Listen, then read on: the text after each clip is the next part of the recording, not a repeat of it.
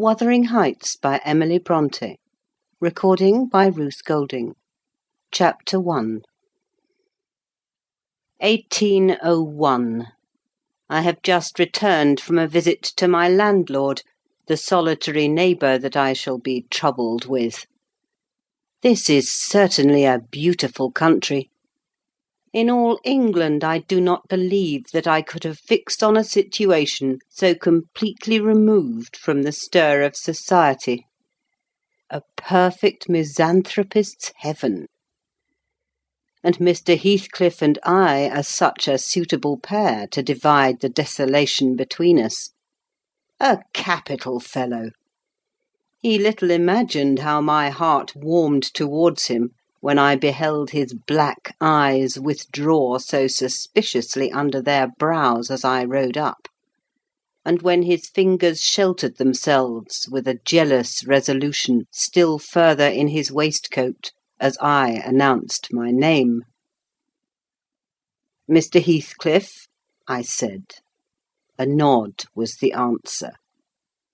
"Mr. Lockwood, your new tenant, sir. I do myself the honour of calling as soon as possible after my arrival, to express the hope that I have not inconvenienced you by my perseverance in soliciting the occupation of Thrushcross Grange. I heard yesterday you had had some thoughts—" "Thrushcross Grange is my own, sir," he interrupted, wincing. "I should not allow any one to inconvenience me if I could hinder it. Walk in." The "walk in" was uttered with closed teeth, and expressed the sentiment, "Go to the deuce." Even the gate over which he leant manifested no sympathising movement to the words; and I think that circumstance determined me to accept the invitation. I felt interested in a man who seemed more exaggeratedly reserved than myself. When he saw my horse's breast fairly pushing the barrier, he did put out his hand to unchain it, and then sullenly preceded me up the causeway, calling, as we entered the court, "Joseph, take Mr. Lockwood's horse, and bring up some wine." "Here we have the whole establishment of domestics, I suppose," was the reflection suggested by this compound order. "No wonder the grass grows up between the flags, and cattle are the only hedge cutters." Joseph was an elderly, nay, an old man, very old perhaps, though hale and sinewy. "The Lord help us!" he soliloquised in an undertone of peevish displeasure, while relieving me of my horse, looking meantime in my face so sourly that I charitably conjectured he must have need of divine aid to digest his dinner, and his pious ejaculation had no reference to my unexpected advent. Wuthering Heights is the name of Mr. Heathcliff's dwelling, Wuthering being a significant provincial adjective, descriptive of the atmospheric tumult to which its station is exposed in stormy weather. Pure bracing ventilation they must have up there at all times indeed. One may guess the power of the north wind blowing over the edge by the excessive slant of a few stunted firs at the end of the house, and by a range of gaunt thorns all stretching their limbs one way, as if craving alms of the sun. Happily, the architect had foresight to build it strong. The narrow windows are deeply set in the wall, and the corners defended with large jutting stones. Before passing the threshold, I paused to admire a quantity of grotesque carving lavished over the front, and especially about the principal door, above which, among a wilderness of crumbling griffins and shameless little boys, I detected the date 1500, and the name Hareton Earnshaw. I would have made a few comments and requested a short history of the place from the surly owner, but his attitude at the door appeared to demand my speedy entrance or complete departure, and I had no desire to aggravate his impatience previous to inspecting the penetralium. One stop brought us into the family sitting-room without any introductory lobby or passage. They call it here the house pre-eminently. It includes kitchen and parlour generally, but I believe at Wuthering Heights the kitchen is forced to retreat altogether into another quarter. At least I distinguished a chatter of tongues and a clatter of culinary utensils deep within. And I observed no signs of roasting, boiling, or baking about the huge fireplace, nor any glitter of copper saucepans and tin calendars on the walls. One end, indeed, reflected splendidly both light and heat from ranks of immense pewter dishes, interspersed with silver jugs and tankards, towering row after row on a vast oak dresser to the very roof. The latter had never been underdrawn, its entire anatomy lay bare to an inquiring eye, except where a frame of wood, laden with oatcakes and clusters of legs of beef, mutton, and ham, concealed it. Above the chimney were sundry villainous old guns, and a couple of horse pistols, and by way of ornament 3 gaudily painted canisters disposed along its ledge. The floor was of smooth white stone, the chairs, high-backed primitive structures, painted green, 1 or 2 heavy black ones lurking in the shade. In an arch under the dresser reposed a huge liver-coloured bitch pointer, surrounded by a swarm of squealing puppies, and other dogs haunted other recesses. The apartment and furniture would have been nothing extraordinary as belonging to a homely northern farmer with a stubborn countenance and stalwart limbs set out to advantage in knee-breeches and gaiters. Such an individual seated in his armchair, his mug of ale frothing on the round table before him, is to be seen in any circuit of 5 or 6 miles among these hills, if you go at the right time after dinner. But Mr. Heathcliff forms a singular contrast to his abode and style of living. He is a dark-skinned gipsy in aspect, in dress and manners a gentleman, that is, as much a gentleman as many a country squire, rather slovenly perhaps, yet not looking amiss with his negligence, because he has an erect and handsome figure, and rather morose. Possibly some people might suspect him of a degree of underbred pride. I have a sympathetic chord within that tells me it is nothing of the sort. I know by instinct his reserve springs from an aversion to showy displays of feeling, to manifestations of mutual kindliness. He'll love and hate equally under cover, and esteem it a species of impertinence to be loved or hated again. No, I'm running on too fast. I bestow my own attributes over liberally on him. Mr. Heathcliff may have entirely dissimilar reasons for keeping his hand out of the way when he meets a would-be acquaintance to those which actuate me. Let me hope my constitution is almost peculiar. My dear mother used to say I should never have a comfortable home, and only last summer I proved myself perfectly unworthy of one. While enjoying a month of fine weather at the sea-coast, I was thrown into the company of a most fascinating creature, a real goddess in my eyes, as long as she took no notice of me. I never told my love vocally. Still, if looks have language, the merest idiot might have guessed I was over head and ears.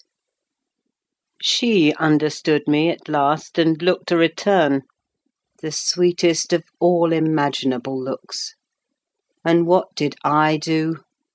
I confess it with shame, shrunk icily into myself like a snail.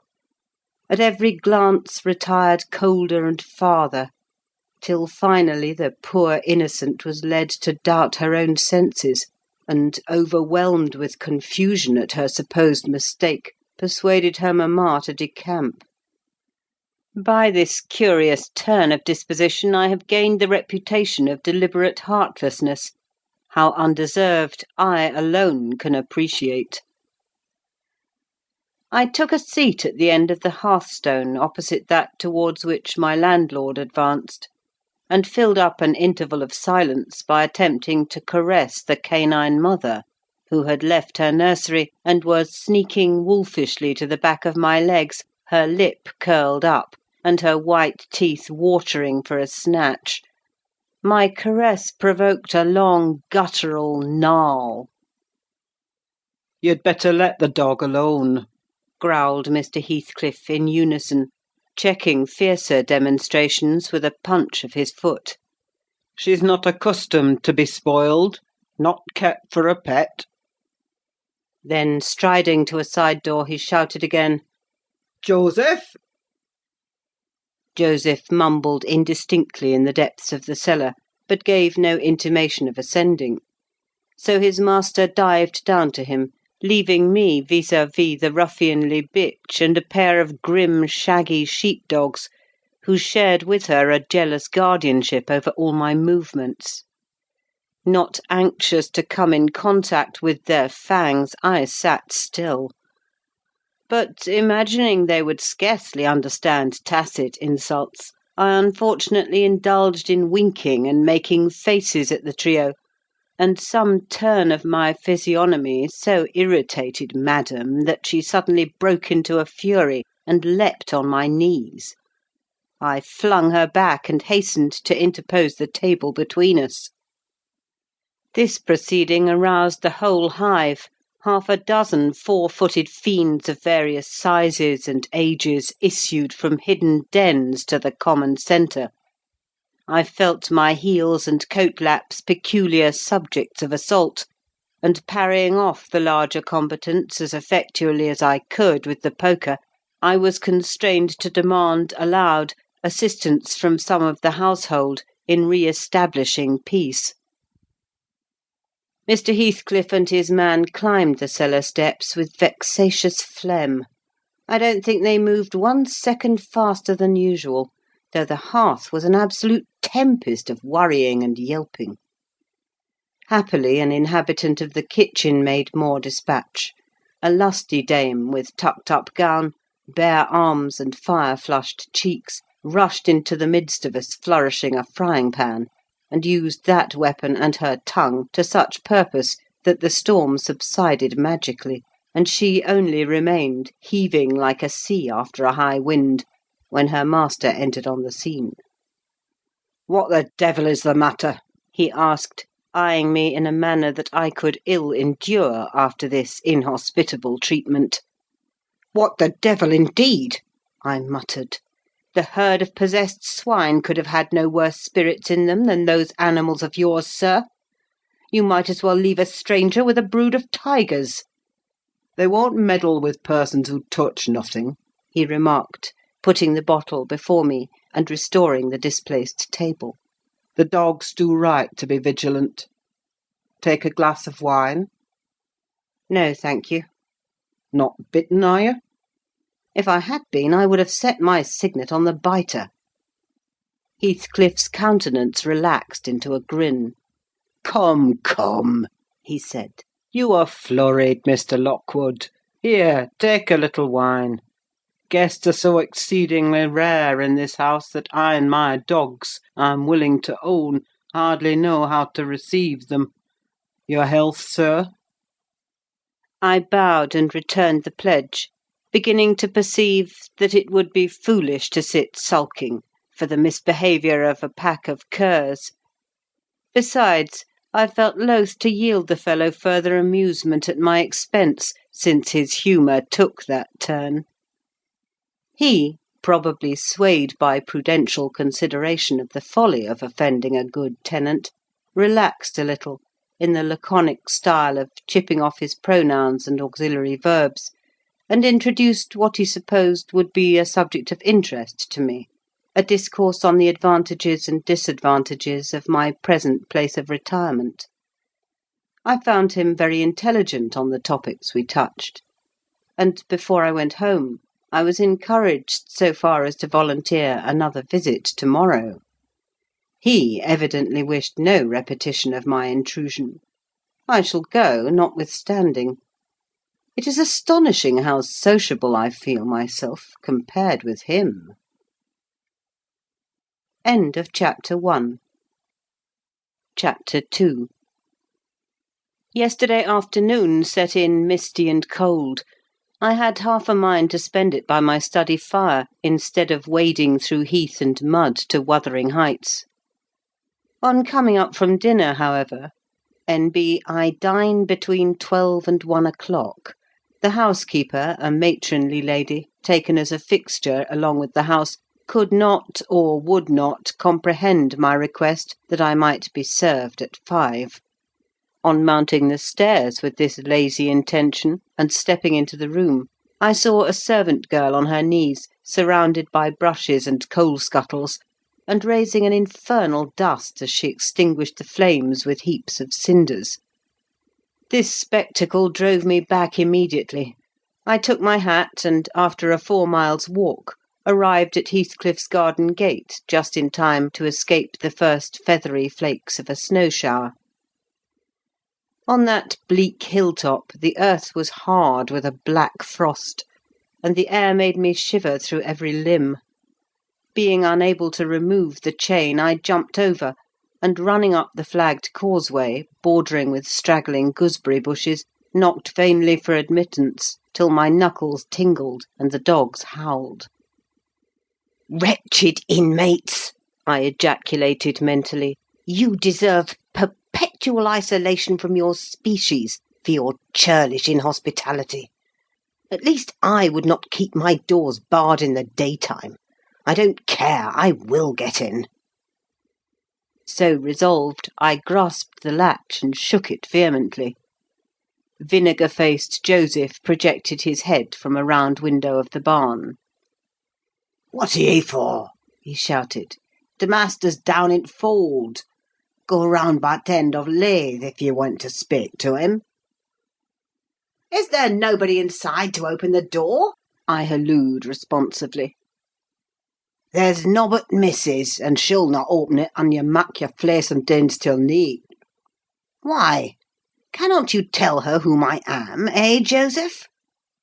"Nor me, I'll ha' no end with it," muttered the head, vanishing. The snow began to drive thickly. I seized the handle to essay another trial, when a young man, without coat and shouldering a pitchfork, appeared in the yard behind. He hailed me to follow him, and after marching through a wash-house and a paved area containing a coal-shed, pump, and pigeon-cot, we at length arrived in the huge, warm, cheerful apartment where I was formerly received. It glowed delightfully in the radiance of an immense fire, compounded of coal, peat, and wood, and near the table, laid for a plentiful evening meal, I was pleased to observe the Misses, an individual whose existence I had never previously suspected. I bowed and waited, thinking she would bid me take a seat. She looked at me, leaning back in her chair, and remained motionless and mute. "Rough weather," I remarked. "I'm afraid, Mrs. Heathcliff, the door must bear the consequence of your servants' leisure attendance. I had hard work to make them hear me." She never opened her mouth. I stared. She stared also. At any rate, she kept her eyes on me in a cool, regardless manner, exceedingly embarrassing and disagreeable. "Sit down," said the young man gruffly. "He'll be in soon." I obeyed, and hemmed and called the villain Juno, who deigned at this second interview to move the extreme tip of her tail in token of owning my acquaintance. "A beautiful animal," I commenced again. "Do you intend parting with the little ones, madam?" "They are not mine," said the amiable hostess, more repellingly than Heathcliff himself could have replied. "Ah, your favourites are among these?" I continued, turning to an obscure cushion full of something like cats. "A strange choice of favourites," she observed scornfully. Unluckily it was a heap of dead rabbits. I hemmed once more, and drew closer to the hearth, repeating my comment on the wildness of the evening. "You should not have come out," she said, rising and reaching from the chimney-piece 2 of the painted canisters. Her position before was sheltered from the light. Now I had a distinct view of her whole figure and countenance. She was slender and apparently scarcely past girlhood, an admirable form, and the most exquisite little face that I have ever had the pleasure of beholding. Small features, very fair, flaxen ringlets, or rather golden, hanging loose on her delicate neck, and eyes, had they been agreeable in expression, that would have been irresistible. Fortunately for my susceptible heart, the only sentiment they evinced hovered between scorn and a kind of desperation, singularly unnatural to be detected there. The canisters were almost out of her reach. I made a motion to aid her. She turned upon me, as a miser might turn if any one attempted to assist him in counting his gold. "I don't want your help," she snapped. "I can get them for myself." "I beg your pardon," I hastened to reply. "Were you asked to tea?" she demanded, tying an apron over her neat black frock, and standing with a spoonful of the leaf poised over the pot. "I shall be glad to have a cup," I answered. "Were you asked?" she repeated. "No," I said, half smiling. "You are the proper person to ask me." She flung the tea back, spoon and all, and resumed her chair in a pet, her forehead corrugated and her red underlip pushed out, like a child's ready to cry. Meanwhile the young man had slung on to his person a decidedly shabby upper garment, and, erecting himself before the blaze, looked down on me from the corner of his eyes, for all the world as if there were some mortal feud unavenged between us. I began to doubt whether he were a servant or not. His dress and speech were both rude, entirely devoid of the superiority observable in Mr. and Mrs. Heathcliff. His thick brown curls were rough and uncultivated, his whiskers encroached bearishly over his cheeks, and his hands were embrowned like those of a common labourer. Still his bearing was free, almost haughty, and he showed none of a domestic's assiduity in attending on the lady of the house. In the absence of clear proofs of his condition, I deemed it best to abstain from noticing his curious conduct, and 5 minutes afterwards the entrance of Heathcliff relieved me, in some measure, from my uncomfortable state. "You see, sir, I'm come according to promise," I exclaimed, assuming the cheerful, "and I fear I shall be weather-bound for half an hour, if you can afford me shelter during that space." "Half an hour?" he said, shaking the white flakes from his clothes. "I wonder you should select the thick of a snowstorm to ramble about in. Do you know that you run a risk of being lost in the marshes? People familiar with these moors often miss their road on such evenings, and I can tell you there is no chance of a change at present." "Perhaps I can get a guide among your lads, and he might stay at the Grange till morning. Could you spare me one?" "No, I could not." "Oh, indeed. Well, then, I must trust to my own sagacity." "Humph! "Are you going to mak' the tea?" demanded he of the shabby coat, shifting his ferocious gaze from me to the young lady. "Is he to have any?" she asked, appealing to Heathcliff. Get it ready, will you?" was the answer, uttered so savagely that I started. The tone in which the words were said revealed a genuine bad nature. I no longer felt inclined to call Heathcliff a capital fellow. When the preparations were finished, he invited me with, "Now, sir, bring forward your chair." and we all, including the rustic youth, drew round the table, an austere silence prevailing while we discussed our meal. I thought if I had caused the cloud, it was my duty to make an effort to dispel it. They could not every day sit so grim and taciturn, and it was impossible, however ill-tempered they might be, that the universal scowl they wore was their everyday countenance. "It is strange," I began, in the interval of swallowing one cup of tea and receiving another, "it is strange how custom can mould our tastes and ideas.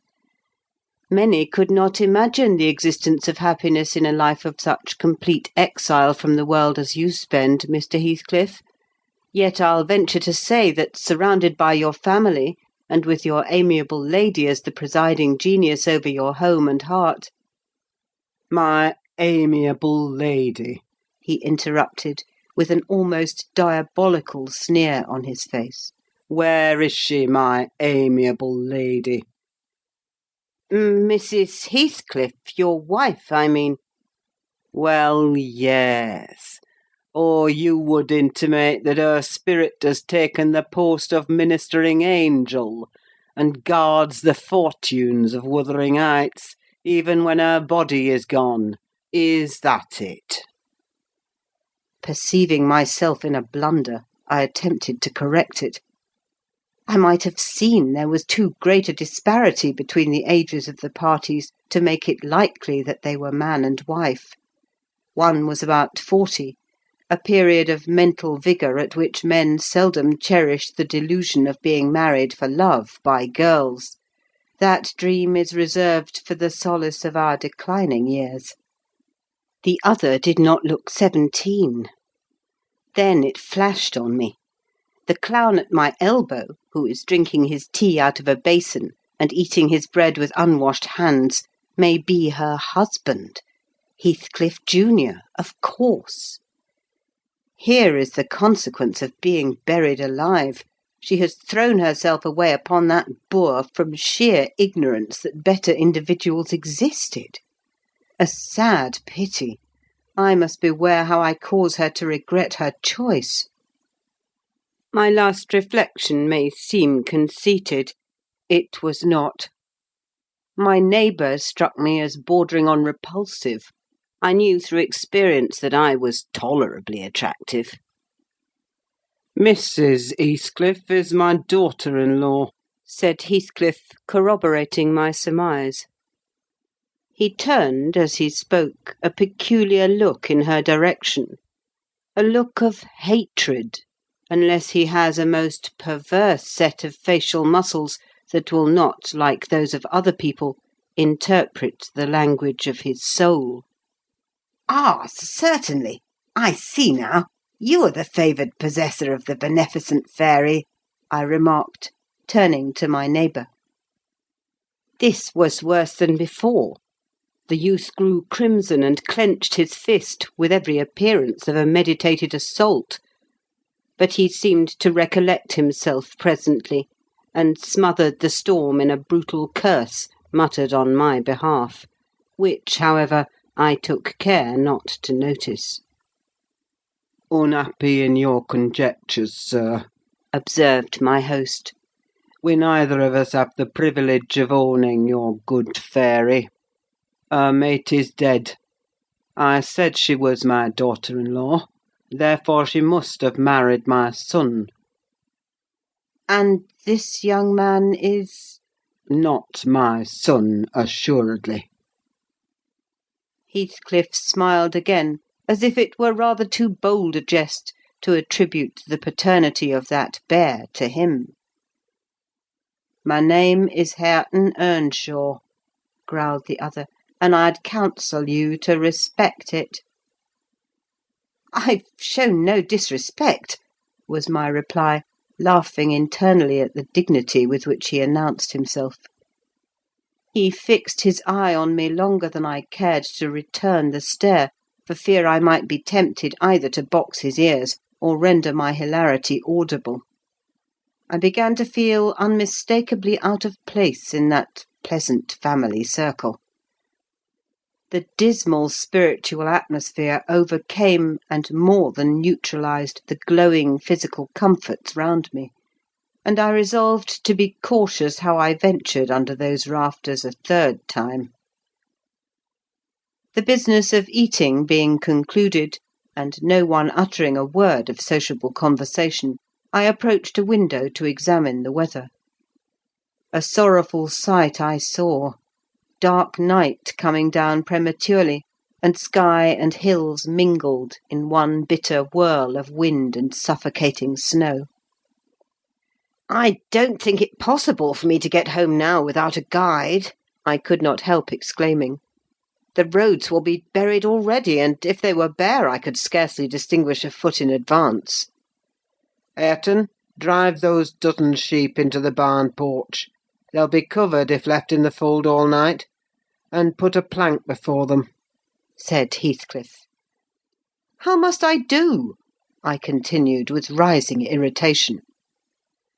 There was no reply to my question, and on looking round I saw only Joseph bringing in a pail of porridge for the dogs, and Mrs. Heathcliff leaning over the fire, diverting herself with burning a bundle of matches which had fallen from the chimney-piece as she restored the tea canister to its place. The former, when he had deposited his burden, took a critical survey of the room, and in cracked tones grated out, "I wonder how you can fashion to stand there in idleness and war, when all on 'em's going out. But you're a nowt, and it's no use talking. You'll niver mend o' your ill ways, but go right to divil like your mother afore ye." I imagined for a moment that this piece of eloquence was addressed to me, and, sufficiently enraged, stepped towards the aged rascal with an intention of kicking him out of the door. Mrs. Heathcliff, however, checked me by her answer. "You scandalous old hypocrite!" she replied. "Are you not afraid of being carried away bodily whenever you mention the devil's name? I warn you to refrain from provoking me, or I'll ask your abduction as a special favour. Stop! Look here, Joseph," she continued, taking a long dark book from a shelf. "I'll show you how far I've progressed in the black art. I shall soon be competent to make a clear house of it. The red cow didn't die by chance, and your rheumatism can hardly be reckoned among providential visitations." "Oh, wicked, wicked!" gasped the elder. "May the Lord deliver us from evil!" "No, reprobate! You are a castaway. Be off, or I'll hurt you seriously. I'll have you all modelled in wax and clay, and the first who passes the limits I fix I'll not say what he shall be done to, but you'll see. Go! I'm looking at you." The little witch put a mock malignity into her beautiful eyes, and Joseph, trembling with sincere horror, hurried out, praying and ejaculating "Wicked!" as he went out. I thought her conduct must be prompted by a species of dreary fun, and now that we were alone, I endeavoured to interest her in my distress. "Mrs. Heathcliff," I said earnestly, "you must excuse me for troubling you. I presume, because, with that face, I'm sure you cannot help being good-hearted.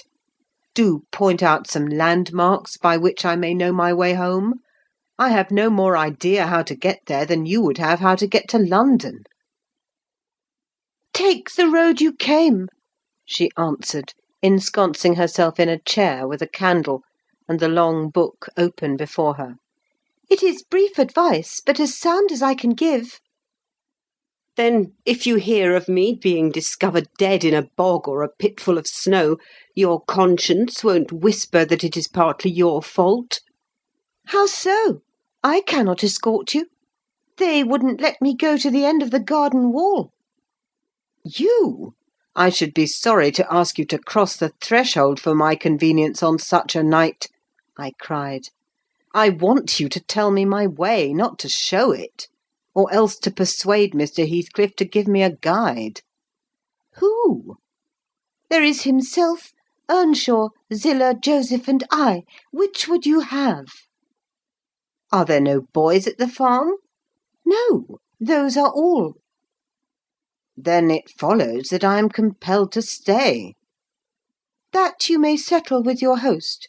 I have nothing to do with it."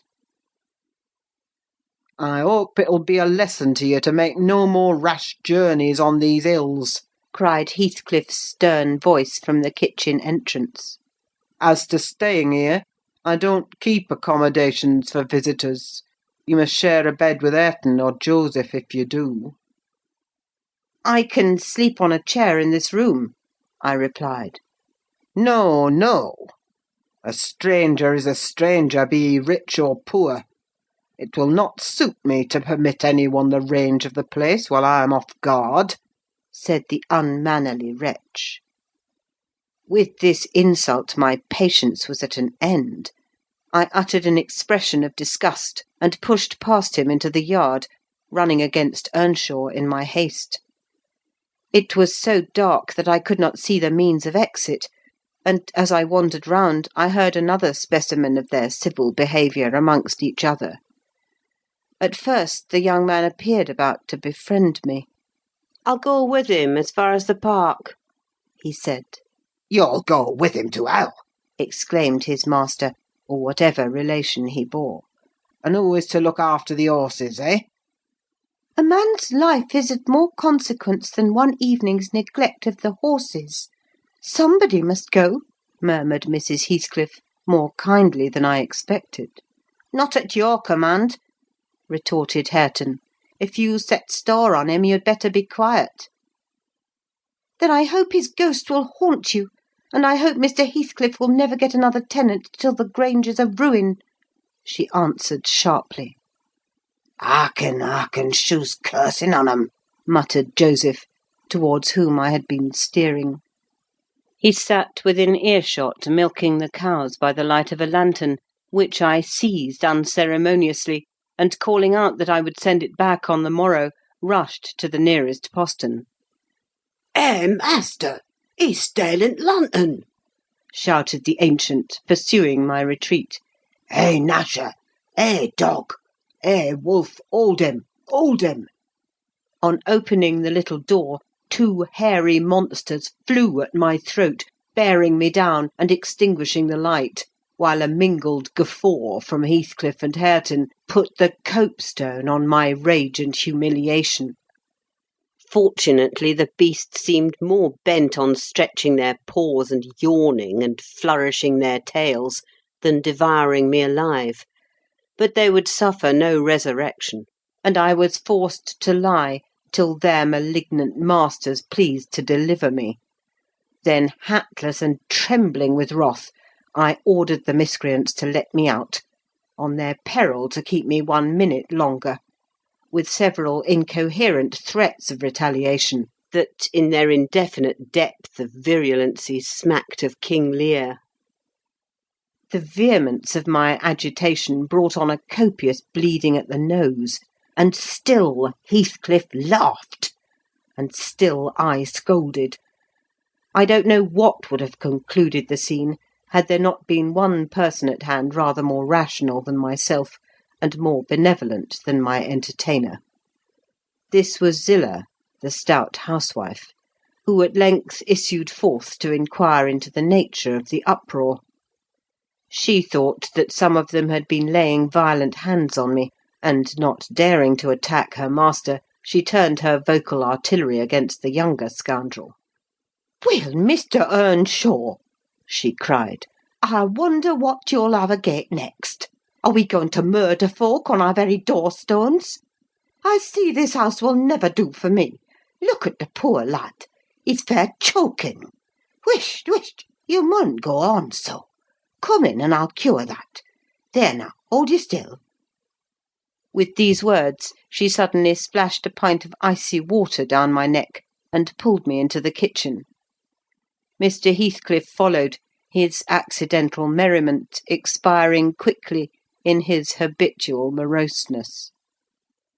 I was sick exceedingly, and dizzy and faint, and thus compelled perforce to accept lodgings under his roof. He told Zillah to give me a glass of brandy, and then passed on to the inner room, while she condoled with me on my sorry predicament, and having obeyed his orders, whereby I was somewhat revived, ushered me to bed. End of chapter 2. Chapter 3.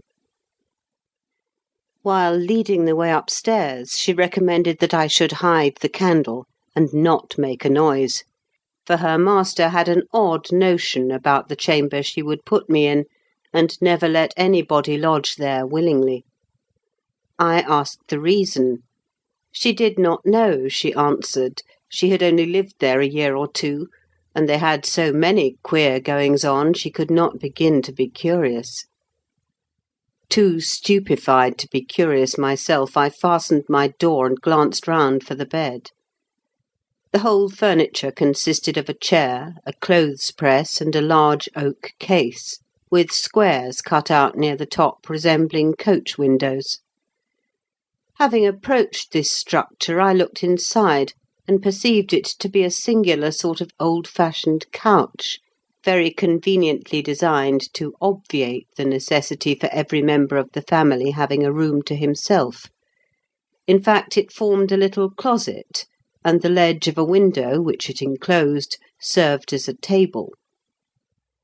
I slid back the panelled sides, got in with my light, pulled them together again, and felt secure against the vigilance of Heathcliff and every one else. The ledge, where I placed my candle, had a few mildewed books piled up in one corner, and it was covered with writing scratched on the paint. This writing, however, was nothing but a name repeated in all kinds of characters, large and small.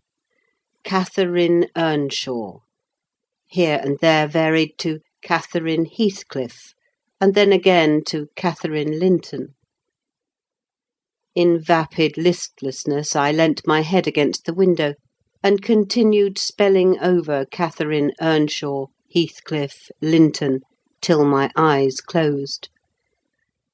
But they had not rested 5 minutes when a glare of white letters started from the dark, as vivid as spectres.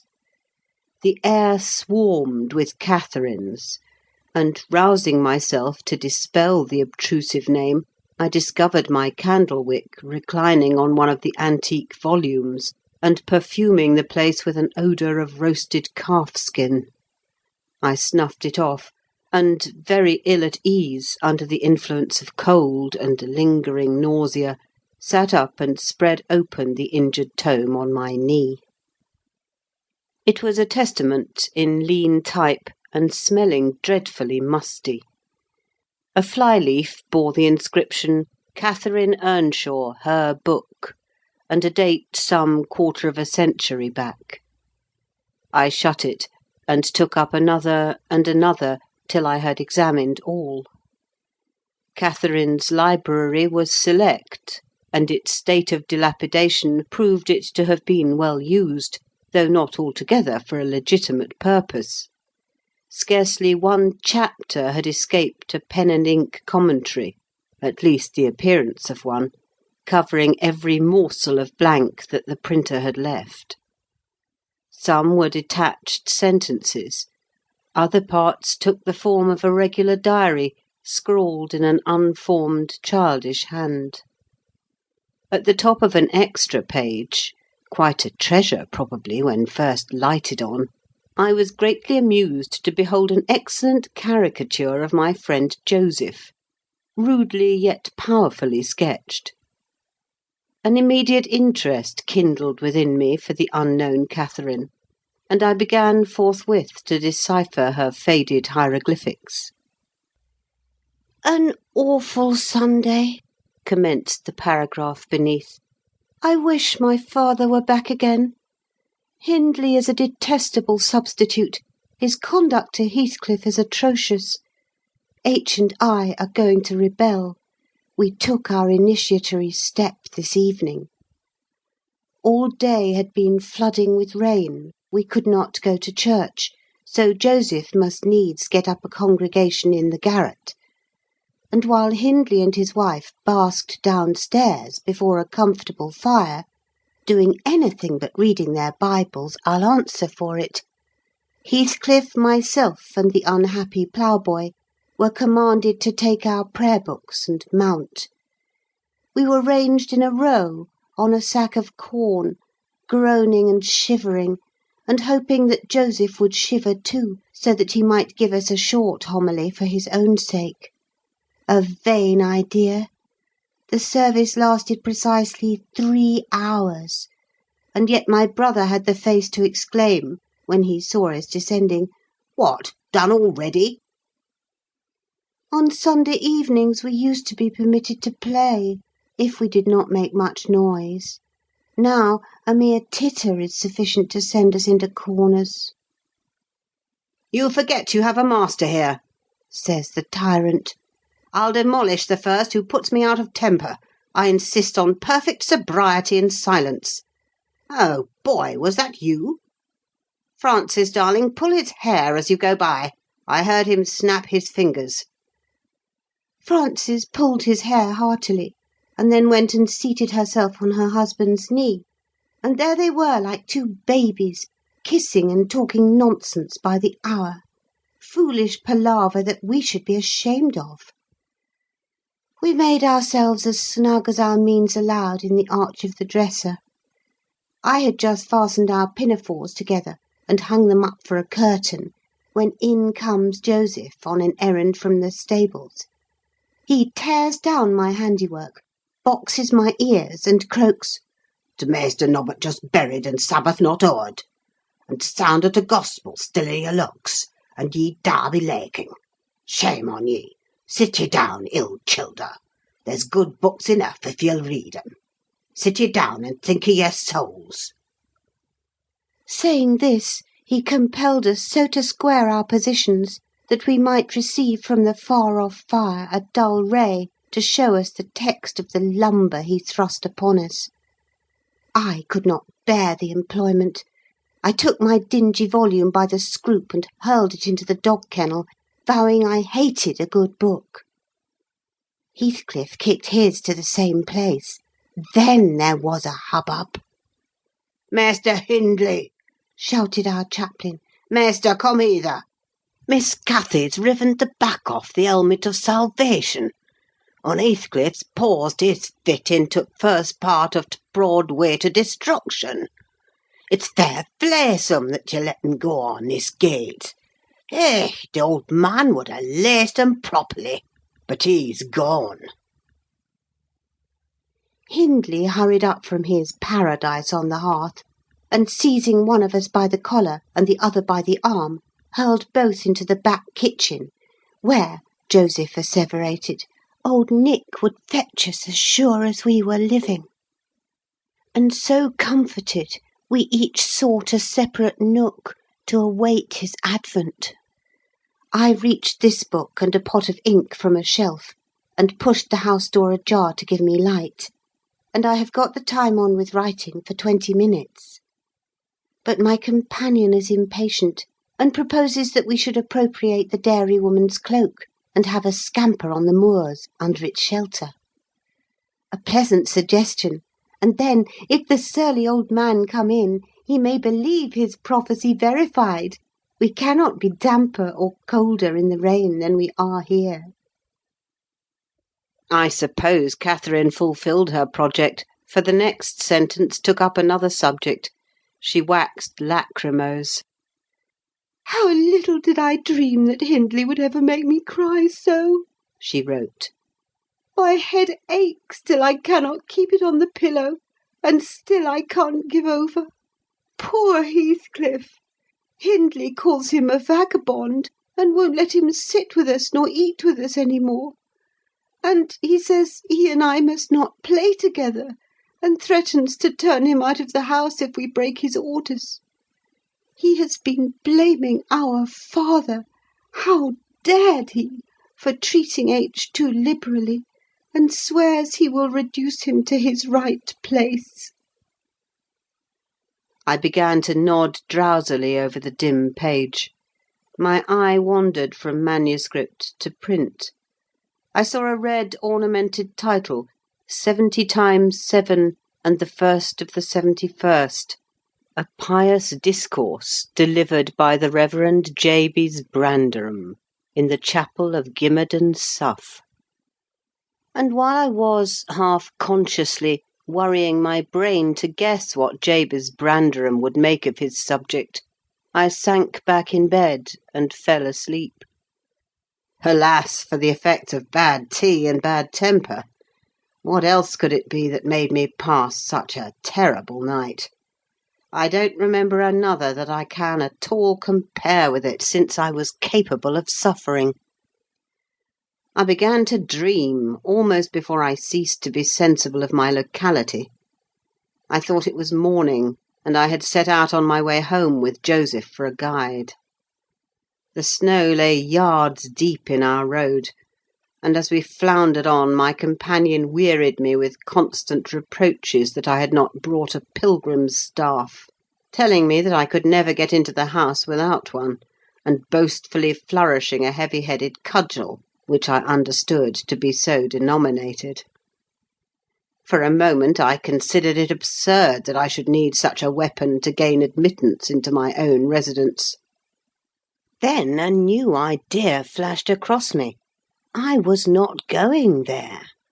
We were journeying to hear the famous Jabez Branderham preach from the text 70 times 7, and either Joseph the preacher or I had committed the first of the 71st, and were to be publicly exposed and excommunicated. We came to the chapel. I have passed it, really, in my walks, twice or thrice. It lies in a hollow between two hills, an elevated hollow near a swamp, whose peaty moisture is said to answer all the purposes of embalming on the few corpses deposited there. The roof has been kept whole hitherto, but as the clergyman's stipend is only £20 per annum, and a house with 2 rooms, threatening speedily to determine into one, no clergyman will undertake the duties of pastor, especially as it is currently reported that his flock would rather let him starve than increase the living by 1 penny from their own pockets. However, in my dream, Jabez had a full and attentive congregation, and he preached, good God, what a sermon! Divided into 490 parts, each fully equal to an ordinary address from the pulpit, and each discussing a separate sin. Where he searched for them I cannot tell. He had his private manner of interpreting the phrase, and it seemed necessary the brother should sin different sins on every occasion. They were of the most curious character, odd transgressions that I never imagined previously. Oh, how weary I grew! How I writhed and yawned and nodded and revived! How I pinched and pricked myself, and rubbed my eyes, and stood up, and sat down again, and nudged Joseph to inform me if he would ever have done. I was condemned to hear all out. Finally, he reached the first of the 71st. At that crisis, a sudden inspiration descended on me. I was moved to rise and denounce Jabez Branderham as the sinner of the sin that no Christian need pardon. "Sir," I exclaimed, "sitting here within these 4 walls at one stretch, I have endured and forgiven the 490 heads of your discourse. 70 times 7 times have I plucked up my hat and been about to depart. 70 times 7 times have you preposterously forced me to resume my seat. The 491st is too much. Fellow martyrs, have at him, drag him down and crush him to atoms, that the place which knows him may know him no more." "Thou art the man!"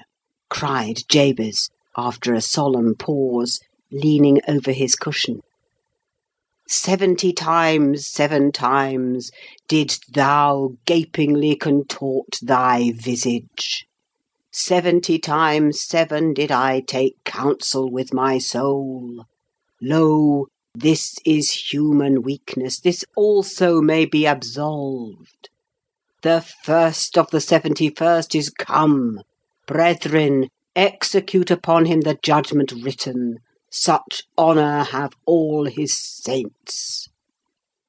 With that concluding word, the whole assembly, exalting their pilgrim staves, rushed round me in a body, and I, having no weapon to raise in self-defence, commenced grappling with Joseph, my nearest and most ferocious assailant, for his. In the confluence of the multitude several clubs crossed. Blows aimed at me fell on other sconces. Presently the whole chapel resounded with rappings and counter-rappings. Every man's hand was against his neighbour, and Branderham, unwilling to remain idle, poured forth his zeal in a shower of loud taps on the boards of the pulpit, which responded so smartly that, at last, to my unspeakable relief, they woke me. And what was it that had suggested the tremendous tumult? What had played Jabez's part in the row? Merely the branch of a fir tree that touched my lattice as the blast wailed by and rattled its dry cones against the panes. I listened doubtingly an instant, detected the disturber, then turned and dozed, and dreamt again, if possible, still more disagreeably than before. This time I remembered I was lying in the oak closet, and I heard distinctly the gusty wind and the driving of the snow. I heard also the fir bough repeat its teasing sound, and ascribed it to the right cause, but it annoyed me so much that I resolved to silence it if possible, and, I thought, I rose and endeavoured to unhasp the casement. The hook was soldered into the staple, a circumstance observed by me when awake, but forgotten. "I must stop it nevertheless," I muttered, knocking my knuckles through the glass, and stretching an arm out to seize the importunate branch. Instead of which, my fingers closed on the fingers of a little ice-cold hand. The intense horror of nightmare came over me. I tried to draw back my arm, but the hand clung to it, and a most melancholy voice sobbed, "Let me in! Let me in!" "Who are you?" I asked, struggling meanwhile to disengage myself. "Catherine Linton," it replied shiveringly. Why did I think of Linton? I had read Earnshaw 20 times for Linton. "I'm come home. I lost my way on the moor." As it spoke, I discerned obscurely a child's face looking through the window. Terror made me cruel, and finding it useless to attempt shaking the creature off, I pulled its wrist onto the broken pane, and rubbed it to and fro till the blood ran down and soaked the bedclothes. Still it wailed, "Let me in!" and maintained its tenacious grip, almost maddening me with fear. "How can I said at length. "Let me go if you want me to let you in." The fingers relaxed. I snatched mine through the hole, hurriedly piled the books up in a pyramid against it, and stopped my ears to exclude the lamentable prayer. I seemed to keep them closed above a quarter of an hour, yet the instant I listened again, there was the doleful cry moaning on. "Begone!" I shouted. "I'll never let you in, not if you beg for 20 years.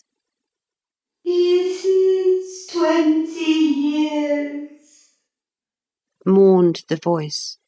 20 years. I've been a waif for 20 years. Thereat began a feeble scratching outside, and the pile of books moved as if thrust forward. I tried to jump up, but could not stir a limb, and so yelled aloud in a frenzy of fright. To my confusion, I discovered the yell was not ideal. Hasty footsteps approached my chamber door. Somebody pushed it open with a vigorous hand, and a light glimmered through the squares at the top of the bed. I sat, shuddering yet, and wiping the perspiration from my forehead. The intruder appeared to hesitate, and muttered to himself. At last he said in a half-whisper, plainly not expecting an answer, "Is anyone here?" I considered it best to confess my presence, for I knew Heathcliff's accents, and feared he might search further if I kept quiet.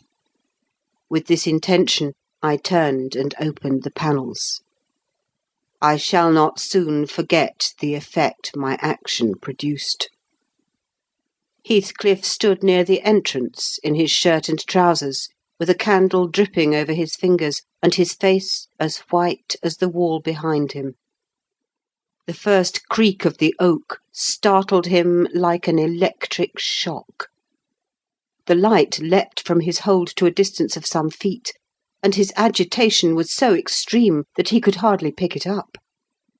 "It is only your guest, sir," I called out, desirous to spare him the humiliation of exposing his cowardice further. "I had the misfortune to scream in my sleep, owing to a frightful nightmare. I'm sorry I disturbed you." "Oh, God confound you, Mr. Lockwood! I wish you were at the—" commenced my host, setting the candle on a chair, because he found it impossible to hold it steady. "And who showed you up into this room?" he continued, crushing his nails into his palms, and grinding his teeth to subdue the maxillary convulsions. "Who was it? I've a good mind to turn them out of the house this moment." "It was your servant Zillah," I replied, flinging myself onto the floor, and rapidly resuming my garments. "I should not care if you did, Mr. Heathcliff. She richly deserves it. I suppose that she wanted to get another proof that the place was haunted at my expense. Well, it is, swarming with ghosts and goblins. You have reason in shutting it up, I assure you. No one will thank you for a doze in such a den." "What do you mean?"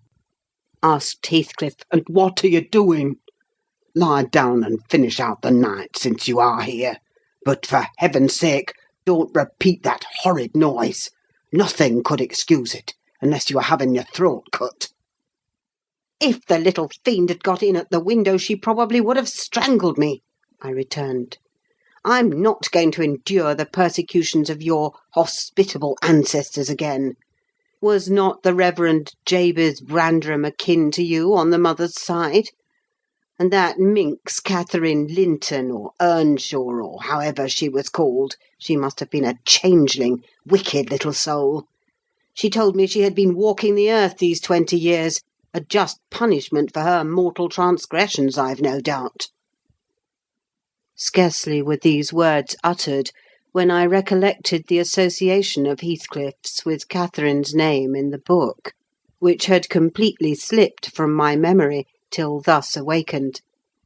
I blushed at my inconsideration, but, without showing further consciousness of the offence, I hastened to add, "The truth is, sir, I passed the first part of the night in—" Here I stopped afresh.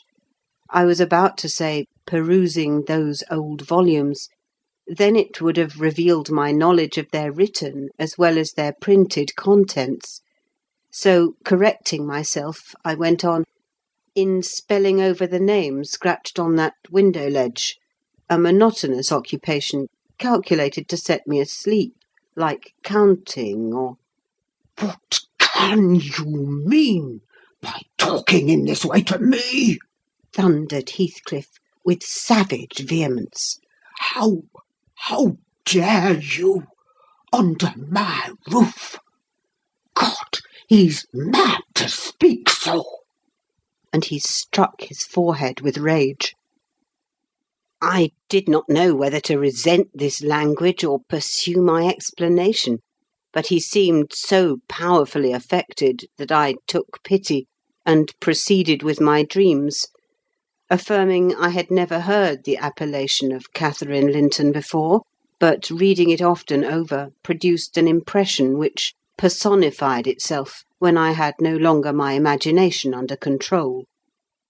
Heathcliff gradually fell back into the shelter of the bed as I spoke, finally sitting down almost concealed behind it. I guessed, however, by his irregular and intercepted breathing, that he struggled to vanquish an excess of violent emotion.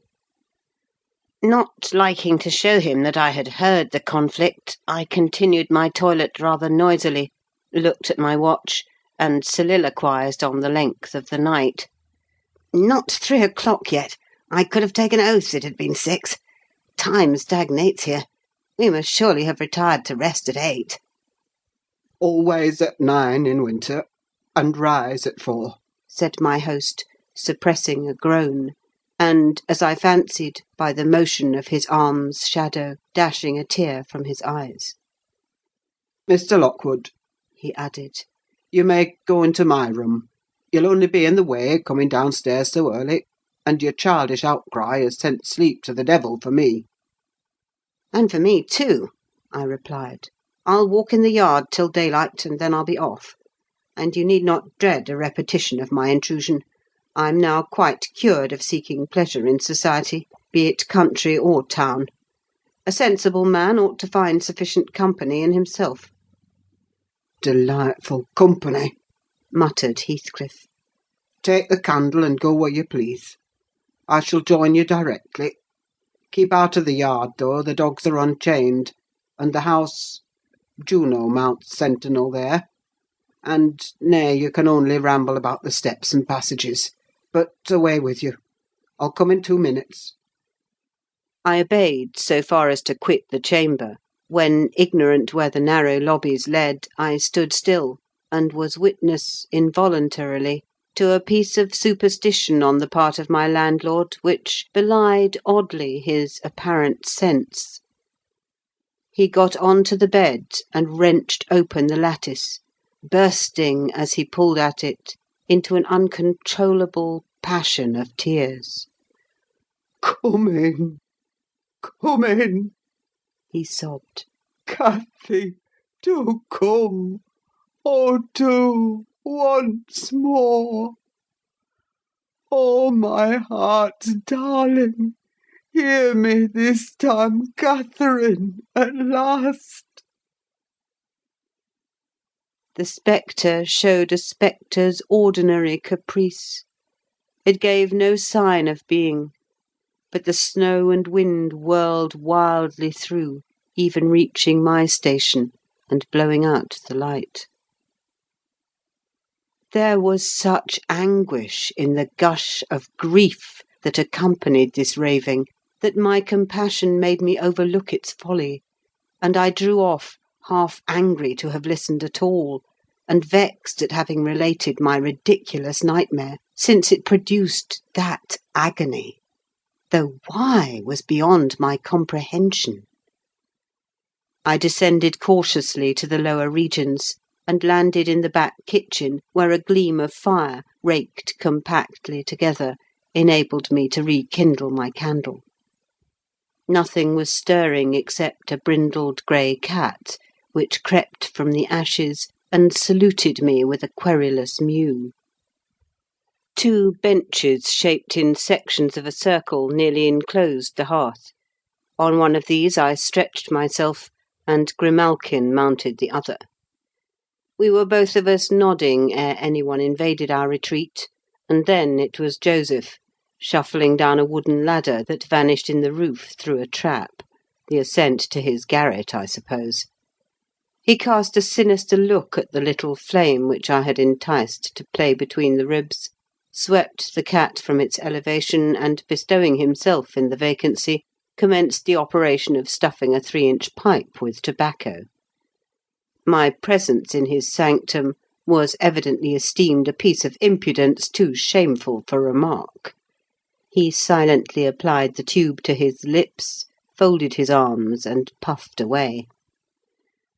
I let him enjoy the luxury unannoyed, and after sucking out his last wreath, and heaving a profound sigh, he got up and departed as solemnly as he came. A more elastic footstep entered next, and now I opened my mouth for a good morning, but closed it again, the salutation unachieved, for Hareton Earnshaw was performing his orison sotto voce in a series of curses directed against every object he touched, while he rummaged a corner for a spade or shovel to dig through the drifts. He glanced over the back of the bench, dilating his nostrils, and thought as little of exchanging civilities with me as with my companion, the cat. I guessed by his preparations that egress was allowed, and, leaving my hard couch, made a movement to follow him. He noticed this, and thrust at an inner door with the end of his spade, intimating by an inarticulate sound that there was the place where I must go if I changed my locality. It opened into the house, where the females were already astir, Zillah urging flakes of flame up the chimney with a colossal bellows, and Mrs. Heathcliff kneeling on the hearth, reading a book by the aid of the blaze. She held her hand interposed between the furnace heat and her eyes, and seemed absorbed in her occupation, desisting from it only to chide the servant for covering her with sparks, or to push away a dog now and then that snoozled its nose over forwardly into her face. I was surprised to see Heathcliff there also.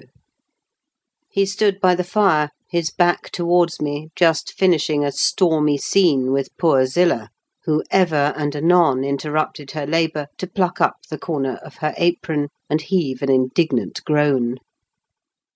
And you worthless—" he broke out as I entered, turning to his daughter-in-law, and employing an epithet as harmless as duck or sheep, but generally represented by a dash. "There you are at your idle tricks again. The rest of 'em do earn their bread. You live on my charity. Put your trash away and find something to do. You shall pay me for the plague of having you eternally in my sight. Do you hear, damnable jade?" "I'll put my trash away because you can make me if I refuse," answered the young lady, closing her book and throwing it on a chair. "But I'll not do anything, though you should swear your tongue out, except what I please." Heathcliff lifted his hand, and the speaker sprang to a safer distance, obviously acquainted with its weight. Having no desire to be entertained by a cat-and-dog combat, I stepped forward briskly, as if eager to partake the warmth of the hearth, and innocent of any knowledge of the interrupted dispute. Each had enough decorum to suspend further hostilities.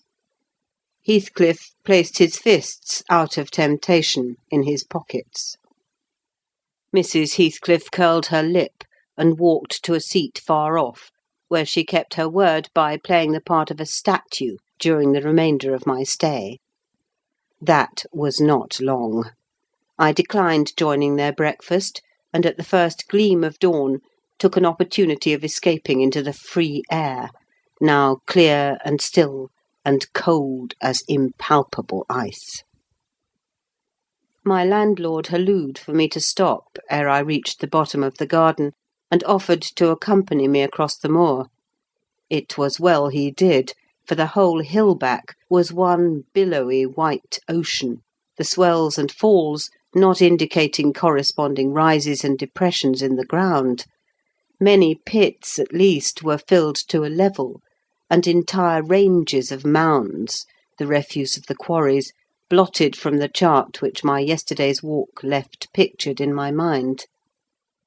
I had remarked on one side of the road, at intervals of 6 or 7 yards, a line of upright stones, continued through the whole length of the barren, These were erected and daubed with lime on purpose to serve as guides in the dark, and also when a fall, like the present, confounded the deep swamps on either hand with the firmer path. But except a dirty dot pointing up here and there, all traces of their existence had vanished, and my companion found it necessary to warn me frequently to steer to the right or left, when I imagined I was following correctly the windings of the road. We exchanged little conversation, and he halted at the entrance of Thrushcross Park, saying I could make no error there.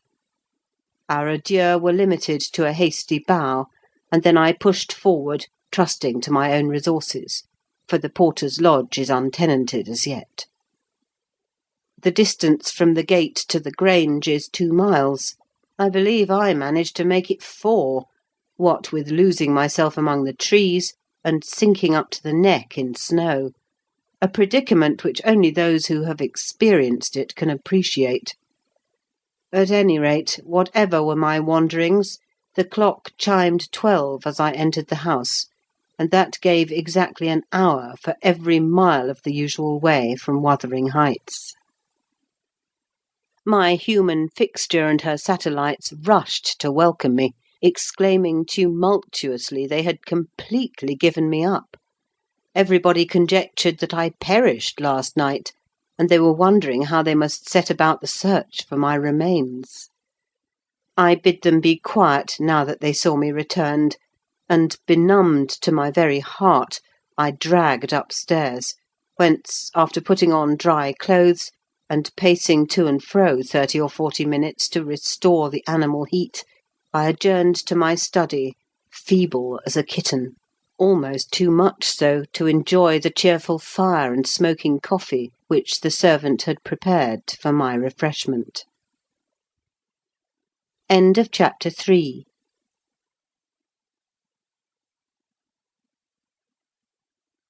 Chapter 4. What vain weathercocks we are! I, who had determined to hold myself independent of all social intercourse, and thanked my stars that at length I had lighted on a spot where it was next to impracticable. I, weak wretch, after maintaining till dusk a struggle with low spirits and solitude, was finally compelled to strike my colours, and under pretence of gaining information concerning the necessities of my establishment, I desired Mrs. Dean, when she brought in supper, to sit down while I ate it, hoping sincerely she would prove a regular gossip, and either rouse me to animation or lull me to sleep by her talk. "You have lived here a considerable time," I commenced. "Did you not say 16 years?" "18, sir. I came when the mistress was married, to wait on her. After she died, the master retained me for his housekeeper." "Indeed?" There ensued a pause. She was not a gossip, I feared, unless about her own affairs, and those could hardly interest me. However, having studied for an interval with a fist on either knee, and a cloud of meditation over her ruddy countenance, she ejaculated, "Ah, times are greatly changed since then." "Yes," I remarked, "you've seen a good many alterations, I suppose?" "I have, and troubles too," she said. "Oh, I'll turn the talk on my landlord's family," I thought to myself. "A good subject to start. And that pretty girl widow, I should like to know her history, whether she be a native of the country, or, as is more probable, an exotic that the surly indigene will not recognise for kin." With this intention I asked Mrs. Dean why Heathcliff let Thrushcross Grange, and preferred living in a situation and residence so much inferior. "Is he not rich enough to keep the estate in good order?" I inquired. "Rich, sir!" she returned. "He has nobody knows what money, and every year it increases. Yes, yes, he's rich enough to live in a finer house than this, but he's very near, close-handed; and if he had meant to flit to Thrushcross Grange, as soon as he heard of a good tenant, he could not have borne to miss the chance of getting a few hundreds more. It is strange people should be so greedy when they are alone in the world. He had a son, it seems. Yes, he had one. He is dead. And that young lady, Mrs. Heathcliff, is his widow? Yes. Where did she come from originally? Why, sir, she is my late master's daughter. Catherine Linton was her maiden name. I nursed her, poor thing. I did wish Mr. Heathcliff would remove here, and then we might have been together again." "What! Catherine Linton?" I exclaimed, astonished. But a minute's reflection convinced me it was not my ghostly Catherine. "Then," I continued, "my predecessor's name was Linton?" "It was." "And who is that Earnshaw, Hareton Earnshaw, who lives with Mr. Heathcliff? Are they relations?" "No, he is the late Mrs. Linton's nephew." "The young lady's cousin, then?" "Yes, and her husband was her cousin also, one on the mother's, the other on the father's side. Heathcliff married Mr. Linton's sister." "I see the house at Wuthering Heights has Earnshaw carved over the front door. Are they an old family?" "Very old, sir, and Hareton is the last of them, as our Miss Cathy is of us. I mean, of the Lintons. Have you been to Wuthering Heights? I beg pardon for asking, but I should like to hear how she is." "Mrs. Heathcliff? She looked very well and very handsome, yet, I think, not very happy." "Oh dear! I don't wonder. And how did you like the master?" "A rough fellow, rather, Mrs. Dean. Is not that his character?" "Rough as a saw edge and hard as a whinstone. The less you meddle with him, the better." "He must have had some ups and downs in life to make him such a churl. Do you know anything of his history?" "It's a cuckoo's, sir. I know all about it, except where he was born, and who were his parents, and how he got his money at first. And Hareton has been cast out like an unfledged dunnock. The unfortunate lad is the only one in all this parish that does not guess how he has been cheated." "Well, Mrs. Dean, it will be a charitable deed to tell me something of my neighbours. I feel I shall not rest if I go to bed, so be good enough to sit and chat an hour." "Oh, certainly, sir. I'll just fetch a little sewing, and then I'll sit as long as you please." "But you've caught cold. I saw you shivering, and you must have some gruel to drive it out." The worthy woman bustled off, and I crouched nearer the fire. My head felt hot, and the rest of me chill. Moreover, I was excited almost to a pitch of foolishness through my nerves and brain. This caused me to feel, not uncomfortable, but rather fearful, as I am still, of serious effects from the incidents of to-day and yesterday. She returned presently, bringing a smoking basin and a basket of work, and having placed the former on the hob, drew in her seat, evidently pleased to find me so companionable. "Before I came to live here," she commenced, waiting no farther invitation to her story, "I was almost always at Wuthering Heights, because my mother had nursed Mr. Hindley Earnshaw, that was Hareton's father, and I got used to playing with the children. I ran errands too, and helped to make hay, and hung about the farm ready for anything that anybody would set me to. One fine summer morning, it was the beginning of harvest, I remember, Mr. Earnshaw, the old master, came downstairs, dressed for a journey, and after he had told Joseph what was to be done during the day, he turned to Hindley and Cathy and me, for I sat eating my porridge with them, and he said, speaking to his son, "Now, my bonny man, I'm going to Liverpool to-day. What shall I bring you? You may choose what you like, only let it be little, for I shall walk there and back 60 miles each way. That is a long spell." Hindley named a fiddle, and then he asked Miss Cathy. She was hardly 6 years old, but she could ride any horse in the stable, and she chose a whip. He did not forget me, for he had a kind heart, though he was rather severe sometimes. He promised to bring me a pocketful of apples and pears, and then he kissed his children, said good-bye, and set off. It seemed a long while to us all, the 3 days of his absence, and often did little Cathy ask when he would be home. Mrs. Earnshaw expected him by supper-time on the 3rd evening, and she put the meal off hour after hour. There were no signs of his coming, however, and at last the children got tired of running down to the gate to look. Then it grew dark. She would have had them to bed, but they begged sadly to be allowed to stay up. And just about 11 o'clock the door latch was raised quietly, and in stepped the master. He threw himself into a chair, laughing and groaning, and bid them all stand off, for he was nearly killed. He would not have such another walk for the 3 kingdoms. "And at the end of it, to be flighted to death," he said, opening his greatcoat, which he held bundled up in his arms.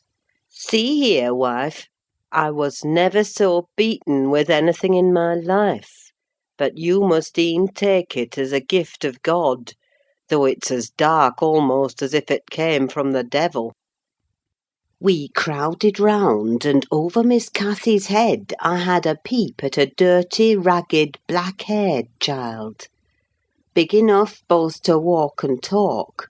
Indeed, its face looked older than Catherine's, yet when it was set on its feet, it only stared round and repeated over and over again some gibberish that nobody could understand. I was frightened, and Mrs. Earnshaw was ready to fling it out of doors.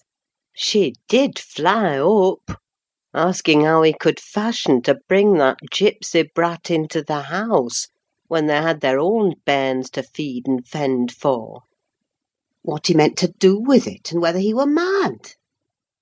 The master tried to explain the matter, but he was really half dead with fatigue, and all that I could make out, amongst her scolding, was a tale of his seeing it starving and houseless, and as good as dumb, in the streets of Liverpool, where he picked it up and inquired for its owner.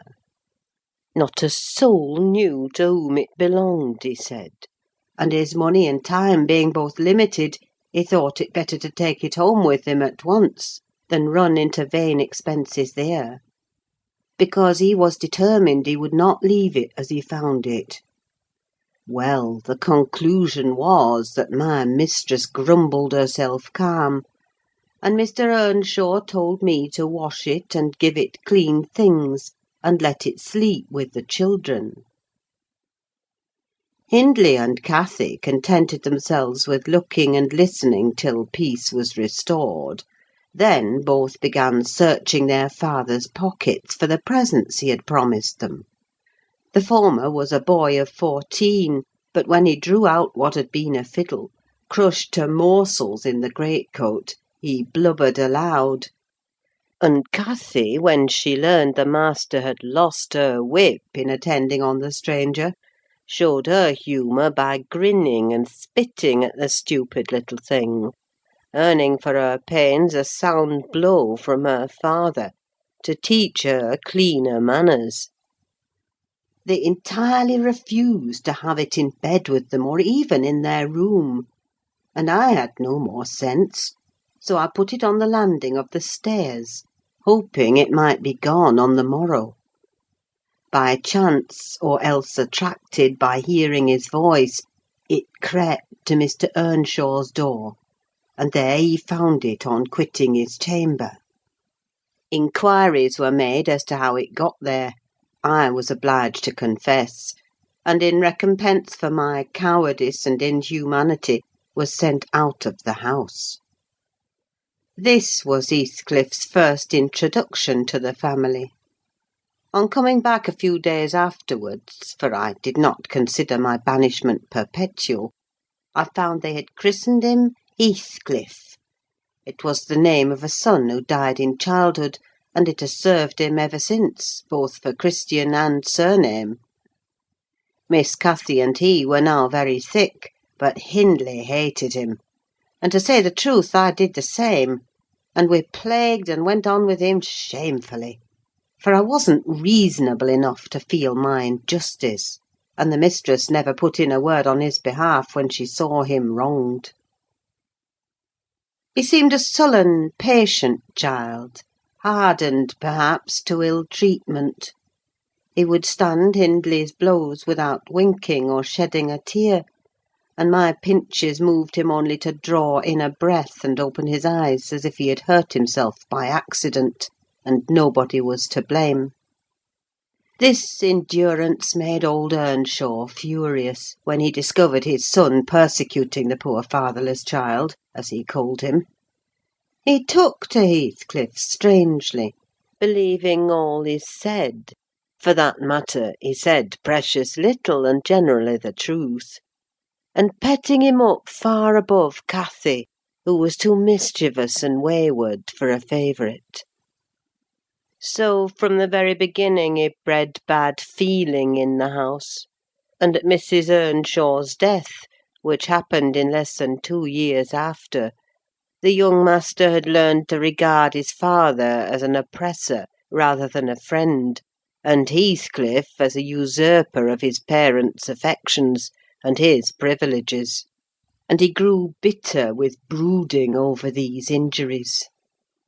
I sympathised a while; but when the children fell ill of the measles, and I had to tend them, and take on me the cares of a woman at once, I changed my idea. Heathcliff was dangerously sick, and while he lay at the worst he would have me constantly by his pillow. I suppose he felt I did a good deal for him, and he hadn't wit to guess that I was compelled to do it. However, I will say this: he was the quietest child that ever nurse watched over. The difference between him and the others forced me to be less partial. Cathy and her brother harassed me terribly. He was as uncomplaining as a lamb, though hardness, not gentleness, made him give little trouble. He got through, and the doctor affirmed it was in a great measure owing to me, and praised me for my care. I was vain of his commendations, and softened towards the being by whose means I earned them; and thus Hindley lost his last ally.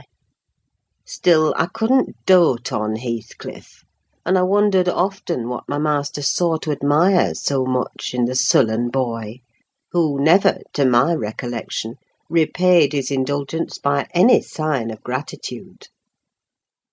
He was not insolent to his benefactor; he was simply insensible, though knowing perfectly the hold he had on his heart, and conscious he had only to speak, and all the house would be obliged to bend to his wishes. As an instance, I remember Mr. Earnshaw once bought a couple of coats at the parish fair, and gave the lads each one. Heathcliff took the handsomest, but it soon fell lame, and when he discovered it, he said to Hindley, "You must exchange horses with me, I don't like mine; and if you won't, I shall tell your father of the 3 thrashings he given me this week, and show him my arm, which is black to the shoulder." Hindley put out his tongue, and cuffed him over the ears. "You'd better do it at once," he persisted, escaping to the porch. They were in the stable. "You will have to; and if I speak of these blows, you'll get them again with interest." "Off, dog!" cried Hindley, threatening him with an iron weight used for weighing potatoes and hay. "Throw it," he replied, standing still, "and then I'll tell how you boasted that you would turn me out of doors as soon as he died, and see whether he will not turn you out directly." Hindley threw it, hitting him on the breast, and down he fell, but staggered up immediately, breathless and white; and had not I prevented it, he would have gone just so to the master, and got full revenge by letting his condition plead for him, intimating who had caused it. "Take my coat, gipsy, then," said young Earnshaw, "and I pray that he may break your neck.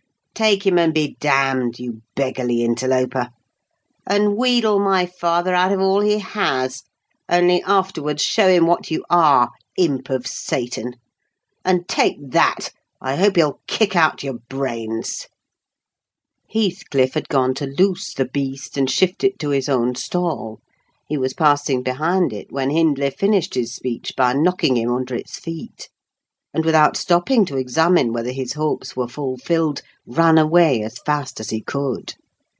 I was surprised to witness how coolly the child gathered himself up and went on with his intention, exchanging saddles and all, and then sitting down on a bundle of hay to overcome the qualm which the violent blow occasioned, before he entered the house.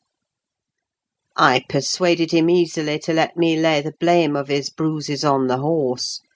He minded little what tale was told, since he had what he wanted. He complained so seldom, indeed, of such stirs as these, that I really thought him not vindictive. I was deceived completely, as you will hear. End of chapter 4. Chapter 5. In the course of time, Mr. Earnshaw began to fail. He had been active and healthy, yet his strength left him suddenly, and when he was confined to the chimney corner, he grew grievously irritable. And nothing vexed him, and suspected slights of his authority nearly threw him into fits. This was especially to be remarked if any one attempted to impose upon or domineer over his favourite. He was painfully jealous lest a word should be spoken amiss to him, seeming to have got into his head the notion that, because he liked Heathcliff, all hated and longed to do him an ill turn. It was a disadvantage to the lad, for the kinder among us did not wish to fret the master, so we humoured his partiality, and that humouring was rich nourishment to the child's pride and black tempers. Still, it became in a manner necessary. Twice or thrice Hindley's manifestation of scorn, while his father was near, roused the old man to a fury. He seized his stick to strike him, and shook with rage that he could not do it. At last, our curate—we had a curate then who made the living answer by teaching the little Lintons and Earnshaws, and farming his bit of land himself—advised that the young man should be sent to college; and Mr. Earnshaw agreed, though with a heavy spirit, for he said, Hindley was naught, and would never thrive as where he wandered. I hoped heartily we should have peace now. It hurt me to think the master should be made uncomfortable by his own good deed. I fancied the discontent of age and disease arose from his family disagreements, as he would have it that it did. Really, you know, sir, it was in his sinking frame.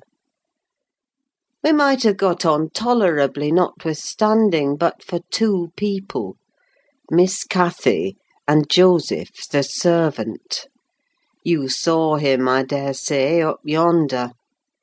He was, and is yet most likely, the wearisomest, self-righteous Pharisee that ever ransacked a Bible to rake the promises to himself and fling the curses to his neighbours. By his knack of sermonising and pious discoursing, he contrived to make a great impression on Mr. Earnshaw. And the more feeble the master became, the more influence he gained. He was relentless in worrying him about his soul's concerns, and about ruling his children rigidly. He encouraged him to regard Hindley as a reprobate, and night after night he regularly grumbled out a long string of tales against Heathcliff and Catherine, always minding to flatter Earnshaw's weakness by heaping the heaviest blame on the latter. Certainly she had ways with her such as I never saw a child take up before, and she put all of us past our patience 50 times and oftener in a day. From the hour she came downstairs till the hour she went to bed, we had not a minute's security that she wouldn't be in mischief. Her spirits were always at high water mark, her tongue always going, singing, laughing, and plaguing everybody who would not do the same. A wild, wicked slip she was, but she had the bonniest eye, the sweetest smile, and lightest foot in the parish. And after all, I believe she meant no harm. For when once she made you cry in good earnest, it seldom happened that she would not keep you company, and oblige you to be quiet that you might comfort her. She was much too fond of Heathcliff. The greatest punishment we could invent for her was to keep her separate from him. Yet she got chided more than any of us on his account. In play she liked exceedingly to act the little mistress, using her hands freely, and commanding her companions. She did so to me, but I would not bear slapping and ordering, and so I let her know. Now, Mr. Earnshaw did not understand jokes from his children.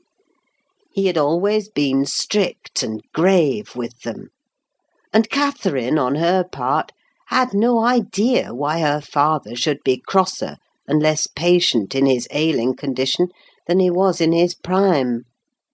His peevish reproofs wakened in her a naughty delight to provoke him. She was never so happy as when we were all scolding her at once, and she defying us with her bold, saucy look and her ready words, turning Joseph's religious curses into ridicule, baiting me, and doing just what her father hated most, showing how her pretended insolence, which he thought real, had more power over Heathcliff than his kindness; how the boy would do her bidding in anything, and his only when it suited his own inclination. After behaving as badly as possible all day, she sometimes came fondling to make it up at night. "Nay, Cathy," the old man would say, "I cannot love thee, thou'rt worse than thy brother. Go say thy prayers, child, and ask God's pardon. I doubt thy mother and I must rue that we ever reared thee." That made her cry at first, and then, being repulsed continually, hardened her, and she laughed if I told her to say she was sorry for her faults, and begged to be forgiven. But the hour came at last that ended Mr. Earnshaw's troubles on earth. He died quietly in his chair one October evening, seated by the fireside. A high wind blustered round the house, and roared in the chimney. It sounded wild and stormy, yet it was not cold, and we were all together: I a little removed from the hearth, busy at my knitting, and Joseph reading his Bible near the table, for the servants generally sat in the house then, after their work was done. Miss Cathy had been sick, and that made her still. She leant against her father's knee, and Heathcliff was lying on the floor with his head in her lap. I remember the master, before he fell into a doze, stroking her bonny hair (it pleased him rarely to see her gentle), and saying, "Why canst thou not always be a good lass, Cathy?" And she turned her face up to his, and laughed, and answered, "Why cannot you always be a good man, father?" But as soon as she saw him vexed again, she kissed his hand, and said she would sing him to sleep. She began singing very low, till his fingers dropped from hers and his head sank on his breast. Then I told her to hush and not stir, for fear she would wake him. We all kept as mute as mice a full half-hour, and should have done so longer, only Joseph, having finished his chapter, got up and said that he must rouse the master for prayers and bed. He stepped forward and called him by name, and touched his shoulder, but he would not move. So he took the candle and looked at him. I thought there was something wrong, as he set down the light, and seizing the children, each by an arm, whispered them to frame upstairs and make little din. They might pray alone that evening: he had somewhat to do. "I shall bid father good night first," said Catherine, putting her arms round his neck before we could hinder her. The poor thing discovered her loss directly. She screamed out, "Oh, he's dead! Heathcliff, he's dead!" and they both set up a heart-breaking cry. I joined my wail to theirs, loud and bitter; but Joseph asked what we could be thinking of to roar in that way over a saint in heaven. He told me to put on my cloak and run to Gimmerton for the doctor and the parson. I could not guess the use that either would be of then. However, I went, through wind and rain, and brought one, the doctor, back with me. The other said he would come in the morning. Leaving Joseph to explain matters, I ran to the children's room. Their door was ajar. I saw they had never lain down, though it was past midnight. But they were calmer, and did not need me to console them. The little souls were comforting each other with better thoughts than I could have hit on. No parson in the world ever pictured heaven so beautifully as they did, in their innocent talk. And while I sobbed and listened, I could not help wishing we were all there, safe together. End of chapter 5. Chapter 6. Mr. Hindley came home to the funeral, and, a thing that amazed us and set the neighbours gossiping right and left, he brought a wife with him. What she was, and where she was born, he never informed us. Probably she had neither money nor name to recommend her, or he would scarcely have kept the union from his father. She was not one that would have disturbed the house much on her own account. Every object she saw, the moment she crossed the threshold, appeared to delight her, and every circumstance that took place about her, except the preparing for the burial, and the presence of the mourners. I thought she was half silly, from her behaviour while that went on. She ran into her chamber, and made me come with her, though I should have been dressing the children. And there she sat, shivering and clasping her hands, and asking repeatedly, "Are they gone yet?" Then she began describing with hysterical emotion the effect it produced on her to see black, and started and trembled, and at last fell a-weeping, and when I asked what was the matter, answered she didn't know, but she felt so afraid of dying. I imagined her as little likely to die as myself. She was rather thin, but young and fresh-complexioned, and her eyes sparkled as bright as diamonds. I did remark, to be sure, that mounting the stairs made her breathe very quick, that the least sudden noise set her all in a quiver, and that she coughed troublesomely sometimes, but I knew nothing of what these symptoms portended, and had no impulse to sympathise with her. We don't in general take to foreigners here, Mr. Lockwood, unless they take to us first. Young Earnshaw was altered considerably in the 3 years of his absence. He had grown sparer and lost his colour, and spoke and dressed quite differently. and on the very day of his return he told Joseph and me we must thenceforth quarter ourselves in the back kitchen, and leave the house for him.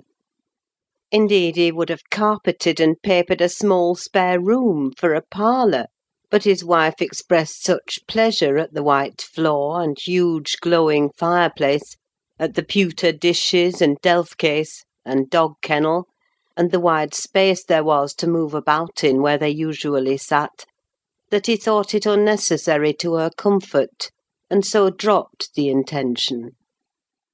She expressed pleasure, too, at finding a sister among her new acquaintance, and she prattled to Catherine, and kissed her, and ran about with her, and gave her quantities of presents at the beginning. Her affection tired very soon, however, and when she grew peevish, Hindley became tyrannical. A few words from her, evincing a dislike to Heathcliff, were enough to rouse in him all his old hatred of the boy. He drove him from their company to the servants, deprived him of the instructions of the curate, and insisted that he should labour out of doors instead, compelling him to do so as hard as any other lad on the farm. Heathcliff bore his degradation pretty well at first, because Cathy taught him what she learned, and worked or played with him in the fields. They both promised fair to grow up as rude as savages, the young master being entirely negligent how they behaved and what they did, so they kept clear of him. He would not even have seen after their going to church on Sundays, only Joseph and the curate reprimanded his carelessness when they absented themselves, and that reminded him to order Heathcliff a flogging, and Catherine a fast from dinner or supper. But it was one of their chief amusements to run away to the moors in the morning and remain there all day, and the after punishment grew a mere thing to laugh at. The curate might set as many chapters as he pleased for Catherine to get by heart, and Joseph might thrash Heathcliff till his arm ached. They forgot everything the minute they were together again; at least, the minute they had contrived some naughty plan of revenge. And many a time I've cried to myself to watch them growing more reckless daily, and I not daring to speak a syllable, for fear of losing the small power I still retained over the unfriended creatures. One Sunday evening it chanced that they were banished from the sitting-room for making a noise, or a light offence of the kind, and when I went to call them to supper I could discover them nowhere. We searched the house above and below, and the yard and stables: they were invisible; and at last Hindley, in a passion, told us to bolt the doors, and swore nobody should let them in that night. The household went to bed, and I, too anxious to lie down, opened my lattice and put my head out to hearken, though it rained, determined to admit them in spite of the prohibition should they return.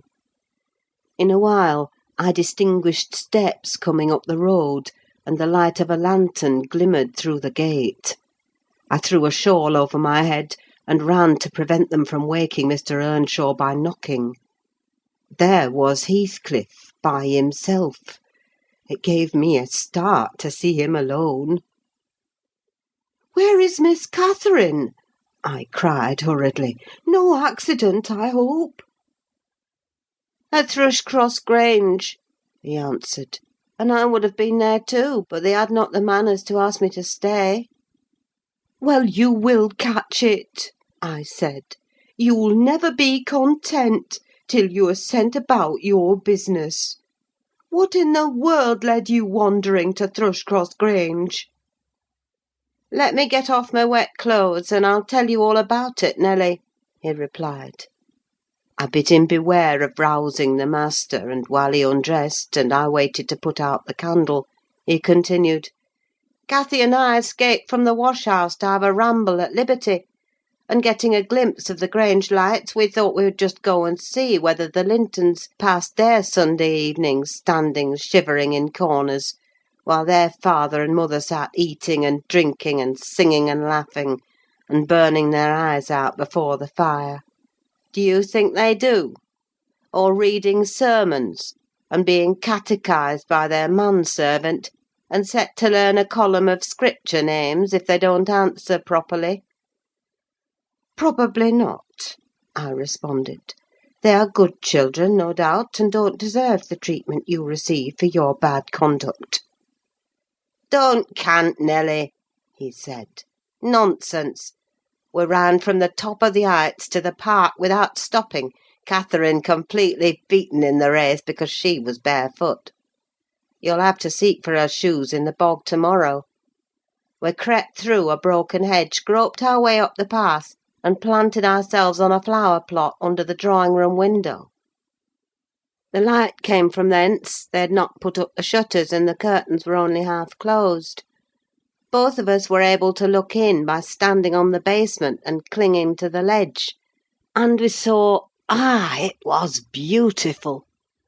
A splendid place carpeted with crimson, and crimson-covered chairs and tables, and a pure white ceiling bordered by gold, a shower of glass drops hanging in silver chains from the centre, and shimmering with little soft tapers. Old Mr. and Mrs. Linton were not there.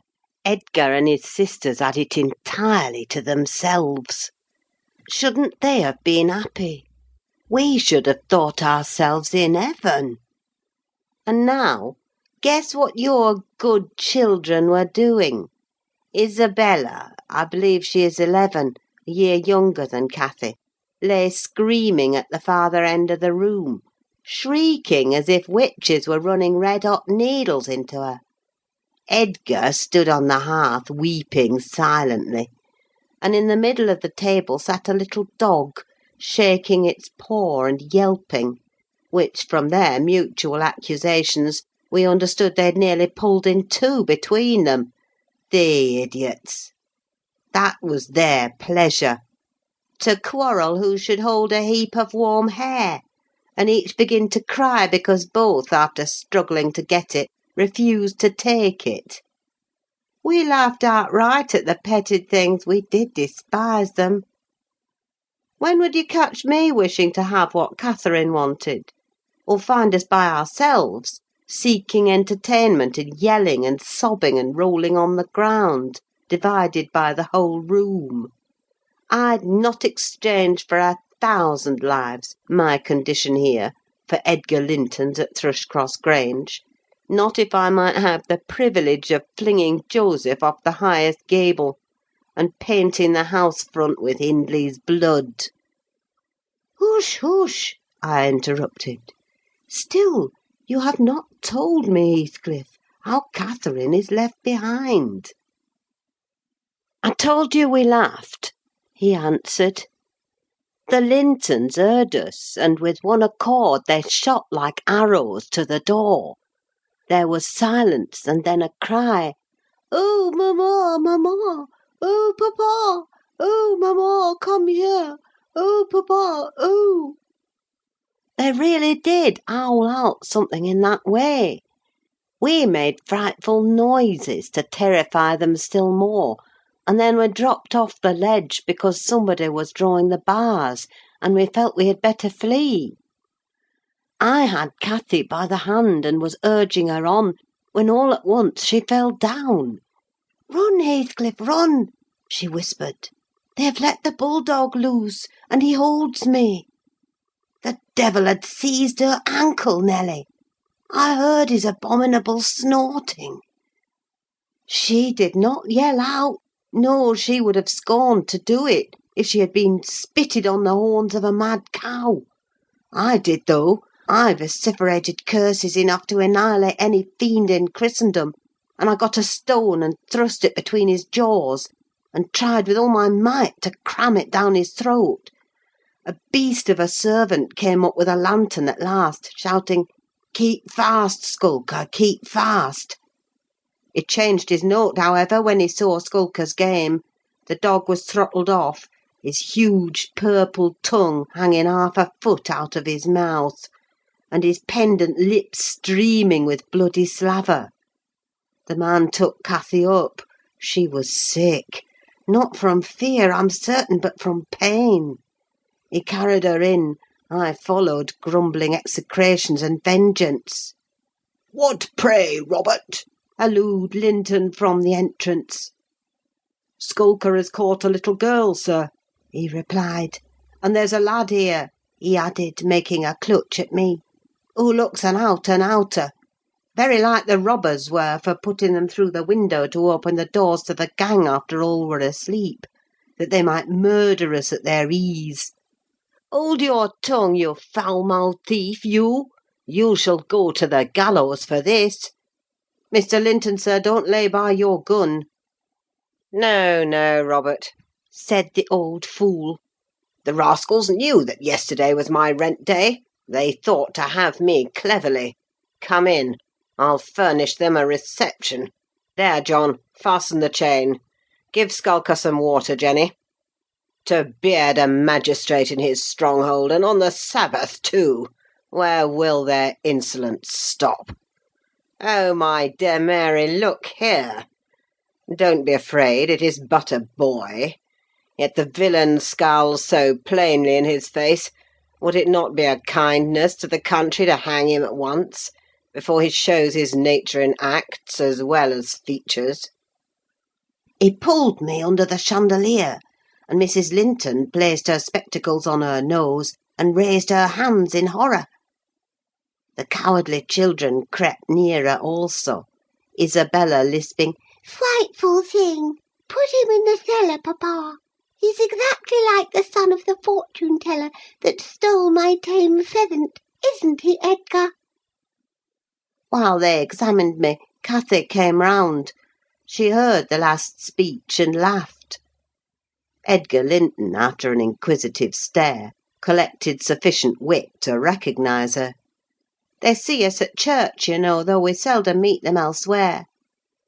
"That's Miss Earnshaw," he whispered to his mother. "And look how Skulker has bitten her, how her foot bleeds." "Miss Earnshaw? Nonsense!" cried the dame. "Miss Earnshaw scouring the country with a gipsy! And yet, my dear, the child is in mourning. Surely it is, and she may be lamed for life." "What culpable carelessness in her brother!" exclaimed Mr. Linton, turning from me to Catherine.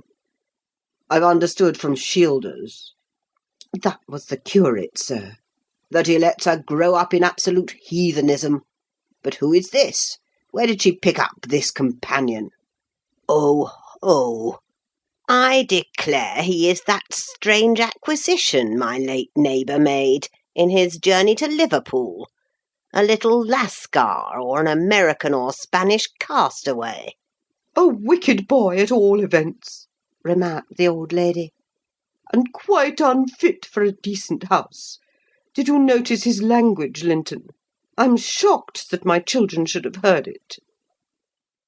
I recommenced cursing, don't be angry, Nelly, and so Robert was ordered to take me off. I refused to go without Cathy. He dragged me into the garden, pushed the lantern into my hand, assured me that Mr. Earnshaw should be informed of my behaviour, and bidding me march directly, secured the door again. The curtains were still looped up at one corner, and I resumed my station as spy; because, if Catherine had wished to return, I intended shattering their great glass panes to 1,000,000 of fragments, unless they let her out. She sat on the sofa quietly. Mrs. Linton took off the grey cloak of the dairymaid which we had borrowed for our excursion, shaking her head and expostulating with her, I suppose. She was a young lady, and they made a distinction between her treatment and mine. Then the woman servant brought a basin of warm water, and washed her feet; and Mr. Linton mixed a tumbler of negus, and Isabella emptied a plateful of cakes into her lap, and Edgar stood gaping at a distance. Afterwards they dried and combed her beautiful hair, and gave her a pair of enormous slippers, and wheeled her to the fire, and I left her as merry as she could be, dividing her food between the little dog and Skulker, whose nose she pinched as he ate, and kindling a spark of spirit in the vacant blue eyes of the Lintons, a dim reflection from her own enchanting face. I saw they were full of stupid admiration. She is so immeasurably superior to them, to everybody on earth, is she not, Nelly? "There will more come of this business than you reckon on," I answered, covering him up and extinguishing the light. "You are incurable, Heathcliff, and Mr. Hindley will have to proceed to extremities, see if he won't." My words came truer than I desired. The luckless adventure made Earnshaw furious. And then Mr. Linton, to mend matters, paid us a visit himself on the morrow, and read the young master such a lecture on the road he guided his family, that he was stirred to look about him in earnest. Heathcliff received no flogging, but he was told that the first word he spoke to Miss Catherine should ensure a dismissal, and Mrs. Earnshaw undertook to keep her sister-in-law in due restraint when she returned home, employing art, not force. With force she would have found it impossible. End of chapter 6. Chapter 7. Cathy stayed at Thrushcross Grange 5 weeks, till Christmas. By that time her ankle was thoroughly cured, and her manners much improved. The mistress visited her often in the interval, and commenced her plan of reform by trying to raise her self-respect with fine clothes and flattery, which she took readily; so that instead of a wild, hatless little savage jumping into the house and rushing to squeeze us all breathless, there lighted from a handsome black pony a very dignified person, with brown ringlets falling from the cover of a feathered beaver, and a long cloth habit, which she was obliged to hold up with both hands, that she might sail in. Hindley lifted her from her horse, exclaiming delightedly, "Why, Cathy, you are quite a beauty! I should scarcely have known you. You look like a lady now. Isabella Linton is not to be compared with her, is she, Frances?" Isabella has not her natural advantages," replied his wife, "but she must mind, and not grow wild again here. Ellen, help Miss Catherine off with her things. Stay, dear, you will disarrange your curls. Let me untie your hat." I removed the habit, and there shone forth beneath a grand plaid silk frock, white trousers, and burnished shoes; and while her eyes sparkled joyfully when the dogs came bounding up to welcome her, she dared hardly touch them, lest they should fawn upon her splendid garments. She kissed me gently. I was all flour making the Christmas cake, and it would not have done to give me a hug; and then she looked round for Heathcliff. Mr. and Mrs. Earnshaw watched anxiously their meeting, thinking it would enable them to judge in some measure what grounds they had for hoping to succeed in separating the two friends. Heathcliff was hard to discover at first. If he were careless and uncared for before Catherine's absence, he had been 10 times more so since. Nobody but I even did him the kindness to call him a dirty boy and bid him wash himself once a week; and children of his age seldom have a natural pleasure in soap and water.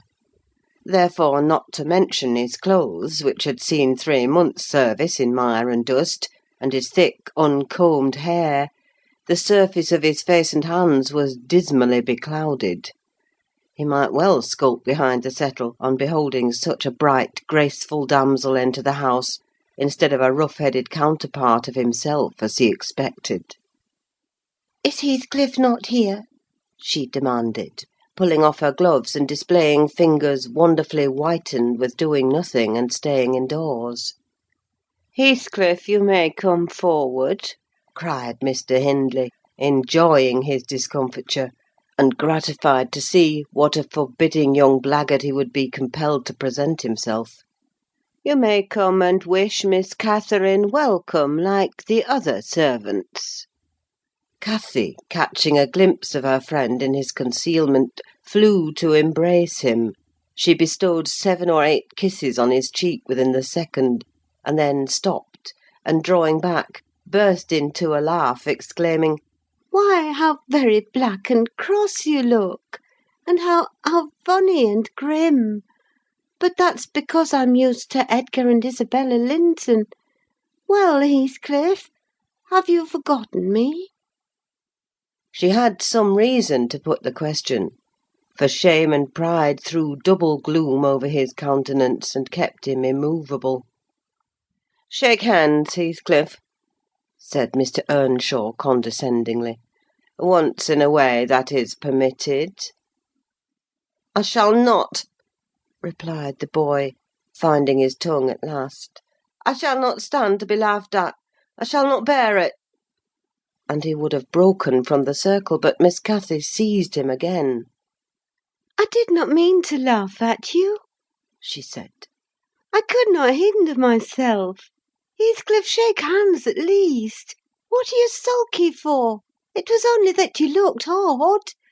If you wash your face and brush your hair, it will be all right. But you are so dirty." She gazed concernedly at the dusky fingers she held in her own, and also at her dress, which she feared had gained no embellishment from its contact with his.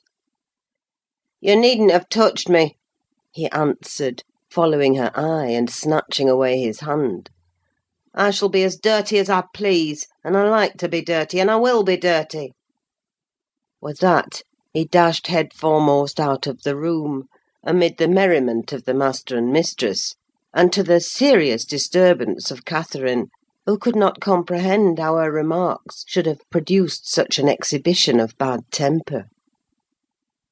After playing lady's maid to the newcomer, and putting my cakes in the oven, and making the house and kitchen cheerful with great fires befitting Christmas Eve, I prepared to sit down and amuse myself by singing carols all alone, regardless of Joseph's affirmations that he considered the merry tunes I chose as next door to songs. He had retired to private prayer in his chamber, and Mr. and Mrs. Earnshaw were engaging Missy's attention by sundry gay trifles bought for her to present to the little Lintons, as an acknowledgment of their kindness. They had invited them to spend the morrow at Wuthering Heights, and the invitation had been accepted, on one condition. Mrs. Linton begged that her darlings might be kept carefully apart from that naughty, swearing boy. Under these circumstances I remained solitary. I smelt the rich scent of the heating spices, and admired the shining kitchen utensils, the polished clock decked in holly, the silver mugs ranged on a tray, ready to be filled with mulled ale for supper, and above all, the speckless purity of my particular care, the scoured and well-swept floor.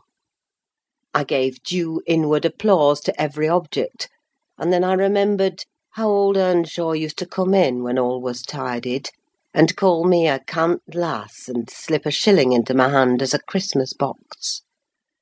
And from that I went on to think of his fondness for Heathcliff, and his dread lest he should suffer neglect after death had removed him; and that naturally led me to consider the poor lad's situation now, and from singing I changed my mind to crying. It struck me soon, however, there would be more sense in endeavouring to repair some of his wrongs than shedding tears over them. I got up and walked into the court to seek him. He was not far. I found him smoothing the glossy coat of the new pony in the stable, and feeding the other beasts according to custom. "Make haste, Heathcliff," I said. "The kitchen is so comfortable, and Joseph is upstairs. Make haste, and let me dress you smart before Miss Cathy comes out, and then you can sit together, with the whole hearth to yourselves, and have a long chatter till bedtime." He proceeded with his task, and never turned his head towards me. "Come, are you coming?" I continued. "There's a little cake for each of you, nearly enough, and you'll need half an hour's donning." I waited 5 minutes, but getting no answer, left him. Catherine supped with her brother and sister-in-law. Joseph and I joined at an unsociable meal, seasoned with reproofs on one side and sauciness on the other. His cake and cheese remained on the table all night for the fairies. He managed to continue work till 9 o'clock, and then marched dumb and dour to his chamber. Cathy sat up late, having a world of things to order for the reception of her new friends. She came into the kitchen once to speak to her old one, but he was gone, and she only stayed to ask what was the matter with him, and then went back. In the morning he rose early, and as it was a holiday, carried his ill humour on to the moors, not reappearing till the family were departed for church. Fasting and reflection seemed to have brought him to a better spirit. He hung about me for a while, and having screwed up his courage, exclaimed abruptly, "Nelly, make me decent. I'm going to be good." "High time, Heathcliff," I said. "You have grieved Catherine. She's sorry she ever came home, I daresay. It looks as if you envied her, because she is more thought of than you." The notion of envying Catherine was incomprehensible to him, but the notion of grieving her he understood clearly enough. "Did she say she was grieved?" he inquired, looking very serious. "She cried when I told her you were off again this morning." "Well, I cried last night," he returned, "and I had more reason to cry than she." "Yes, you had the reason of going to bed with a proud heart and an empty stomach," said I. "Proud people breed sad sorrows for themselves. But if you be ashamed of your touchiness, you must ask pardon, mind, when she comes in. You must go up and offer to kiss her, and say—you know best what to say, only do it heartily, and not as if you thought her converted into a stranger by her grand dress. And now, though I have dinner to get ready, I'll steal time to arrange you so that Edgar Linton shall look quite a doll beside you; and that he does. You are younger, and yet I'll be bound you're taller and twice as broad across the shoulders. You could knock him down in a twinkling. Don't you feel that you could?" Heathcliff's face brightened a moment, then it was overcast afresh, and he sighed. "But, Nelly, if I knocked him down 20 times, that wouldn't make him less handsome, or me more so. I wish I had light hair and a fair skin, and was dressed and behaved as well, and had a chance of being as rich as he will be." "And cried for mamma at every turn," I added, "and trembled if a country lad heaved his fist against you, and sat at home all day for a shower of rain. Oh, Heathcliff, you are showing a poor spirit. Come to the glass, and I'll let you see what you should wish. Do you mark those 2 lines between your eyes, and those thick brows that, instead of rising arched, sink in the middle? And that couple of black fiends, so deeply buried, who never open their windows boldly, but lurk glinting under them, like devil's spies? Wish and learn to smooth away the surly wrinkles, to raise your lids frankly, and change the fiends to confident, innocent angels, suspecting and doubting nothing, and always seeing friends where they are not sure of foes. Don't get the expression of a vicious cur that appears to know the kicks it gets are its desert, and yet hates all the world as well as the kicker for what it suffers. In other words, I must wish for Edgar Linton's great blue eyes and even forehead," he replied. "I do, and that won't help me to them." "A good heart will help you to a bonny face, my lad," I continued, "if you were a regular black; and a bad one will turn the bonniest into something worse than ugly. And now that we've done washing and combing and sulking, tell me whether you don't think yourself rather handsome. I'll tell you, I do. You're fit for a prince in disguise. Who knows but your father was Emperor of China, and your mother an Indian queen, each of them able to buy up with 1 week's income Wuthering Heights and Thrushcross Grange together. And you were kidnapped by wicked sailors and brought to England. Were I in your place, I would frame high notions of my birth, and the thoughts of what I was should give me courage and dignity to support the oppressions of a little farmer." So I chattered on, and Heathcliff gradually lost his frown and began to look quite pleasant, when all at once our conversation was interrupted by a rumbling sound moving up the road and entering the court. He ran to the window, and I to the door, just in time to behold the 2 Lintons descend from the family carriage, smothered in cloaks and furs, and the Earnshaws dismount from their horses. They often rode to church in winter. Catherine took a hand of each of the children and brought them into the house and set them before the fire, which quickly put colour into their white faces. I urged my companion to hasten now and show his amiable humour, and he willingly obeyed. But ill luck would have it that as he opened the door leading from the kitchen on one side, Hindley opened it on the other.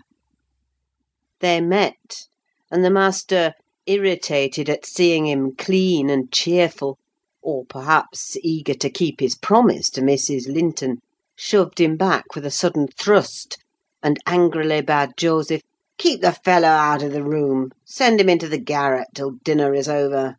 He'll be cramming his fingers in the tarts and stealing the fruit if left alone with them a minute. "Nay, sir," I could not avoid answering, "he'll touch nothing, not he. And I suppose he must have his share of the dainties as well as we."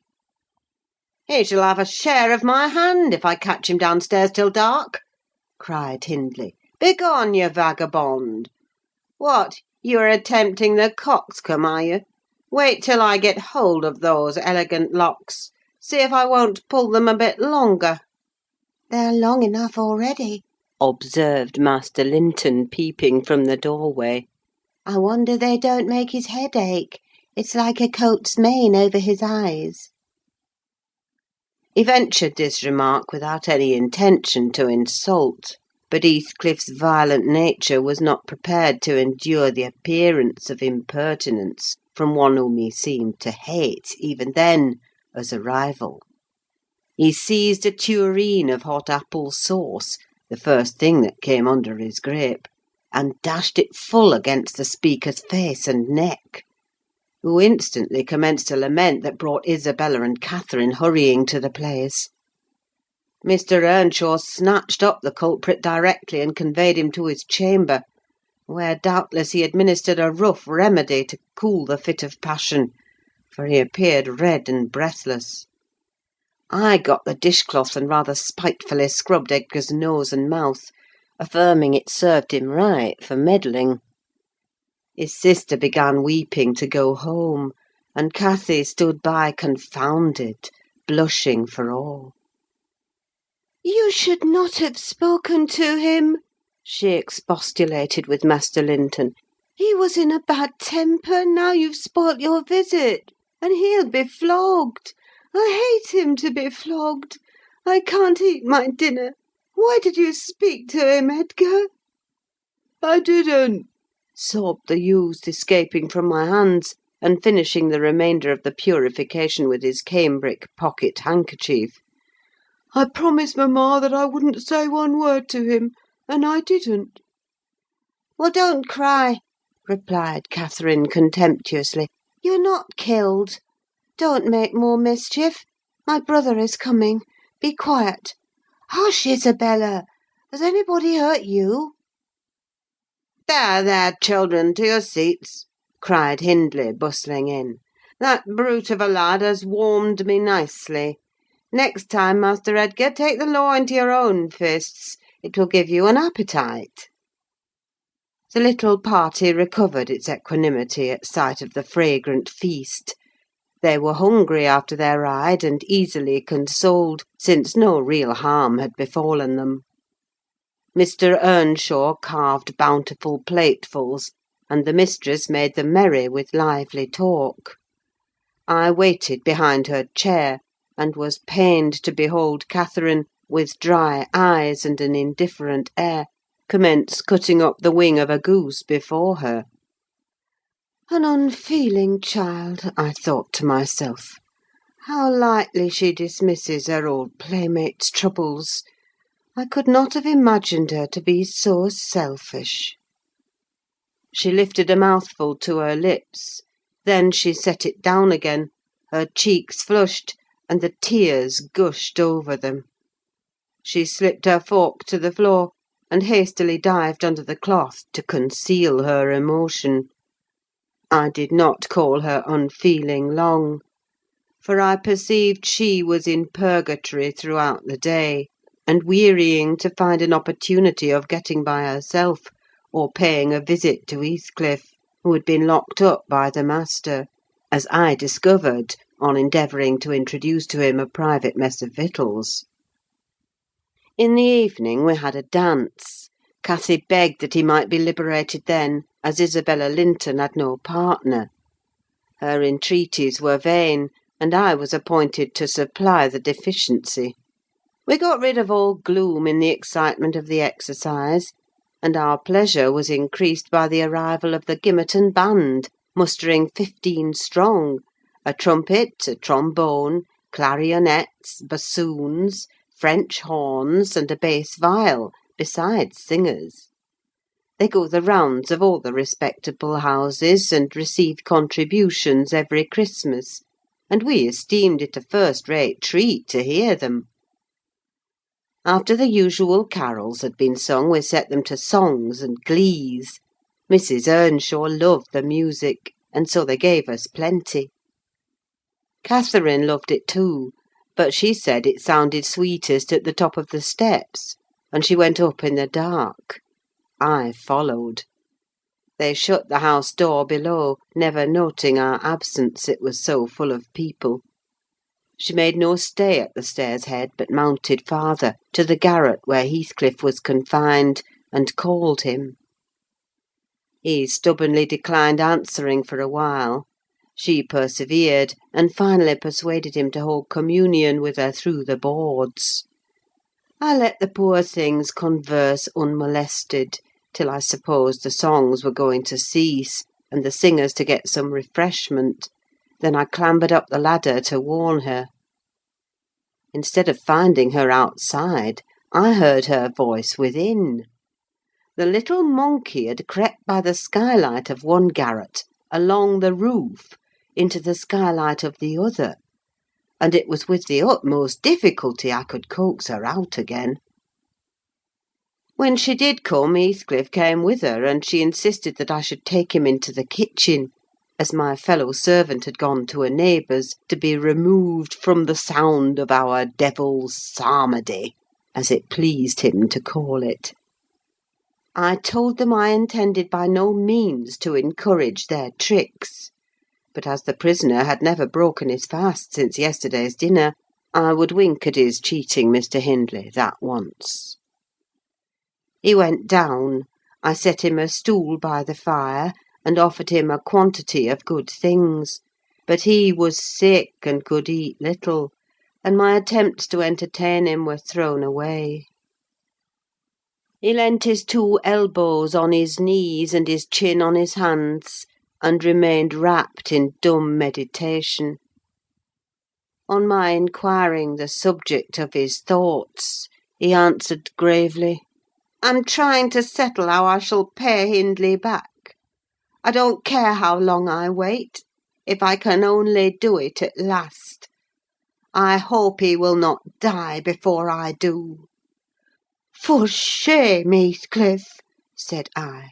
"It is for God to punish wicked people. We should learn to forgive." "No, God won't have the satisfaction that I shall," he returned. "I only wish I knew the best way. Let me alone, and I'll plan it out. While I'm thinking of that, I don't feel pain." "But, Mr. Lockwood, I forget these tales cannot divert you. I'm annoyed how I should dream of chattering on at such a rate. And your gruel cold, and you nodding for bed. I could have told Heathcliff's history, all that you'll need hear, in half a dozen words." Thus interrupting herself, the housekeeper rose, and proceeded to lay aside her sewing. But I felt incapable of moving from the hearth, and I was very far from nodding. "Sit still, Mrs. Dean!" I cried. "Do sit still another half hour. You've done just right to tell the story leisurely. That is the method I like, and you must finish it in the same style. I am interested in every character you have mentioned, more or less." "The clock is on the stroke of 11, sir." "No matter. I'm not accustomed to go to bed in the long hours. 1 or 2 is early enough for a person who lies till 10. "You shouldn't lie till 10. There's the very prime of the morning gone long before that time. A person who has not done one half his day's work by 10 o'clock runs a chance of leaving the other half undone. Nevertheless, Mrs. Dean, resume your chair, because to-morrow I intend lengthening the night till afternoon. I prognosticate for myself an obstinate cold, at least." "I hope not, sir. Well, you must allow me to leap over some 3 years. During that space, Mrs. Earnshaw—" "No, no, I'll allow nothing of the sort. Are you acquainted with the mood of mind in which, if you were seated alone, and the cat licking its kitten on the rug before you, you would watch the operation so intently that Pussy's neglect of one ear would put you seriously out of temper?" "A terribly lazy mood, I should say." "On the contrary, a tiresomely active one. It is mine at present, and therefore continue minutely. I perceive that people in these regions acquire over people in towns the value that a spider in a dungeon does over a spider in a cottage to their various occupants. And yet the deepened attraction is not entirely owing to the situation of the looker-on. They do live more in earnest, more in themselves, and less in surface, change, and frivolous external things. I could fancy a love for life here almost possible, and I was a fixed unbeliever in any love of a year's standing.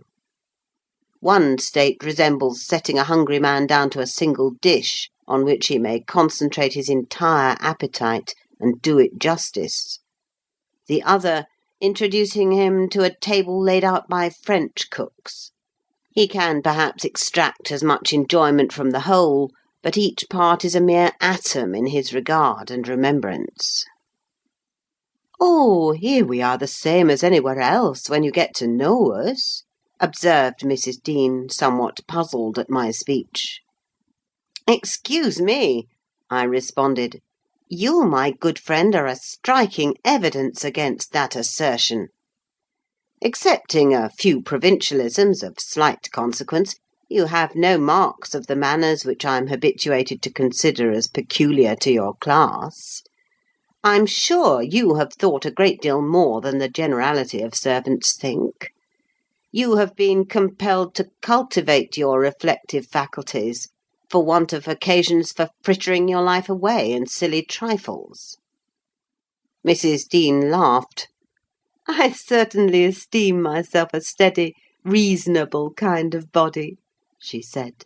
"Not exactly from living among the hills and seeing one set of faces and one series of actions from year's end to year's end, but I have undergone sharp discipline, which has taught me wisdom. And then I have read more than you would fancy, Mr. Lockwood. You could not open a book in this library that I have not looked into and got something out of also, unless it be that range of Greek and Latin, and that of French, and those I know one from another. It is as much as you can expect of a poor man's daughter. However, if I am to follow my story in true gossip's fashion, I'd better go on, and instead of leaping 3 years, I will be content to pass to the next summer, the summer of 1778.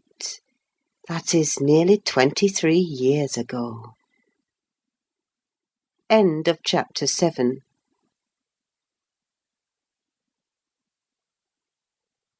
Chapter 8.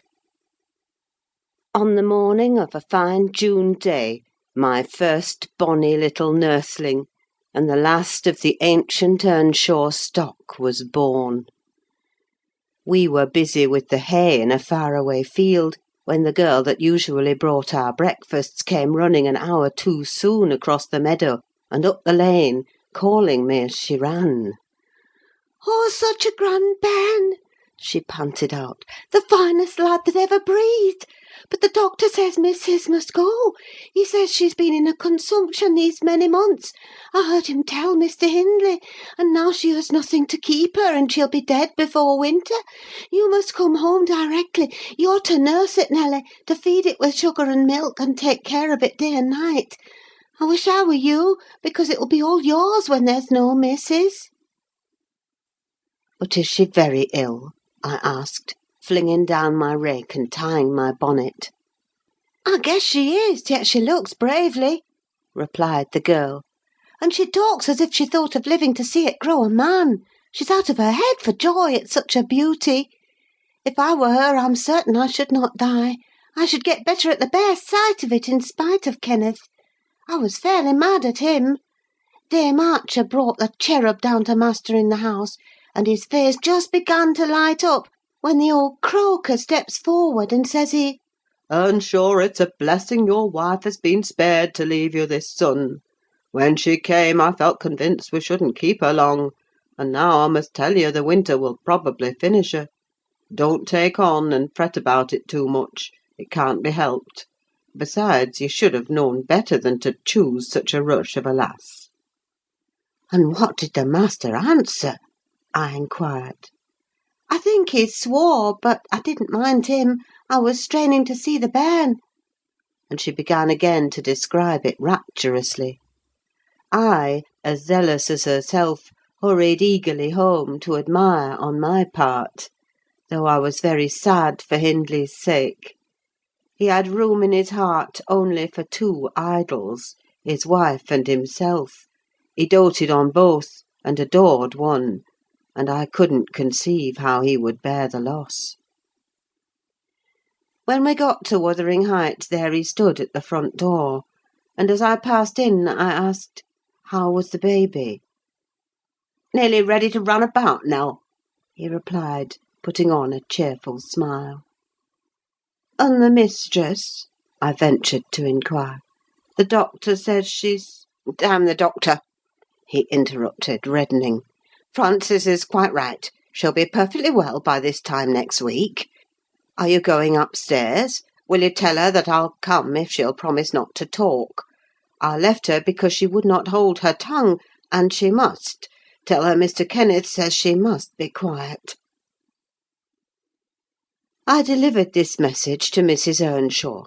She seemed in flighty spirits, and replied merrily, "I hardly spoke a word, Ellen, and there he's gone out twice, crying. Well, say I promise I won't speak, but that does not bind me not to laugh at him." Poor soul! Till within a week of her death that gay heart never failed her, and her husband persisted doggedly, nay, furiously, in affirming her health improved every day.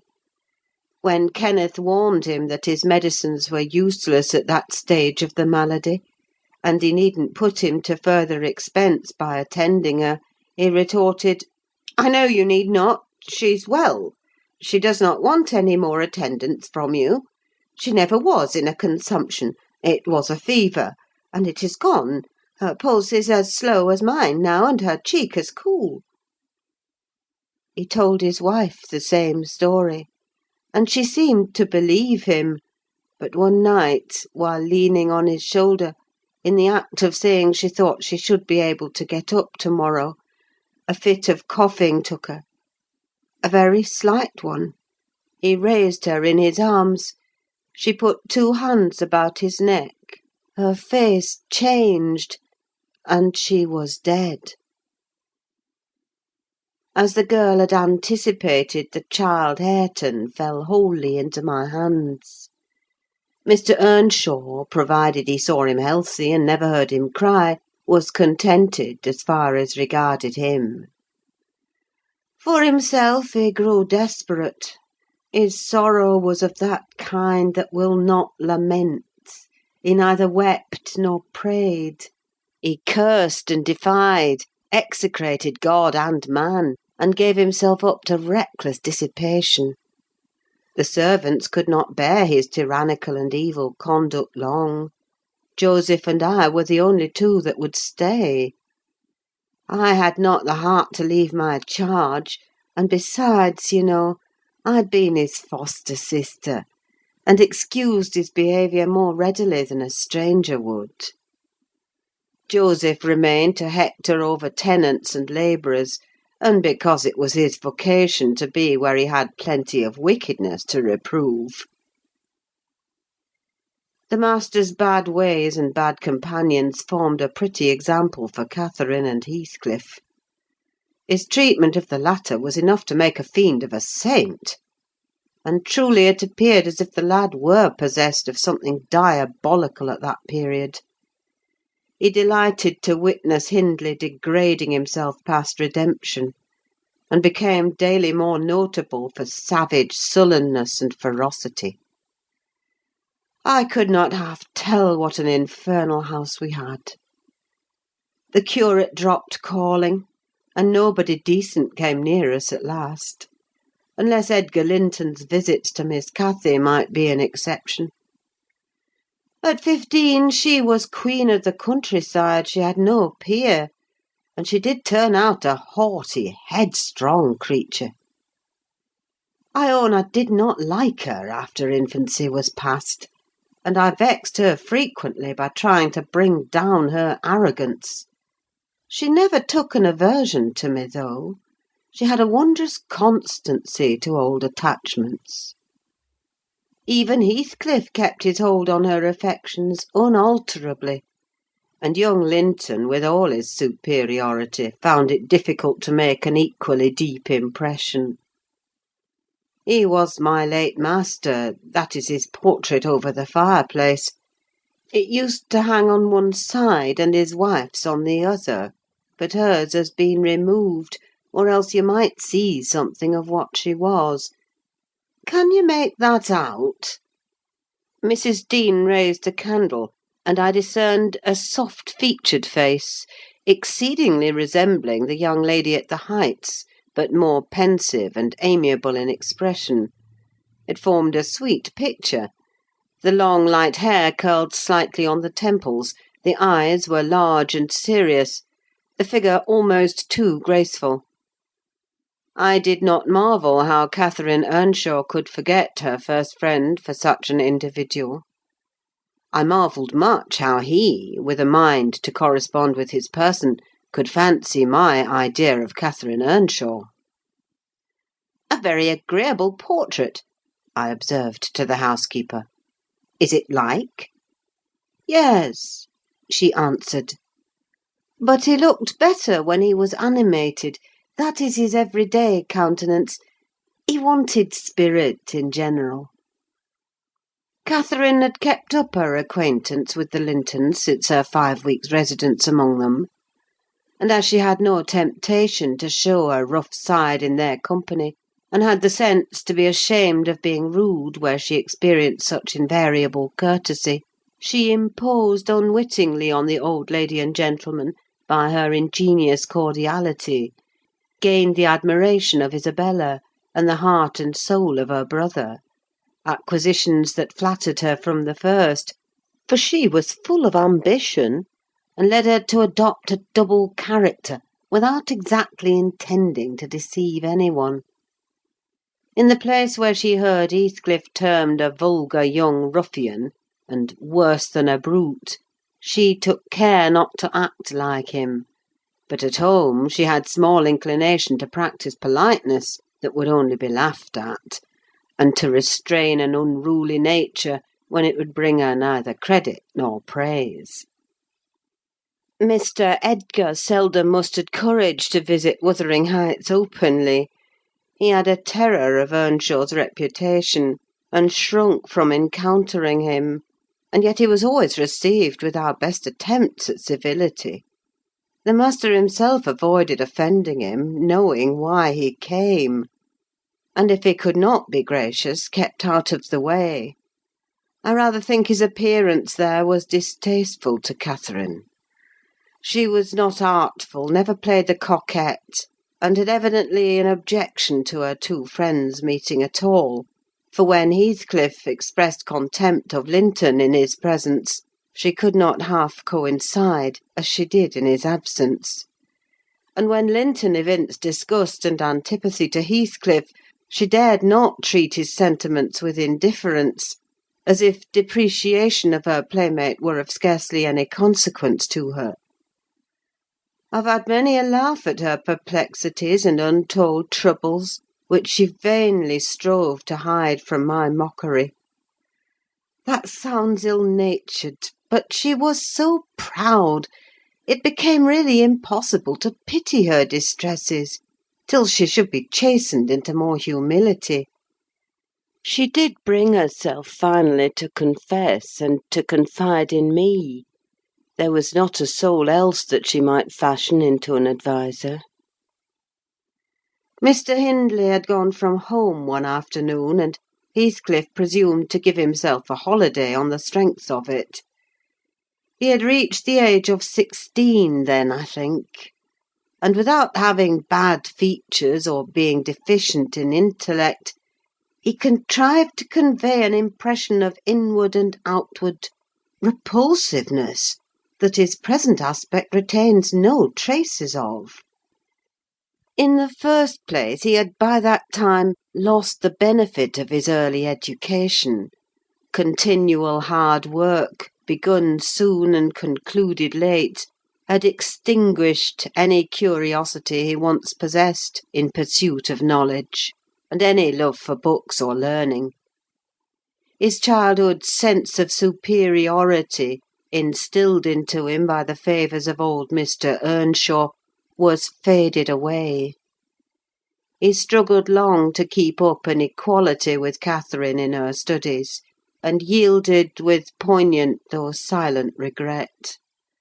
But he yielded completely, and there was no prevailing on him to take a step in the way of moving upward, when he found he must necessarily sink beneath his former level. Then personal appearance sympathised with mental deterioration. He acquired a slouching gait and ignoble look. His naturally reserved disposition was exaggerated into an almost idiotic excess of unsociable moroseness; and he took a grim pleasure, apparently, in exciting the aversion rather than the esteem of his few acquaintance.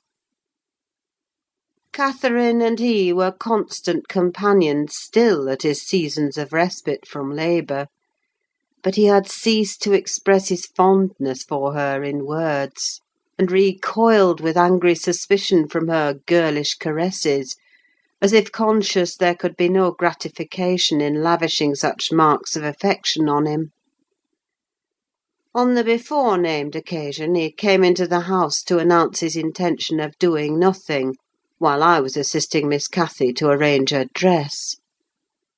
She had not reckoned on his taking it into his head to be idle, and imagining she would have the whole place to herself, she managed, by some means, to inform Mr. Edgar of her brother's absence, and was then preparing to receive him. "Cathy, are you busy this afternoon?" asked Heathcliff. "Are you going anywhere?" "No, it is raining," she answered. "Why have you that silk frock on, then?" he said. "Nobody coming here, I hope?" "Not that I know of," stammered Miss. "but you should be in the field now, Heathcliff. It is an hour past dinner time. I thought you were gone." "Hindley does not often free us from his accursed presence," observed the boy. "I'll not work any more to-day. I'll stay with you." "Oh, but Joseph will tell," she suggested. "You'd better go." "Joseph is loading lime on the further side of Penistone Crags. It will take him till dark, and he'll never know." So saying, he lounged to the fire and sat down. Catherine reflected an instant with knitted brows. She found it needful to smooth the way for an intrusion. "Isabella and Edgar Linton talked of calling this afternoon," she said, at the conclusion of a minute's silence. "As it rains, I hardly expect them; but they may come, and if they do, you run the risk of being scolded for no good." "Order Ellen to say you are engaged, Cathy," he persisted. "Don't turn me out for those pitiful, silly friends of yours. I'm on the point, sometimes, of complaining that they... But I'll not." "That they what?" cried Catherine, gazing at him with a troubled countenance. "Oh, Nelly!" she added petulantly, jerking her head away from my hands. "You've combed my hair quite out of curl. That's enough. Let me alone. What are you on the point of complaining about, Heathcliff?" "Nothing. Only look at the almanac on that wall." He pointed to a framed sheet hanging near the window, and continued, "The crosses are for the evenings you have spent with the Lintons; the dots for those spent with me. Do you see? I've marked every day." "Yes, very foolish, as if I took notice," replied Catherine, in a peevish tone. "And where is the sense of that?" "To show that I do take notice," said Heathcliff. "And should I always be sitting with you?" she demanded, growing more irritated. "What good do I get? What do you talk about? You might be dumb or a baby for anything you say to amuse me, or for anything you do, either." "You never told me before that I talk too little, or that you dislike my company, Cathy," exclaimed Heathcliff in much agitation. "It's no company at all, when people know nothing and say nothing," she muttered. Her companion rose up, but he hadn't time to express his feelings further, for a horse's feet were heard on the flags, and having knocked gently, young Linton entered, his face brilliant with delight at the unexpected summons he had received. Doubtless Catherine marked the difference between her friends, as one came in and the other went out. The contrast resembled what you see in exchanging a bleak, hilly, coal country for a beautiful, fertile valley, and his voice and greeting were as opposite as his aspect. He had a sweet, low manner of speaking, and pronounced his words as you do: that's less gruff than we talk here, and softer. "I'm not come too soon, am I?" he said, casting a look at me. I had begun to wipe the plate and tidy some drawers at the far end in the dresser. "No," answered Catherine. "What are you doing there, Nelly?" "My work, miss," I replied. Mr. Hindley had given me directions to make a third party in any private visits Linton chose to pay. She stepped behind me and whispered crossly, "Take yourself and your dusters off. When company are in the house, servants don't commence scouring and cleaning in the room where they are." "It's a good opportunity, now that master is away," I answered aloud. "He hates me to be fidgeting over these things in his presence. I'm sure Mr. Edgar will excuse me." "I hate you to be fidgeting in my presence," exclaimed the young lady imperiously. not allowing her guest time to speak. She had failed to recover her equanimity since the little dispute with Heathcliff. "I'm sorry for it, Miss Catherine," was my response, and I proceeded assiduously with my occupation. She, supposing Edgar could not see her, snatched the cloth from my hand, and pinched me with a prolonged wrench very spitefully on the arm. I've said I did not love her, and rather relished mortifying her vanity now and then. Besides, she hurt me extremely. So I started up from my knees and screamed out, "Oh, miss, that's a nasty trick! You have no right to nip me, and I'm not going to bear it." "I didn't touch you, you lying creature!" cried she, her fingers tingling to repeat the act, and her ears red with rage. She never had power to conceal her passion; it always set her whole complexion in a blaze. "What's that, then?" I retorted, showing a decided purple witness to refute her. She stamped her foot, wavered a moment, and then, irresistibly impelled by the naughty spirit within her, slapped me on the cheek. A stinging blow that filled both eyes with water. "Catherine, love! Catherine!" interposed Linton, greatly shocked at the double fault of falsehood and violence which his idol had committed. "Leave the room, Ellen!" she repeated, trembling all over. Little Hareton, who followed me everywhere, and was sitting near me on the floor, at seeing my tears, commenced crying himself, and sobbed out complaints against wicked Aunt Cathy, which drew her fury on to his unlucky head.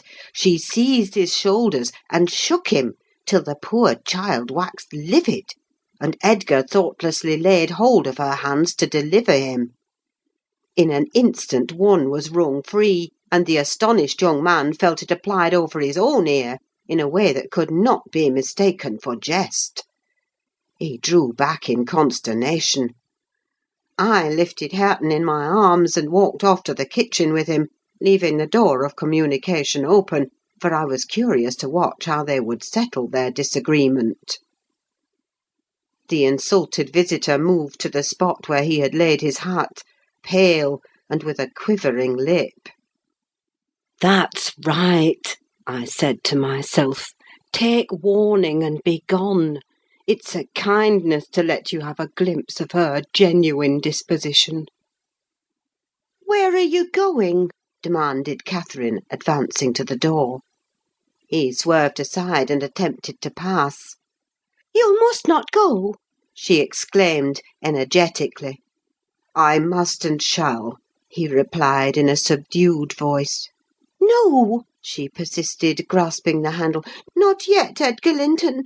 Sit down. You shall not leave me in that temper. I should be miserable all night, and I won't be miserable for you." "Can I stay after you have struck me?" asked Linton. Catherine was mute. "You've made me afraid and ashamed of you," he continued. "I'll not come here again." Her eyes began to glisten, and her lids to twinkle. "And you told a deliberate untruth," he said. "I didn't!" she cried, recovering her speech. "I did nothing deliberately. Well, go, if you please. Get away. And now I'll cry. I'll cry myself sick." She dropped down on her knees by a chair, and set to weeping in serious earnest. Edgar persevered in his resolution as far as the court. There he lingered.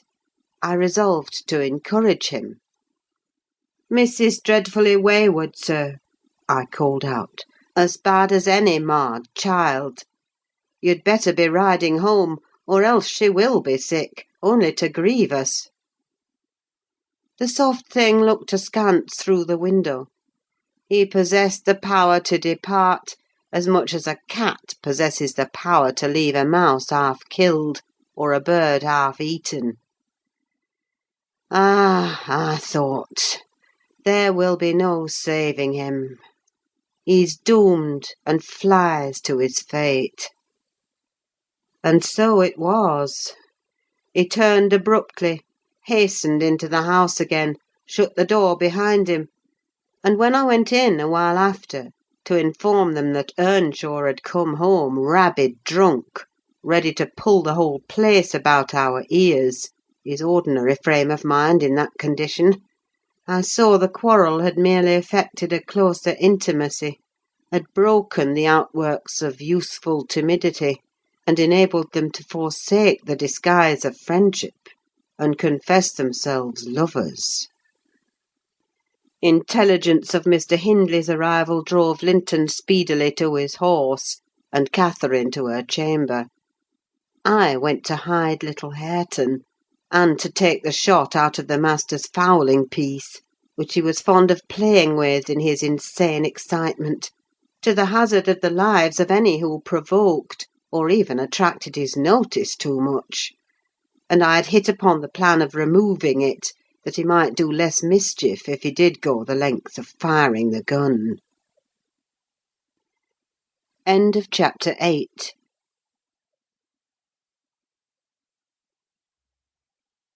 Chapter 9. He entered, vociferating oaths dreadful to hear, and caught me in the act of stowing his son away in the kitchen cupboard. Hareton was impressed with a wholesome terror of encountering either his wild beast's fondness or his madman's rage; for in one he ran a chance of being squeezed and kissed to death, and in the other of being flung into the fire, or dashed against the wall; and the poor thing remained perfectly quiet wherever I chose to put him. "There, I've found it at last!" cried Hindley, pulling me back by the skin of my neck like a dog. "By heaven and hell, you've sworn between you to murder that child! I know how it is now, that he is always out of my way; but with the help of Satan I shall make you swallow the carving-knife, Nelly. You needn't laugh, for I've just crammed Kenneth head downmost in the Black Horse Marsh, and 2 is the same as 1. And I want to kill some of you. I shall have no rest till I do." "But I don't like the carving-knife, Mr. Hindley," I answered. "It has been cutting red herrings. I'd rather be shot, if you please." "You'd rather be damned," he said. "And so you shall. No law in England can hinder a man from keeping his house decent, and mine's abominable. Open your mouth." He held the knife in his hand, and pushed its point between my teeth; but for my part I was never much afraid of his vagaries. I spat out, and affirmed it tasted detestably. I would not take it on any account. "Oh!" said he, releasing me. "I see that hideous little villain is not Hareton. I beg your pardon, Nell. If it be, he deserves flaying alive for not running to welcome me, and for screaming as if I were a goblin. Unnatural cub, come hither. I'll teach thee to impose on a good-hearted, deluded father. Now, don't you think the lad would be handsomer cropped? It makes a dog fiercer, and I love something fierce. Get me a scissors. Something fierce and trim. Besides, it's infernal affectation. Devilish conceit it is to cherish our ears. We're asses enough without them. Hush, child, hush. Well, then, it is, my darling. Wish, dry thy eyes. There's a joy. Kiss me. What? It won't? Kiss me, Hareton. Damn thee, kiss me. By God, as if I would rear such a monster. As sure as I'm living, I'll break the brat's neck. Poor Hareton was squalling and kicking in his father's arms with all his might, and redoubled his yells when he carried him upstairs and lifted him over the banister. I cried out that he would frighten the child into fits, and ran to rescue him.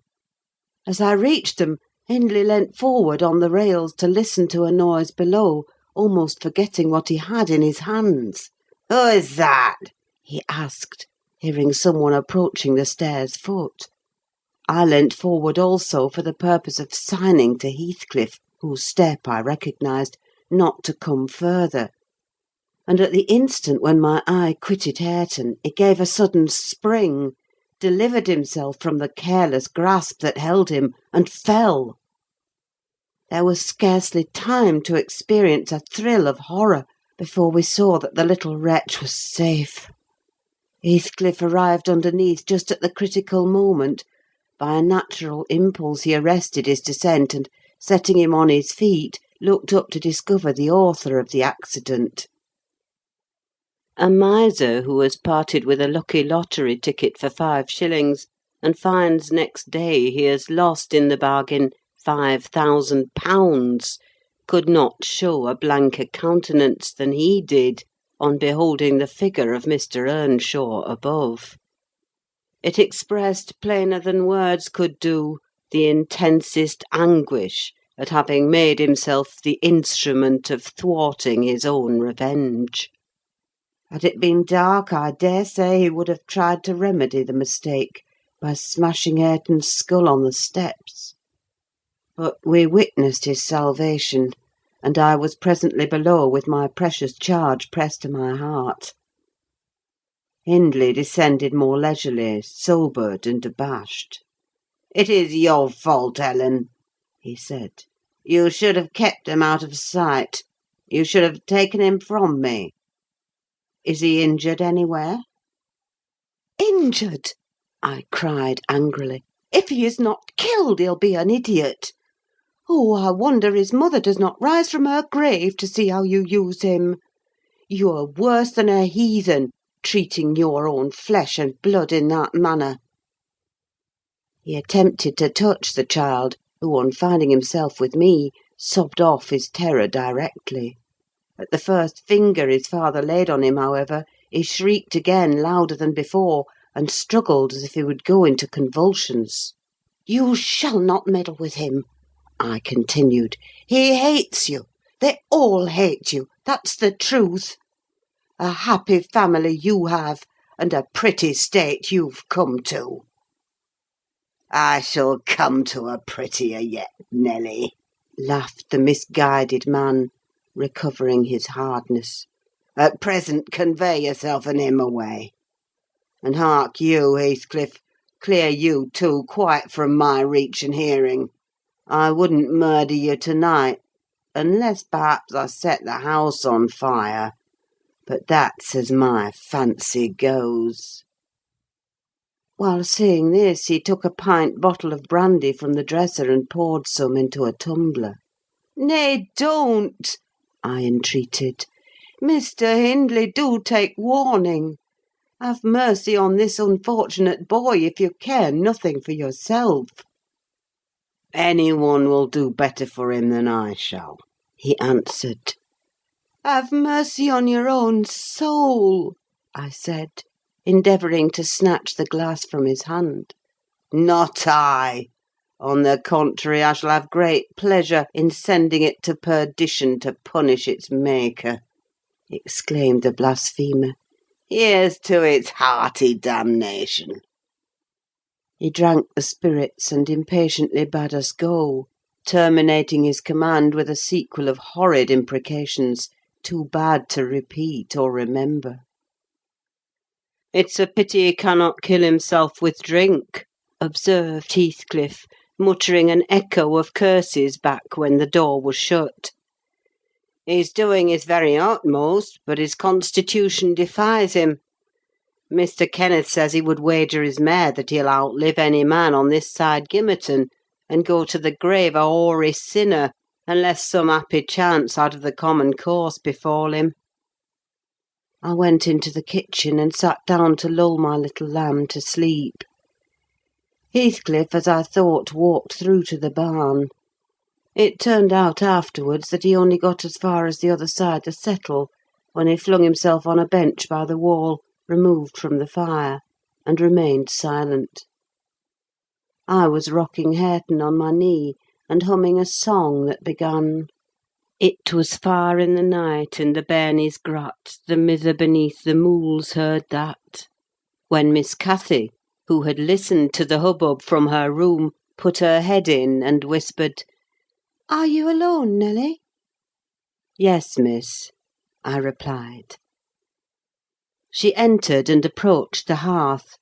I, supposing she was going to say something, looked up. The expression of her face seemed disturbed and anxious. Her lips were half asunder, as if she meant to speak, and she drew a breath, but it escaped in a sigh instead of a sentence. I resumed my song, not having forgotten her recent behaviour. "Where's Heathcliff?" she said, interrupting me. "About his work in the stable," was my answer. He did not contradict me; perhaps he had fallen into a doze. There followed another long pause, during which I perceived a drop or two trickle from Catherine's cheek to the flags. Is she sorry for her shameful conduct? I asked myself. That will be a novelty. But she may come to the point. As she will, I shan't help her. No, she felt small trouble regarding any subject save her own concerns. "Oh dear!" she cried at last. "I'm very unhappy." "A pity," observed I. "You're hard to please. So many friends and so few cares, and can't make yourself content." "Nelly, will you keep a secret for me?" she pursued, kneeling down by me, and lifting her winsome eyes to my face, with that sort of look which turns off bad temper, even when one has all the right in the world to indulge it. "Is it worth keeping?" I inquired, less sulkily. "Yes, and it worries me, and I must let it out. I want to know what I should do. To-day, Edgar Linton has asked me to marry him, and I've given him an answer. Now, before I tell you whether it was a consent or denial, you tell me which it ought to have been." "Really, Miss Catherine, how can I know?" I replied. "To be sure, considering the exhibition you performed in his presence this afternoon, I might say it would be wise to refuse him. Since he asked you after that, he must either be hopelessly stupid or a venturesome fool." "If you talk so, I won't tell you any more," she returned, peevishly rising to her feet. "I accepted him, Nelly. Be quick and say whether I was wrong." "You accepted him? Then what good is it discussing the matter? You have pledged your word, and cannot retract." "But say whether I should have done so, do!" she exclaimed in an irritated tone, chafing her hands together and frowning. "There are many things to be considered before that question can be answered properly," I said sententiously. "First and foremost, do you love Mr. Edgar?" "Who can help it? Of course I do," she answered. Then I put her through the following catechism. For a girl of 22 it was not injudicious. "Why do you love him, Miss Cathy?" "Nonsense, I do. That's sufficient." "By no means. You must say why." "Well, because he is handsome and pleasant to be with." "Bad," was my commentary. "And because he is young and cheerful." "Bad still." "And because he loves me." "Indifferent, coming there." "And he will be rich, and I shall like to be the greatest woman of the neighbourhood, and I shall be proud of having such a husband." "Worst of all. And now say how you love him." "As everybody loves. You're silly, Nelly." "Not at all. Answer." "I love the ground under his feet, and the air over his head, and everything he touches, and every word he says. I love all his looks, and all his actions, and him entirely and altogether. There now." "And why?" "Nay, you're making a jest of it. It is exceedingly ill-natured. It's no jest to me," said the young lady, scowling and turning her face to the fire. "I'm very far from jesting, Miss Catherine," I replied. "You love Mr. Edgar because he is handsome, and young, and cheerful, and rich, and loves you. The last, however, goes for nothing. You would love him without that, probably; and with it you wouldn't unless he possessed the 4 former attractions." "No, to be sure not. I should only pity him. Hate him, perhaps, if he were ugly and a clown." "But there are several other handsome, rich young men in the world; handsomer, possibly, and richer than he is. What should hinder you from loving them?" "If there be any, they are out of my way. I've seen none like Edgar." "You may see some, and he won't always be handsome and young, and may not always be rich." "He is now, and I have only to do with the present. I wish you would speak rationally."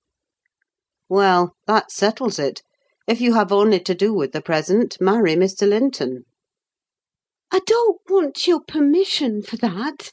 I shall marry him, and yet you have not told me whether I'm right." "Perfectly right, if people be right to marry only for the present. And now let us hear what you are unhappy about. Your brother will be pleased. The old lady and gentleman will not object, I think. You will escape from a disorderly, comfortless home into a wealthy, respectable one. And you love Edgar, and Edgar loves you. All seems smooth and easy. Where is the obstacle?" "Here, and here," replied Catherine, striking one hand on her forehead and the other on her breast. "In whichever place the soul lives.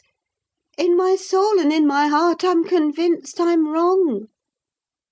"That's very strange. I cannot make it out."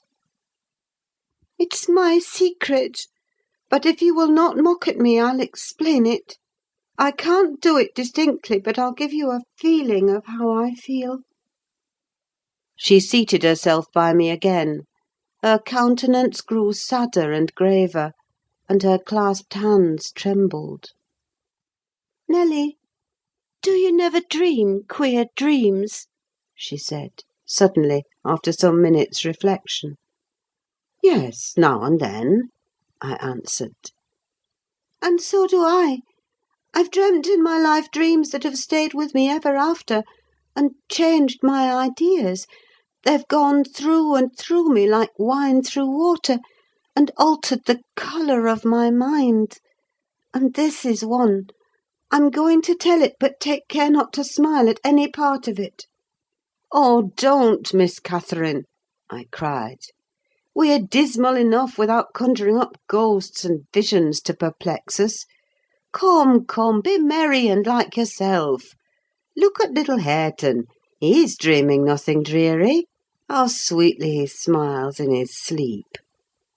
"Yes, and how sweetly his father curses in his solitude. You remember him, I daresay, when he was just such another as that chubby thing, nearly as young and innocent. However, Nelly, I shall oblige you to listen.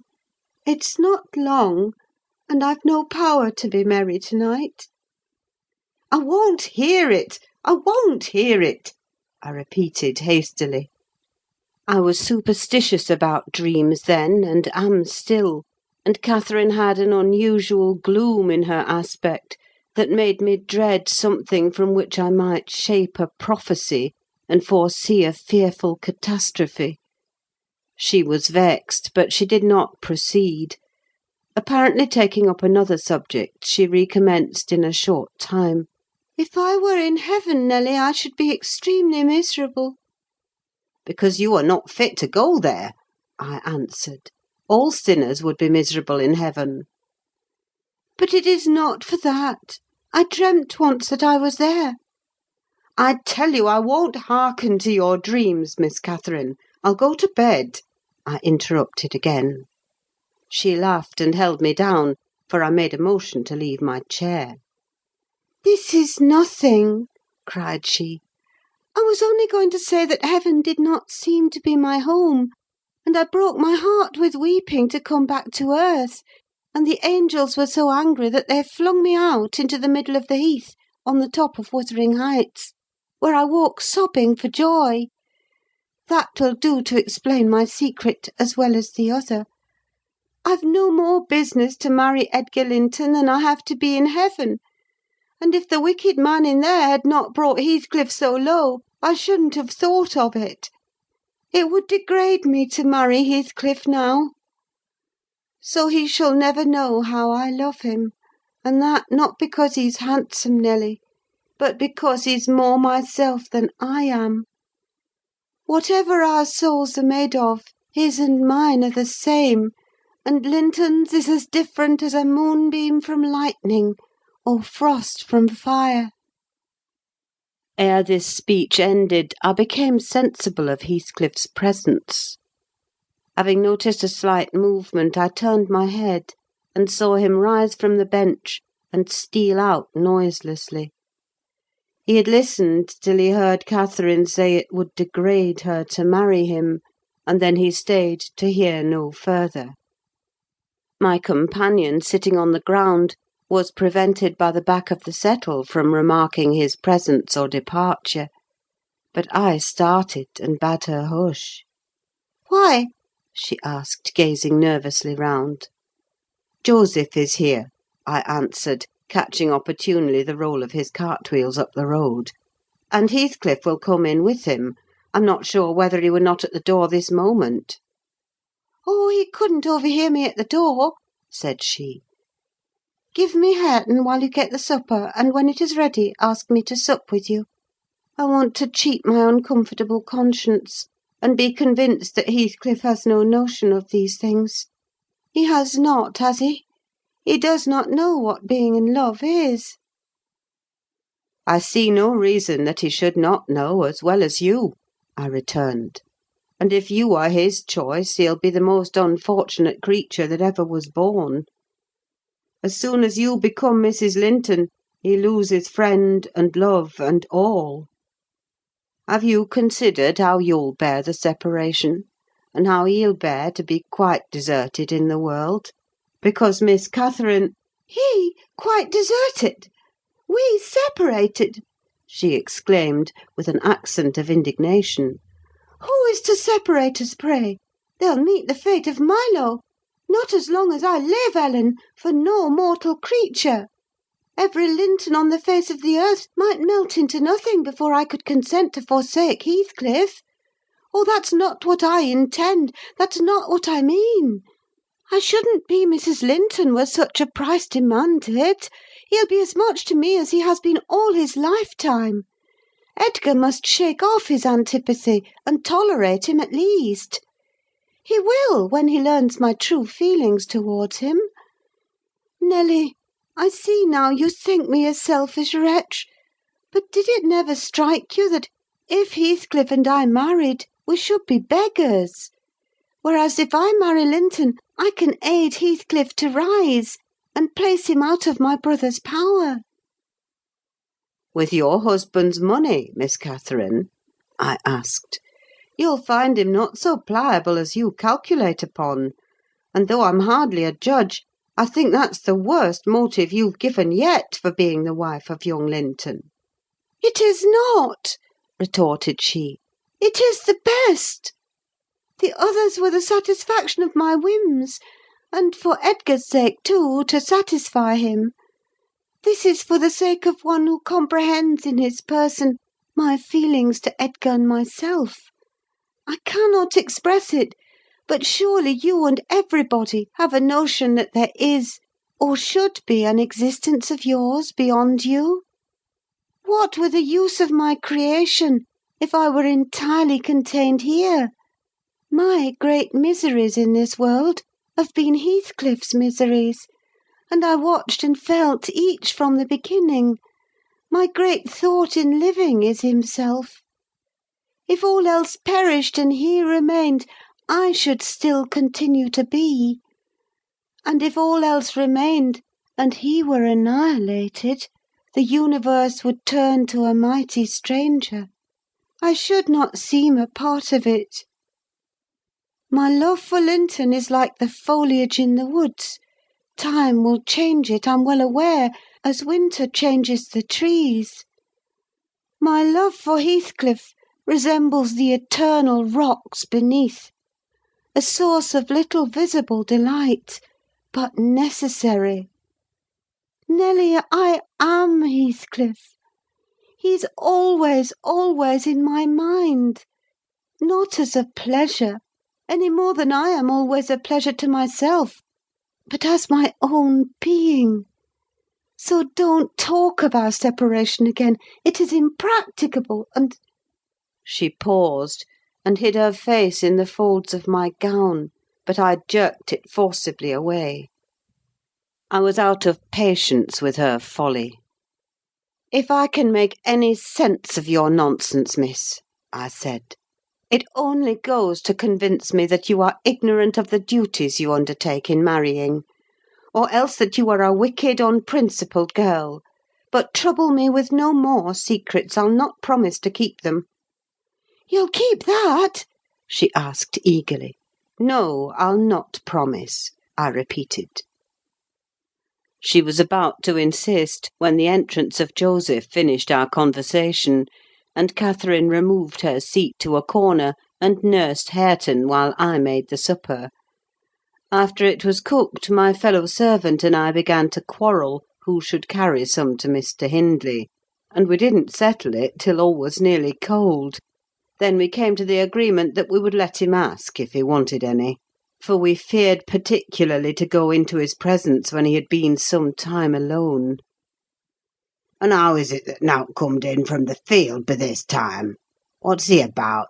Git idle seat!" demanded the old man, looking round for Heathcliff. "I'll call him," I replied. "He's in the barn, I've no doubt." I went and called, but got no answer. On returning, I whispered to Catherine that he had heard a good part of what she said, I was sure, and told how I saw him quit the kitchen, just as she complained of her brother's conduct regarding him. She jumped up in a fine fright, flung Hareton on to the settle, and ran to seek for her friend herself, not taking leisure to consider why she was so flurried, or how her talk would have affected him. She was absent such a while that Joseph proposed we should wait no longer. He cunningly conjectured they were staying away in order to avoid hearing his protracted blessing. They were ill enough for any foul manners, he affirmed; and on their behalf he added that night a special prayer to the usual quarter of an hour's supplication before meat, and would have tacked another to the end of the grace, had not his young mistress broken in upon him with a hurried command that he must run down the road, and, wherever Heathcliff had rambled, find and make him re-enter directly. "I want to speak to him, and I must, before I go upstairs," she said.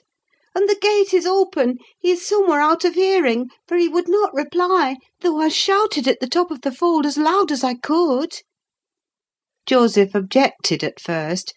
She was too much in earnest, however, to suffer contradiction, and at last he placed his hat on his head, and walked grumbling forth. Meantime Catherine paced up and down the floor, exclaiming, "I wonder where he is! I wonder where he can be! What did I say, Nelly? I've forgotten. Was he vexed at my bad humour this afternoon? Dear, tell me what I've said to grieve him. I do wish he'd come. I do wish he would." "What a noise for nothing!" I cried, though rather uneasy myself. "What a trifle scares you? It's surely no great cause of alarm that Heathcliff should take a moonlight saunter on the moors, or even lie too sulky to speak to us in the hay-loft. I'll engage he's lurking there. See if I don't ferret him out." I departed to renew my search. Its result was disappointment, and Joseph's quest ended in the same. "Yon lad gets waur and waur," observed he on re-entering. "He's left the gate at full swing, and Mrs. Pony has trodden down 2 rigs of corn and plotted through, right o'er into meadow. Some diver to maister'll play to devil to morn, and he'll do weel. His patience itself not with such careless off-hand craters. Patience itself nay he is. But he'll not be so, Alice. Ya see all on ye. Ya mun't drive him out of his head for now." "Have you found Heathcliff, you ass?" interrupted Catherine. "Have you been looking for him, as I ordered?" "I sud more liker look for t' horse," he replied. "It'd beat 'em all sense. But I can look for noather horse nor man over neat like this, as black as chimbley. And Heathcliff's noan chap to come at my whistle. Happen he'll be less hard hearing with ye." It was a very dark evening for summer. The clouds appeared inclined to thunder, and I said we'd better all sit down. The approaching rain would be certain to bring him home without further trouble. However, Catherine would not be persuaded into tranquillity. She kept wandering to and fro from the gate to the door, in a state of agitation which permitted no repose, and at length took up a permanent situation on one side of the wall near the road, where, heedless of my expostulations and the growling thunder, and the great drops that began to plash around her, she remained, calling at intervals, and then listening, and then crying outright. She beat Hareton or any child at a good passionate fit of crying.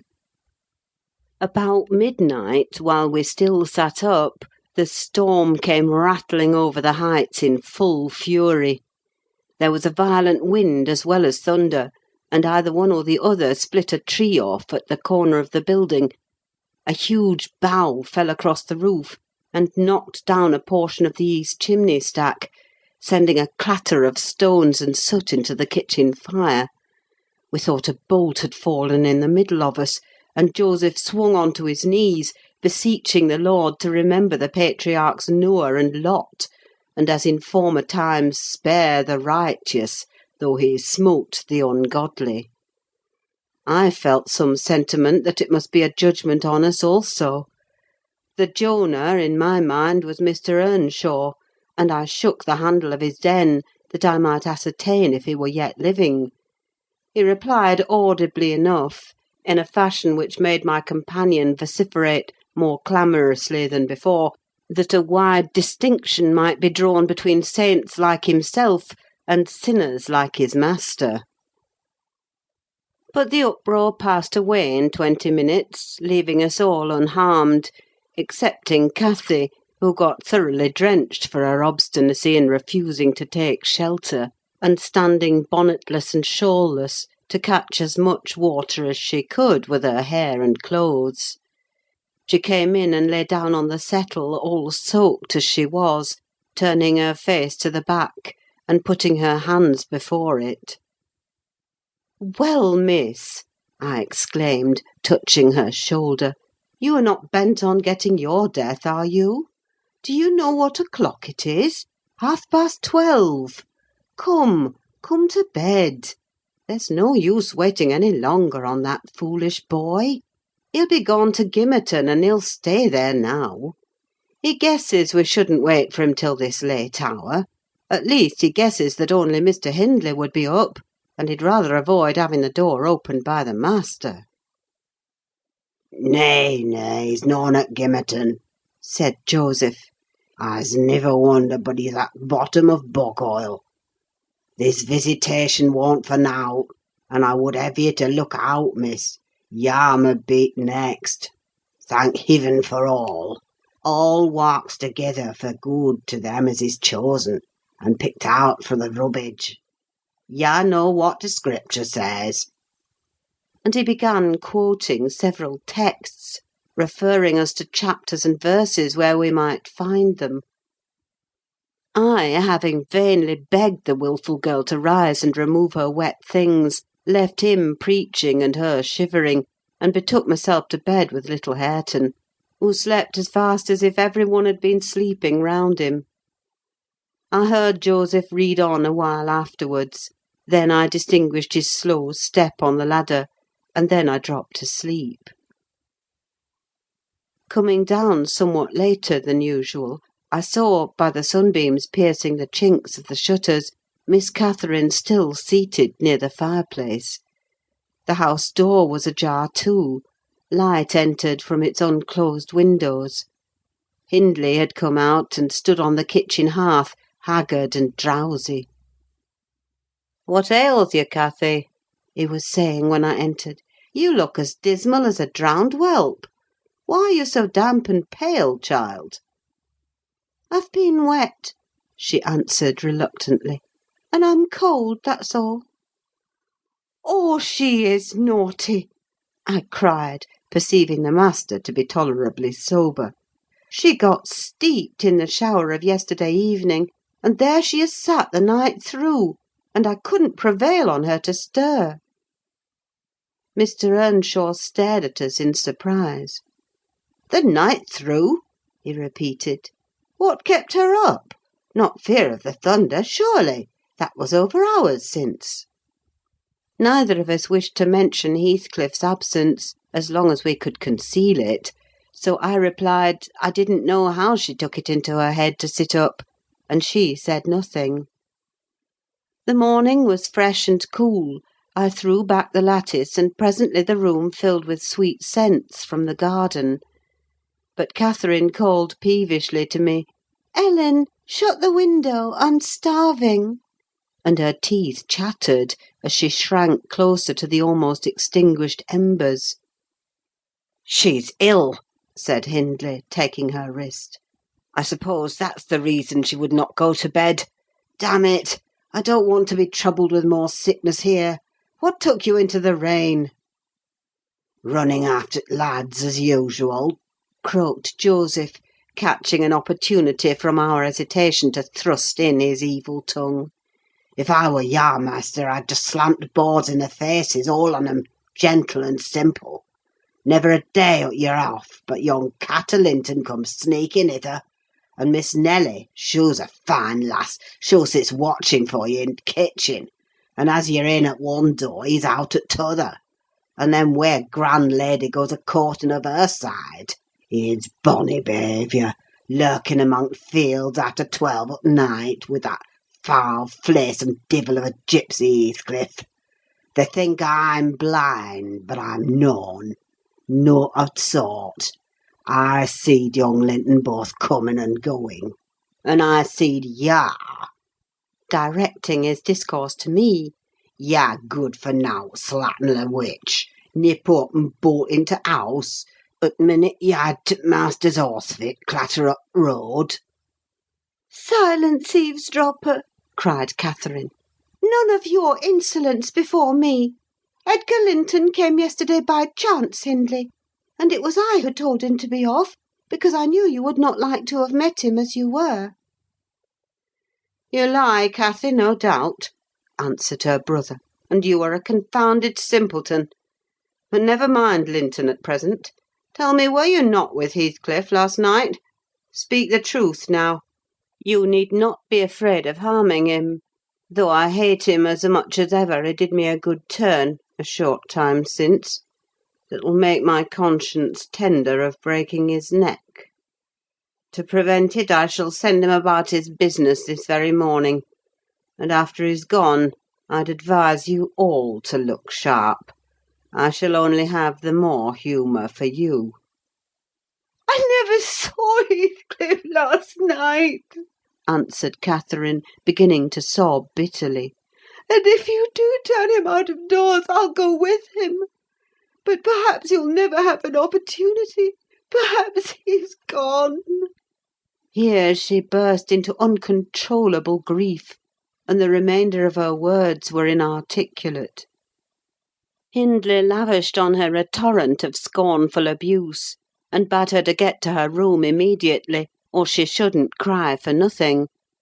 I obliged her to obey, and I shall never forget what a scene she acted when we reached her chamber. It terrified me. I thought she was going mad, and I begged Joseph to run for the doctor. It proved the commencement of delirium. Mr. Kenneth, as soon as he saw her, pronounced her dangerously ill: she had a fever. He bled her, and he told me to let her live on whey and water gruel, and take care she did not throw herself downstairs or out of the window; and then he left, for he had enough to do in the parish, where 2 or 3 miles was the ordinary distance between cottage and cottage. Though I cannot say I made a gentle nurse, and Joseph and the master were no better, and though our patient was as wearisome and headstrong as a patient could be, she weathered it through. Old Mrs. Linton paid us several visits, to be sure, and set things to rights, and scolded and ordered us all; and when Catherine was convalescent, she insisted on conveying her to Thrushcross Grange, for which deliverance we were very grateful. But the poor dame had reason to repent of her kindness. She and her husband both took the fever, and died within a few days of each other. Our young lady returned to us saucier and more passionate, and haughtier than ever. Heathcliff had never been heard of since the evening of the thunderstorm, and one day I had the misfortune, when she had provoked me exceedingly, to lay the blame of his disappearance on her, where indeed it belonged, as she well knew. From that period, for several months, she ceased to hold any communication with me, save in the relation of a mere servant. Joseph fell under a ban also. He would speak his mind, and lecture her all the same as if she were a little girl; and she esteemed herself a woman, and our mistress, and thought that her recent illness gave her a claim to be treated with consideration. Then the doctor had said that she would not bear crossing much; she ought to have her own way; and it was nothing less than murder in her eyes for any one to presume to stand up and contradict her. From Mr. Earnshaw and his companions she kept aloof, and, tutored by Kenneth, and serious threats of a fit that often attended her rages, her brother allowed her whatever she pleased to demand, and generally avoided aggravating her fiery temper. He was rather too indulgent in humouring her caprices, not from affection, but from pride. He wished earnestly to see her bring honour to the family by an alliance with the Lintons; and as long as she let him alone, she might trample on us like slaves, for aught he cared. Edgar Linton, as multitudes have been before, and will be after him, was infatuated, and believed himself the happiest man alive on the day he led her to Gimmerton Chapel, 3 years subsequent to his father's death. Much against my inclination, I was persuaded to leave Wuthering Heights, and accompany her here. Little Hareton was nearly 5 years old, and I had just begun to teach him his letters. We made a sad parting; but Catherine's tears were more powerful than ours.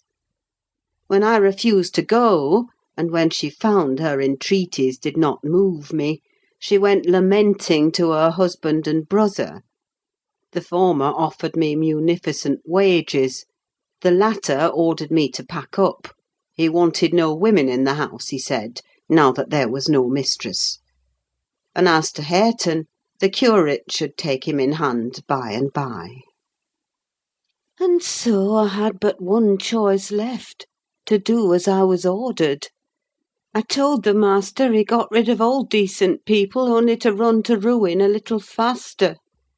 I kissed Hareton, said good-bye, and since then he has been a stranger. And it's very queer to think it, but I've no doubt he has completely forgotten all about Ellen Dean, and that he was ever more than all the world to her, and she to him. At this point of the housekeeper's story, she chanced to glance towards the timepiece over the chimney, and was in amazement on seeing the minute-hand measure 1:30. She would not hear of staying a second longer. In truth, I felt rather disposed to defer the sequel of her narrative myself; and now that she has vanished to her rest, and I have meditated for another hour or two, I shall summon courage to go also, in spite of aching laziness of head and limbs. End of chapter 9.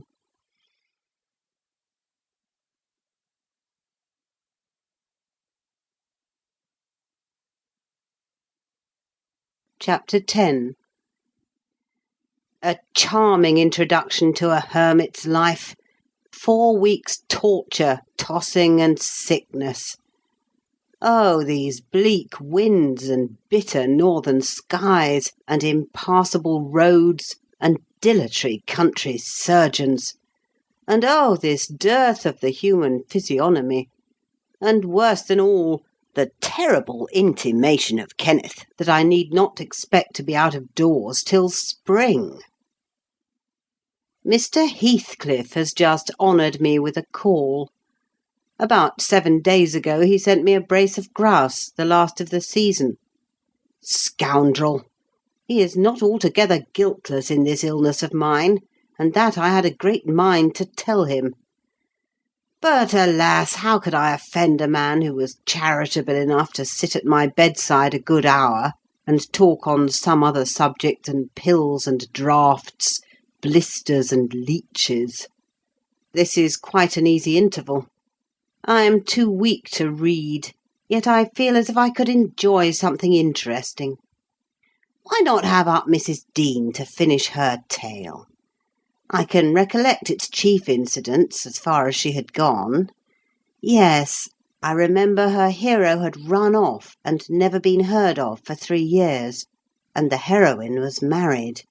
I'll ring. She'll be delighted to find me capable of talking cheerfully. Mrs. Dean came. "It wants 20 minutes, sir, to taking the medicine," she commenced. "Away, away with it," I replied. "I desire to have—" "The doctor says you must drop the powders." "With all my heart. Don't interrupt me. Come and take your seat here. Keep your fingers from that bitter phalanx of vials. Draw your knitting out of your pocket. That will do. Now continue the history of Mr. Heathcliff, from where you left off to the present day. Did he finish his education on the Continent and come back a gentleman? Or did he get a sizar's place at college, or escape to America and earn honours by drawing blood from his foster country, or make a fortune more promptly on the English highways?" "He may have done a little in all these vocations, Mr. Lockwood, but I couldn't give my word for any. I stated before that I didn't know how he gained his money. Neither am I aware of the means he took to raise his mind from the savage ignorance into which it was sunk. But, with your leave, I'll proceed in my own fashion, if you think it will amuse and not weary you. Are you feeling better this morning?" "Much." "That's good news." I got Miss Catherine and myself to Thrushcross Grange, and, to my agreeable disappointment, she behaved infinitely better than I dared to expect.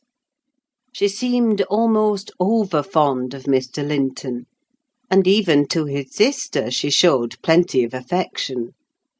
They were both very attentive to her comfort, certainly. It was not the thorn bending to the honeysuckles, but the honeysuckles embracing the thorn. There were no mutual concessions: one stood erect, and the others yielded. And who can be ill-natured and bad-tempered when they encounter neither opposition nor indifference? I observed that Mr. Edgar had a deep-rooted fear of ruffling her humour. He concealed it from her, but if ever he heard me answer sharply, or saw any other servant grow cloudy at some imperious order of hers, he would show his trouble by a frown of displeasure that never darkened on his own account. He many a time spoke sternly to me about my pertness, and averred that the stab of a knife could not inflict a worse pang than he suffered at seeing his lady vexed. Not to grieve a kind master, I learned to be less touchy, and for the space of half a year The gunpowder lay as harmless as sand, because no fire came near to explode it. Catherine had seasons of gloom and silence now and then. They were respected with sympathising silence by her husband, who ascribed them to an alteration in her constitution, produced by her perilous illness, as she was never subject to depression of spirits before. The return of sunshine was welcomed by answering sunshine from him. I believe I may assert that they were really in possession of deep and growing happiness. It ended. Well, we must be for ourselves in the long run. The mild and generous are only more justly selfish than the domineering. And it ended when circumstances caused each to feel that the one's interest was not the chief consideration in the other's thoughts. On a mellow evening in September, I was coming from the garden with a heavy basket of apples which I had been gathering. It had got dusk, and the moon looked over the high wall of the court, causing undefined shadows to lurk in the corners of the numerous projecting portions of the building. I set my burden on the house steps by the kitchen door, and lingered to rest, and drew in a few more breaths of the soft, sweet air. My eyes were on the moon, and my back to the entrance, when I heard a voice behind me say, "Nelly, is that you?"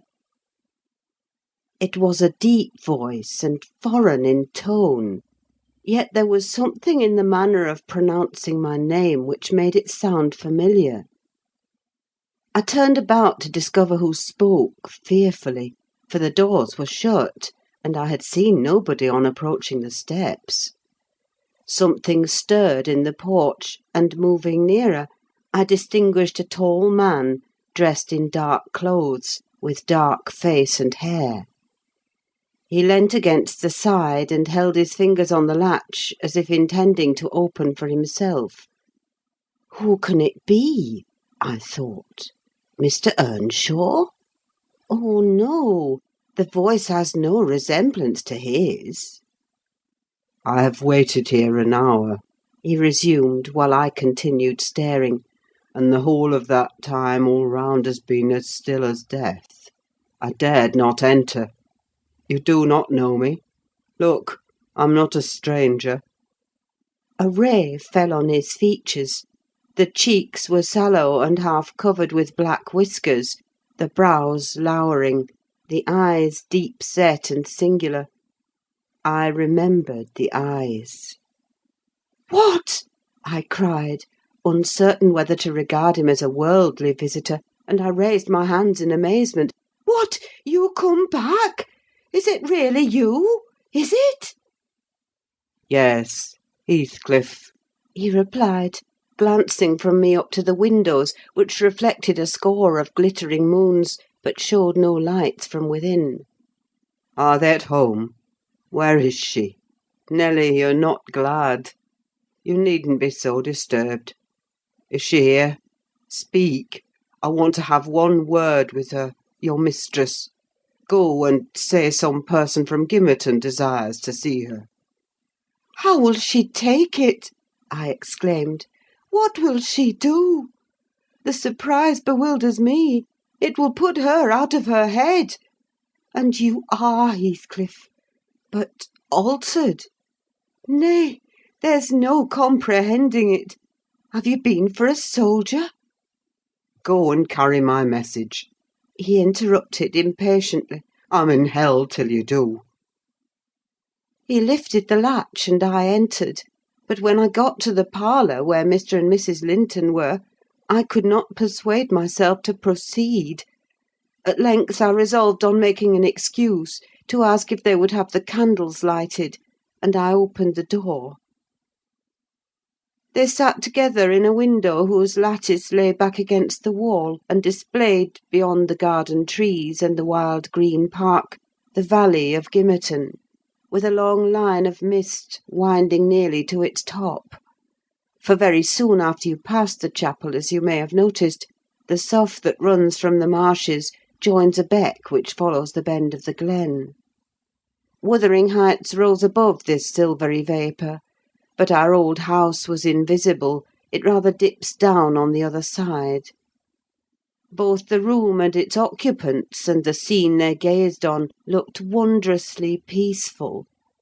I shrank reluctantly from performing my errand, and was actually going away, leaving it unsaid, after having put my question about the candles, when a sense of my folly compelled me to return and mutter, "A person from Gimmerton wishes to see you, ma'am."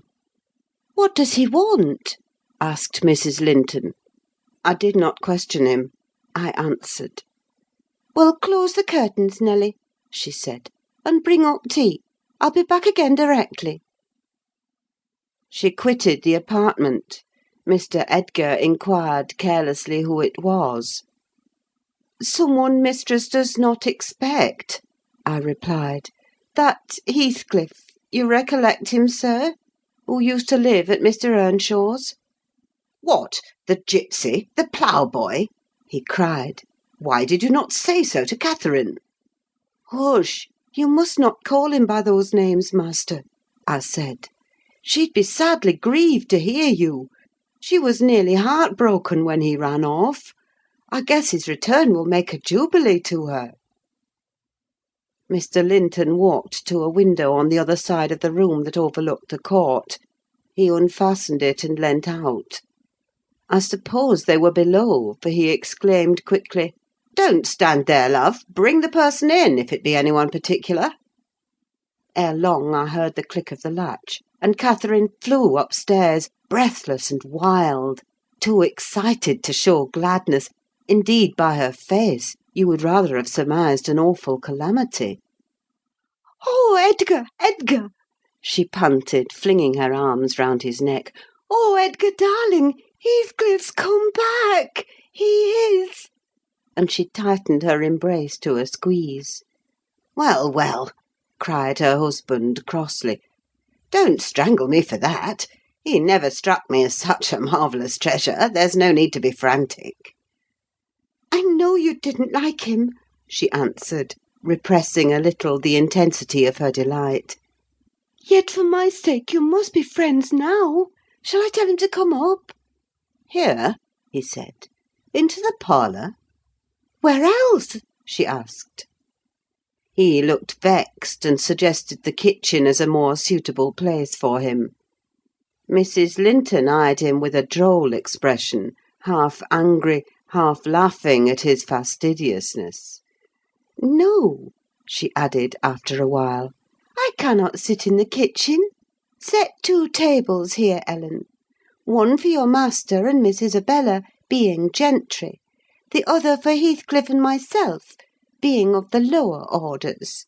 Will that please you, dear? Or must I have a fire lighted elsewhere? If so, give directions. I'll run down and secure my guest. I'm afraid the joy is too great to be real." She was about to dart off again, but Edgar arrested her. "You bid him step up," he said, addressing me. "And, Catherine, try to be glad without being absurd. The whole household need not witness the sight of your welcoming a runaway servant as a brother." I descended, and found Heathcliff waiting under the porch, evidently anticipating an invitation to enter. He followed my guidance without waste of words, and I ushered him into the presence of the master and mistress, whose flushed cheeks betrayed signs of warm talking. But the ladies glowed with another feeling when her friend appeared at the door. She sprang forward, took both his hands, and led him to Linton. And then she seized Linton's reluctant fingers and crushed them into his. Now, fully revealed by the fire and candlelight, I was amazed, more than ever, to behold the transformation of Heathcliff. He had grown a tall, athletic, well-formed man, beside whom my master seemed quite slender and youth-like. His upright carriage suggested the idea of his having been in the army. His countenance was much older in expression and decision of feature than Mr. Linton's. It looked intelligent, and retained no marks of former degradation. A half-civilised ferocity lurked yet in the depressed brows and eyes full of black fire, but it was subdued, and his manner was even dignified, quite divested of roughness, though stern for grace. My master's surprise equalled or exceeded mine. He remained for a minute at a loss how to address the ploughboy, as he had called him. Heathcliff dropped his slight hand and stood looking at him coolly till he chose to speak. "Sit down, sir," he said at length. "Mrs. Linton, recalling old times, would have me give you a cordial reception, and of course I am gratified when anything occurs to please her."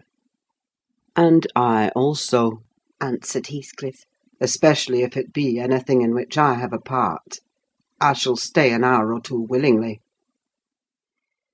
He took a seat opposite Catherine, who kept her gaze fixed on him, as if she feared he would vanish were she to remove it. He did not raise his to her often; a quick glance now and then sufficed; but it flashed back, each time more confidently, the undisguised delight he drank from hers. They were too much absorbed in their mutual joy to suffer embarrassment. Not so Mr. Edgar. He grew pale with pure annoyance, a feeling that reached its climax when his lady rose, and, stepping across the rug, seized Heathcliff's hands again, and laughed like one beside herself. "I shall think it a dream to-morrow," she cried. "I shall not be able to believe that I have seen and touched and spoken to you once more. And yet, cruel Heathcliff, you don't deserve this welcome. To be absent and silent for 3 years, and never to think of me!" "A little more than you have thought of me?" he murmured. "I heard of your marriage, Cathy, not long since; and while waiting in the yard below, I meditated this plan: just to have one glimpse of your face, a stare of surprise, perhaps, and pretended pleasure; afterwards settle my score with Hindley, and then prevent the law by doing execution on myself. Your welcome has put these ideas out of my mind; but beware of meeting me with another aspect next time. Nay, you'll not drive me off again. You were really sorry for me, were you? Well, there was cause. I've fought through a bitter life since I last heard your voice, and you must forgive me, for I struggled only for you." "Catherine, unless we are to have cold tea, please to come to the table," interrupted Linton, striving to preserve his ordinary tone and a due measure of politeness. "Mr. Heathcliff will have a long walk, wherever he may lodge to-night, and I'm thirsty." She took her post before the urn, and Miss Isabella came, summoned by the bell. Then, having handed their chairs forward, I left the room. The meal hardly endured 10 minutes. Catherine's cup was never filled; she could neither eat nor drink. Edgar had made a slop in his saucer, and scarcely swallowed a mouthful. Their guest did not protract his stay that evening above an hour longer. I asked, as he departed, if he went to Gimmerton. "No, to Wuthering Heights," he answered. "Mr. Earnshaw invited me when I called this morning." Mr. Earnshaw invited him, and he called on Mr. Earnshaw! I pondered this sentence painfully after he was gone. Is he turning out a bit of a hypocrite, and coming into the country to work mischief under a cloak? I mused. I had a presentiment in the bottom of my heart that he had better have remained away. About the middle of the night I was wakened from my first nap by Mrs. Linton gliding into my chamber, taking a seat on my bedside, and pulling me by the hair to rouse me. "I cannot rest, Ellen," she said, by way of apology, "and I want some living creature to keep me company in my happiness. Edgar is sulky because I am glad of a thing that does not interest him. He refuses to open his mouth, except to utter pettish, silly speeches. and he affirmed I was cruel and selfish for wishing to talk when he was so sick and sleepy. He always contrives to be sick at the least cross. I gave a few sentences of commendation to Heathcliff, and he, either for a headache or a pang of envy, began to cry. So I got up and left him. "What use is it praising Heathcliff to him?" I answered. "As lads they had an aversion to each other, and Heathcliff would hate just as much to hear him praised. It's human nature. Let Mr. Linton alone about him, unless you would like an open quarrel between them." "But does it not show great weakness?" pursued she. "I'm not envious. I never feel hurt at the brightness of Isabella's yellow hair, and the whiteness of her skin, at her dainty elegance, and the fondness all the family exhibit for her. Even you, Nelly, if we have a dispute sometimes, you back Isabella at once, and I yield like a foolish mother. I call her a darling, and flatter her into a good temper. It pleases her brother to see us cordial, and that pleases me. But they're very much alike. They are spoiled children, and fancy the world was made for their accommodation. And though I humour both, I think a smart chastisement might improve them all the same." "You're mistaken, Mrs. Linton," said I. "They humour you. I know what there would be to do if they did not. You can well afford to indulge their passing whims, as long as their business is to anticipate all your desires. You may, however, fall out at last over something of equal consequence to both sides, and then those you term weak are very capable of being as obstinate as you." "And then we shall fight to the death, shan't we, Nelly?" she returned, laughing. "No, I tell you, I have such faith in Linton's love that I believe I might kill him, and he wouldn't wish to retaliate." I advised her to value him the more for his affection. "I do," she answered. "But he needn't resort to whining for trifles. It is childish. And instead of melting into tears because I said that Heathcliff was now worthy of anyone's regard, and it would honour the first gentleman in the country to be his friend, he ought to have said it for me, and been delighted from sympathy. He must get accustomed to him, and he may as well like him. Considering how Heathcliff has reason to object to him, I'm sure he behaved excellently." "What do you think of his going to Wuthering Heights?" I inquired. "He is reformed in every respect, apparently: quite a Christian, offering the right hand of fellowship to his enemies all around." "He explained it," she replied. "I wonder as much as you. He said he called to gather information concerning me from you, supposing you resided there still; and Joseph told Hindley, who came out and fell to questioning him of what he had been doing, and how he had been living, and finally desired him to walk in. There were some persons sitting at cards: Heathcliff joined them. My brother lost some money to him, and, finding him plentifully supplied, he requested that he would come again in the evening, to which he consented. Hindley is too reckless to select his acquaintance prudently. He doesn't trouble himself to reflect on the causes he might have for mistrusting one whom he has basely injured. But Heathcliff affirms his principal reason for resuming a connection with his ancient persecutor is a wish to instal himself in quarters at walking distance from the Grange, and an attachment to the house where we live together; and likewise a hope that I shall have more opportunities of seeing him there than I could have if he settled in Gimmerton. He means to offer liberal payment for permission to lodge at the Heights, and doubtless my brother's covetousness will prompt him to accept the terms: he was always greedy; though what he grasps with one hand he flings away with the other." "It's a nice place for a young man to fix his dwelling in," said I. "Have you no fear of the consequences, Mrs. Linton?"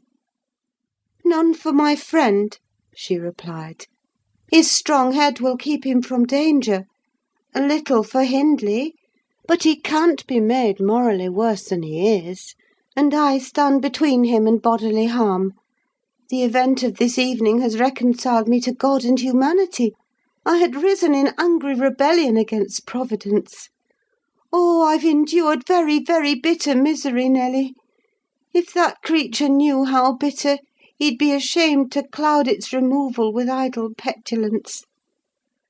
It was kindness for him which induced me to bear it alone. Had I expressed the agony I frequently felt, he would have been taught to long for its alleviation as ardently as I. However, it's over, and I'll take no revenge on his folly. I can afford to suffer anything hereafter. Should the meanest thing alive slap me on the cheek, I'd not only turn the other, but I'd ask pardon for provoking it; and as a proof, I'll go make my peace with Edgar instantly. Good night. I'm an angel."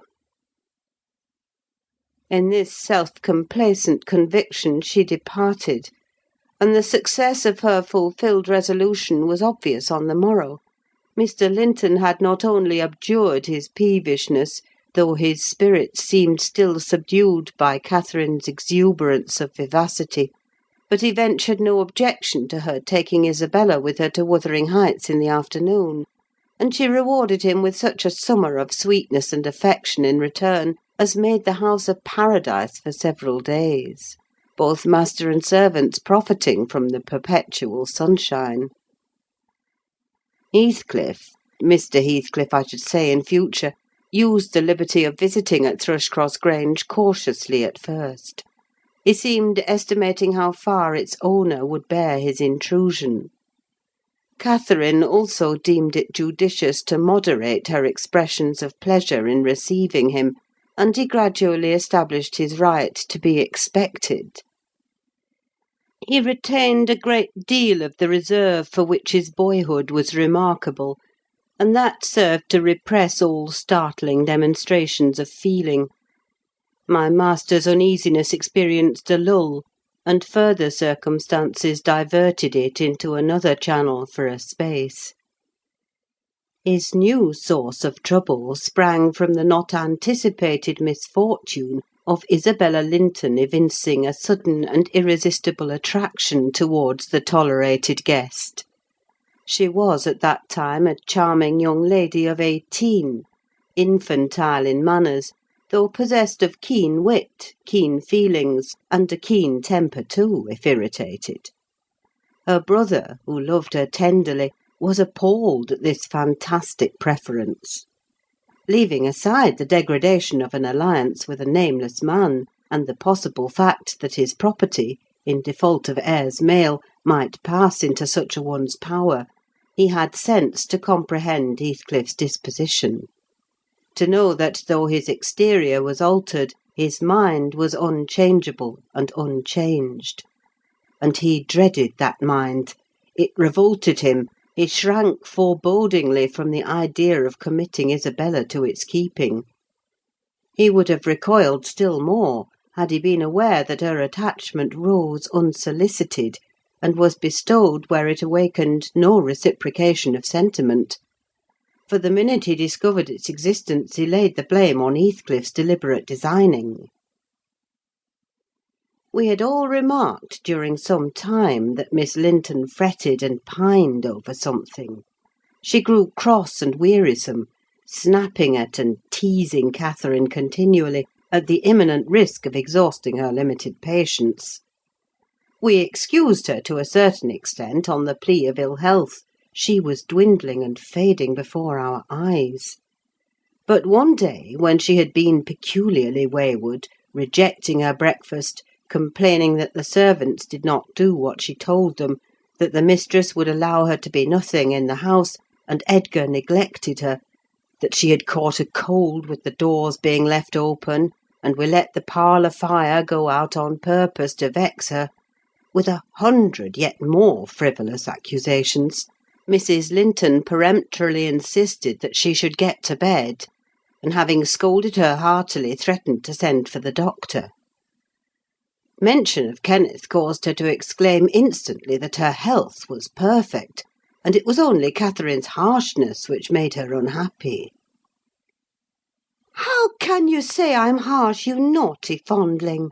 cried the mistress, amazed at the unreasonable assertion. "You are surely losing your reason. When have I been harsh? Tell me." "Yesterday," sobbed Isabella, "and now." "Yesterday?" said her sister-in-law.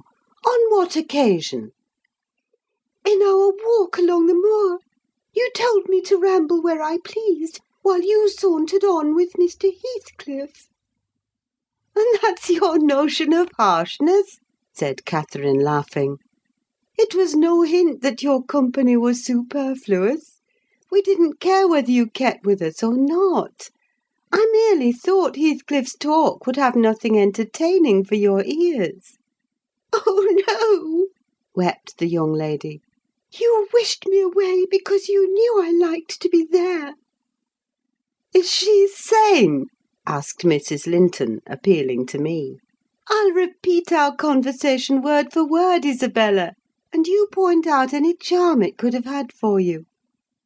"I don't mind the conversation," she answered. "I wanted to be with—" "Well?" said Catherine, perceiving her hesitate to complete the sentence.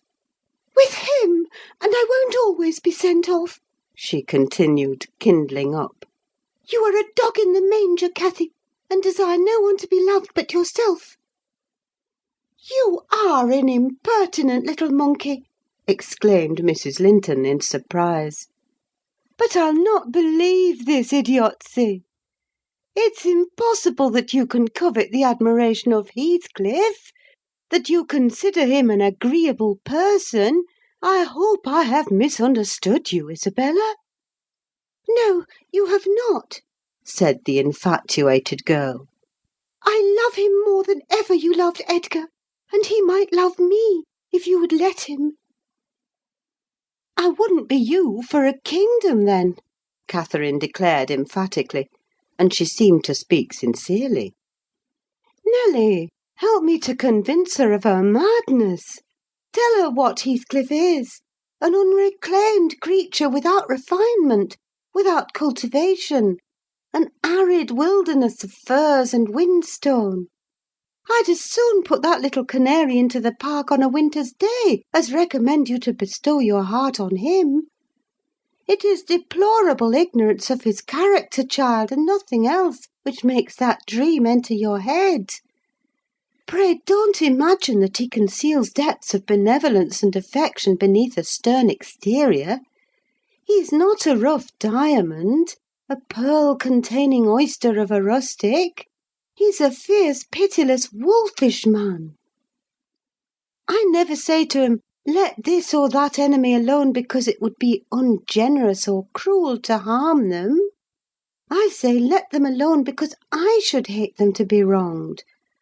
And he'd crush you like a sparrow's egg, Isabella, if he found you a troublesome charge. I know he couldn't love a Linton, and yet he'd be quite capable of marrying your fortune and expectations. Avarice is growing with him a besetting sin. There's my picture, and I'm his friend; so much so, that had he thought seriously to catch you, I should perhaps have held my tongue, and let you fall into his trap." Miss Linton regarded her sister-in-law with indignation. "For shame! For shame!" she repeated angrily. "You are worse than 20 foes, you poisonous friend!" "Ah, you won't believe me, then?" said Catherine. "You think I speak from wicked selfishness?" "I'm certain you do," retorted Isabella. "and I shudder at you." "Good!" cried the other. "Try for yourself, if that be your spirit. I have done, and yield the argument to your saucy insolence." "And I must suffer for her egotism," she sobbed as Mrs. Linton left the room. All is against me. She has blighted my single consolation. But she uttered falsehoods, didn't she? Mr. Heathcliff is not a fiend. He has an honourable soul, and a true one, or how could he remember her?" "Banish him from your thoughts, miss," I said. "He's a bird of bad omen: no mate for you. Mrs. Linton spoke strongly, and yet I can't contradict her. She is better acquainted with his heart than I, or any one besides; and she never would represent him as worse than he is. Honest people don't hide their deeds. How has he been living? How has he got rich? Why is he staying at Wuthering Heights, the house of a man whom he abhors? They say Mr. Earnshaw is worse and worse since he came. They sit up all night together continually, and Hindley has been borrowing money on his land, and does nothing but play and drink. I heard only a week ago, it was Joseph who told me, I met him at Gimmerton. 'Nelly,' he said, "we's high crowners questing o'er our folks. One on 'em's almost gotten his finger cut off with holding t'other for sticking hisself like a calf. That's maister, you know. That's so but going to grand sizes.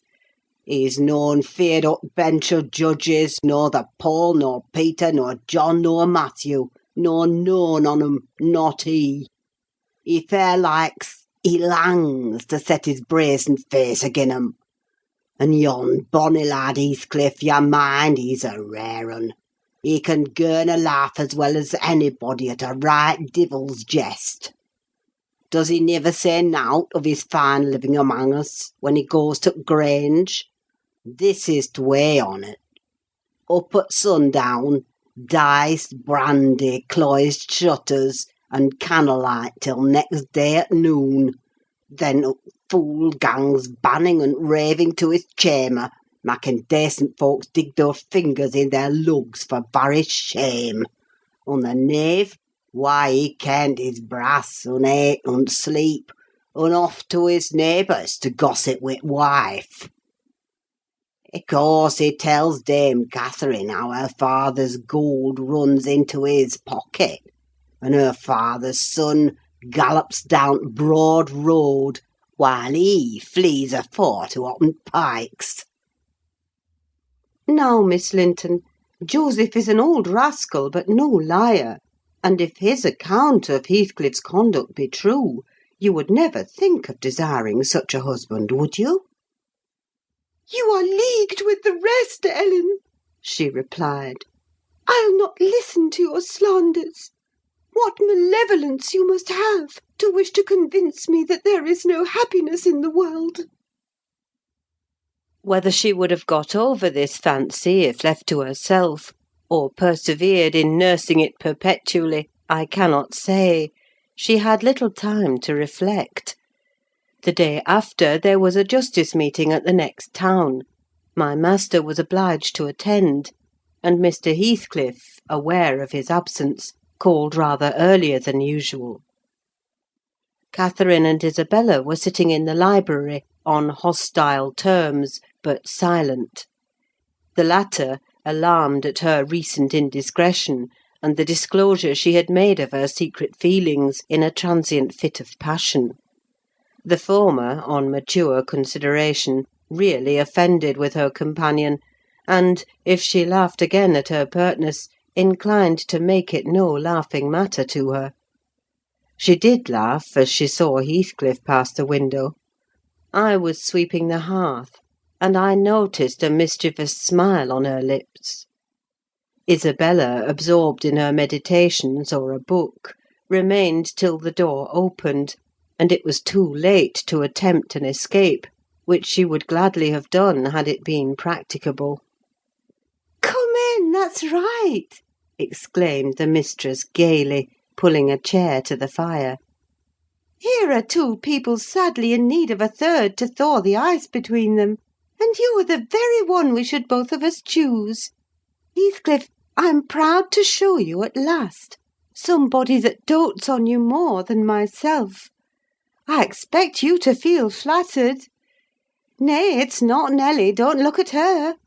My poor little sister-in-law is breaking her heart by mere contemplation of your physical and moral beauty.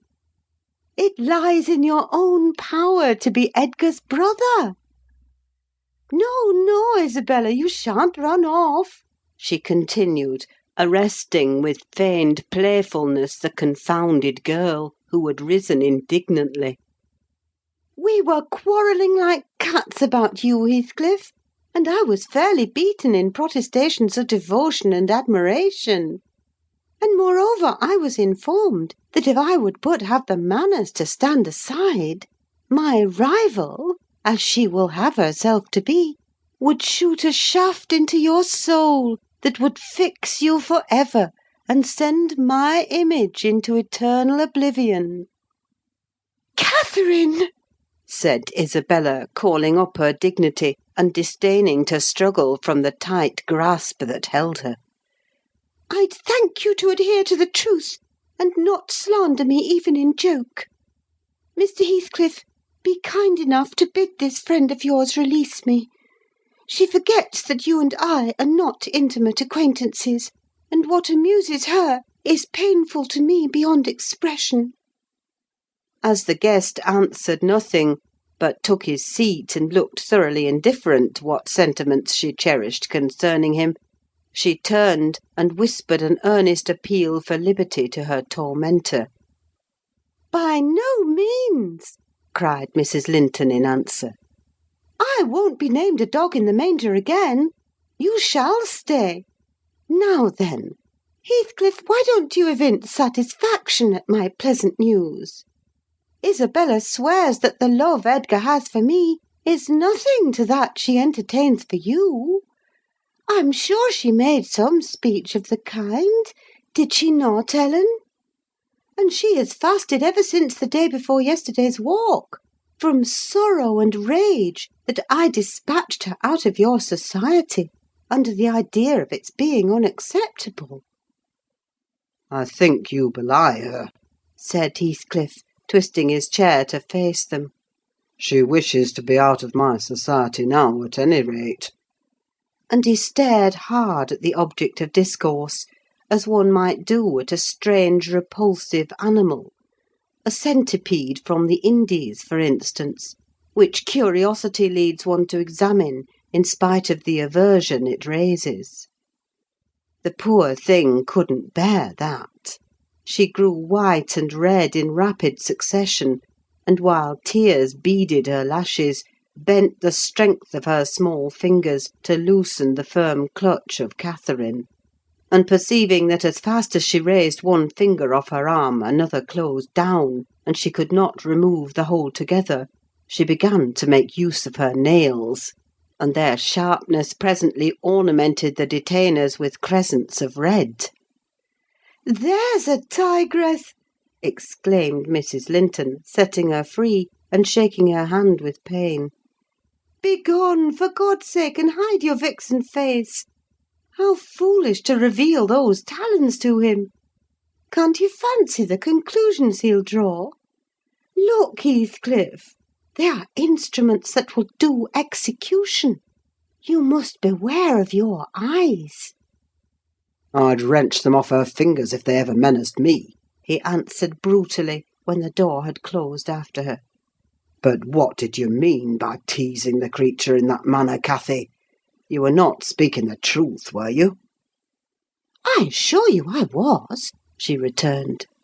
"She has been dying for your sake several weeks, and raving about you this morning, and pouring forth a deluge of abuse, because I represented your failings in a plain light, for the purpose of mitigating her adoration. But don't notice it further. I wish to punish her sauciness, that's all. I like her too well, my dear Heathcliff, to let you absolutely seize and devour her up."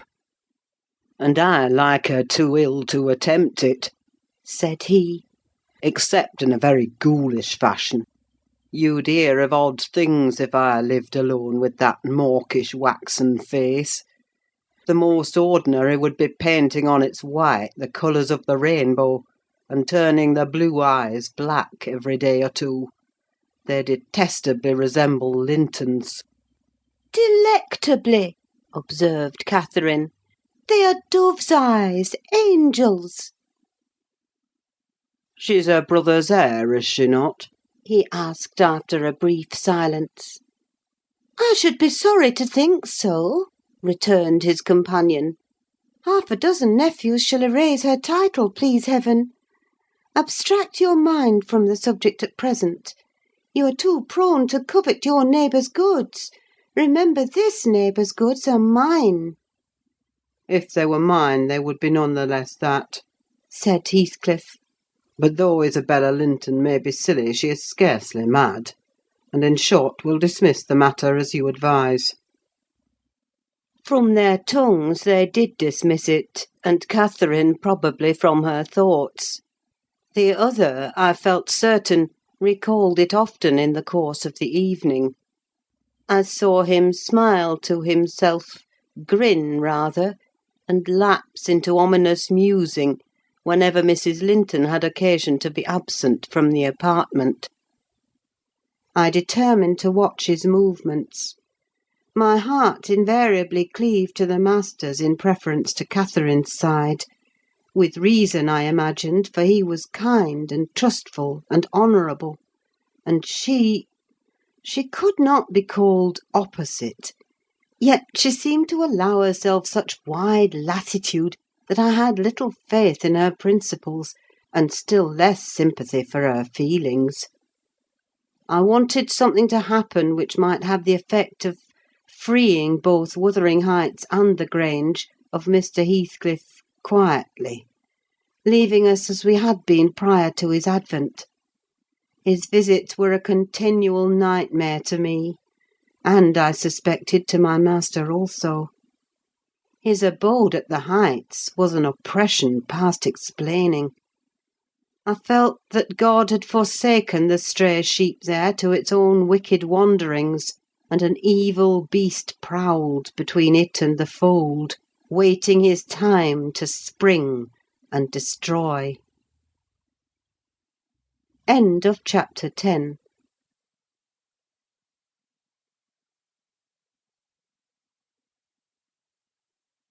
Chapter 11.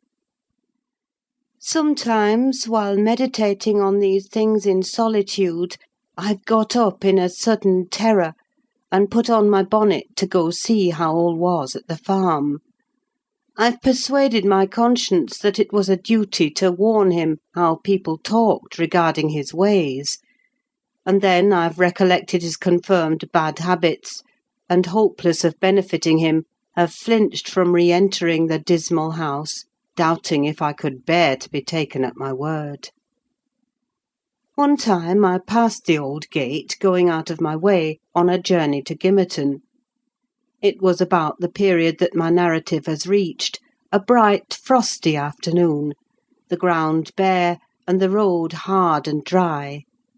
I came to a stone where the highway branches off on to the moor at your left hand, a rough sand pillar with the letters W.H. cut on its north side, on the east G, and on the south-west T.G.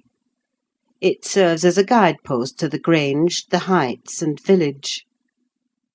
The sun shone yellow on its grey head, reminding me of summer; and I cannot say why, but all at once a gush of child's sensations flowed into my heart.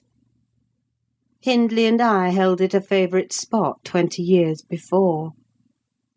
I gazed long at the weather-worn block, and, stooping down, perceived a hole near the bottom, still full of snail-shells and pebbles, which we were fond of storing there with more perishable things; and, as fresh as reality, it appeared that I beheld my early playmate seated on the withered turf, his dark square head bent forward, and his little hand scooping out the earth with a piece of slate.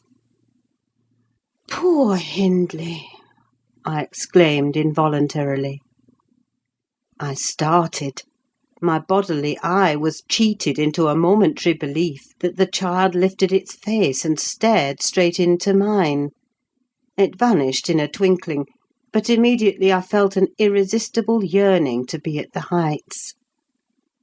Superstition urged me to comply with this impulse. Supposing he should be dead, I thought, or should die soon? Supposing it were a sign of death?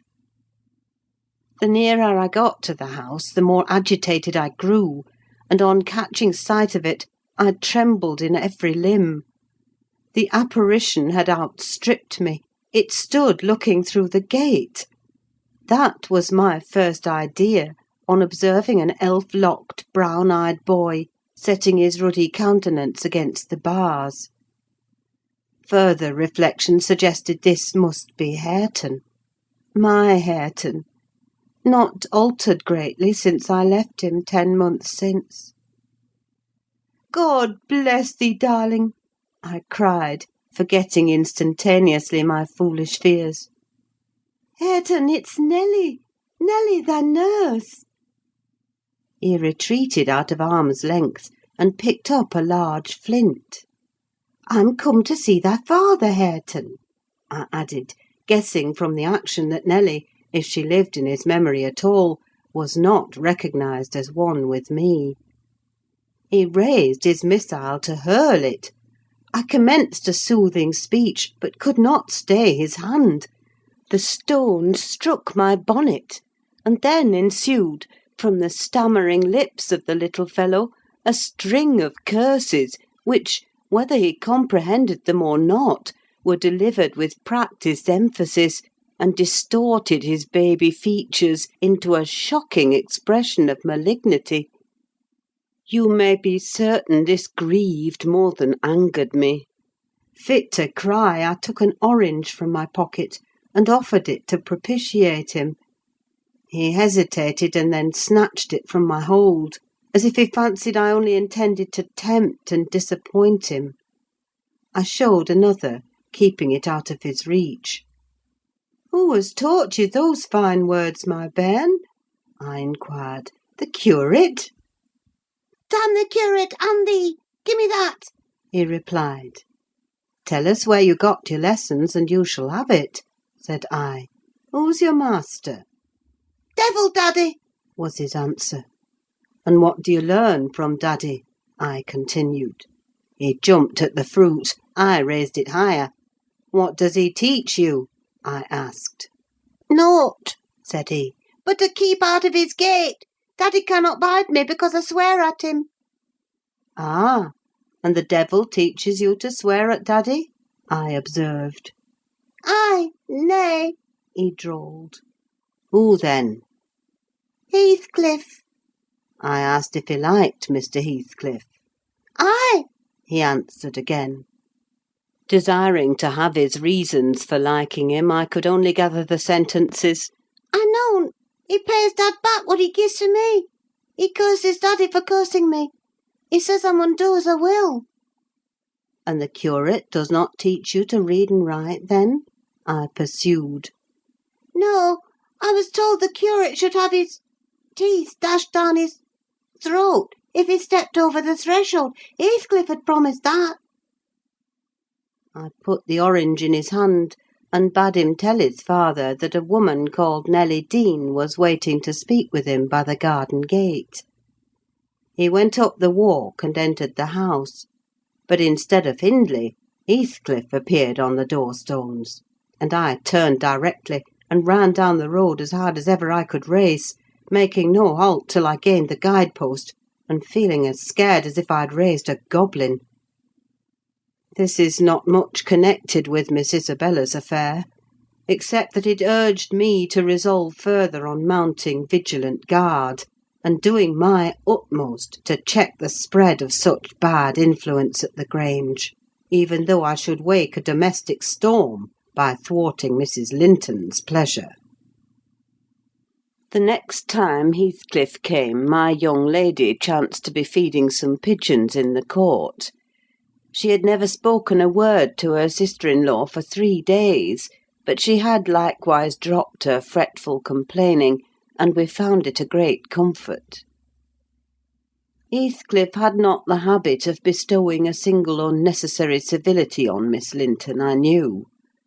Now, as soon as he beheld her, his first precaution was to take a sweeping survey of the house front.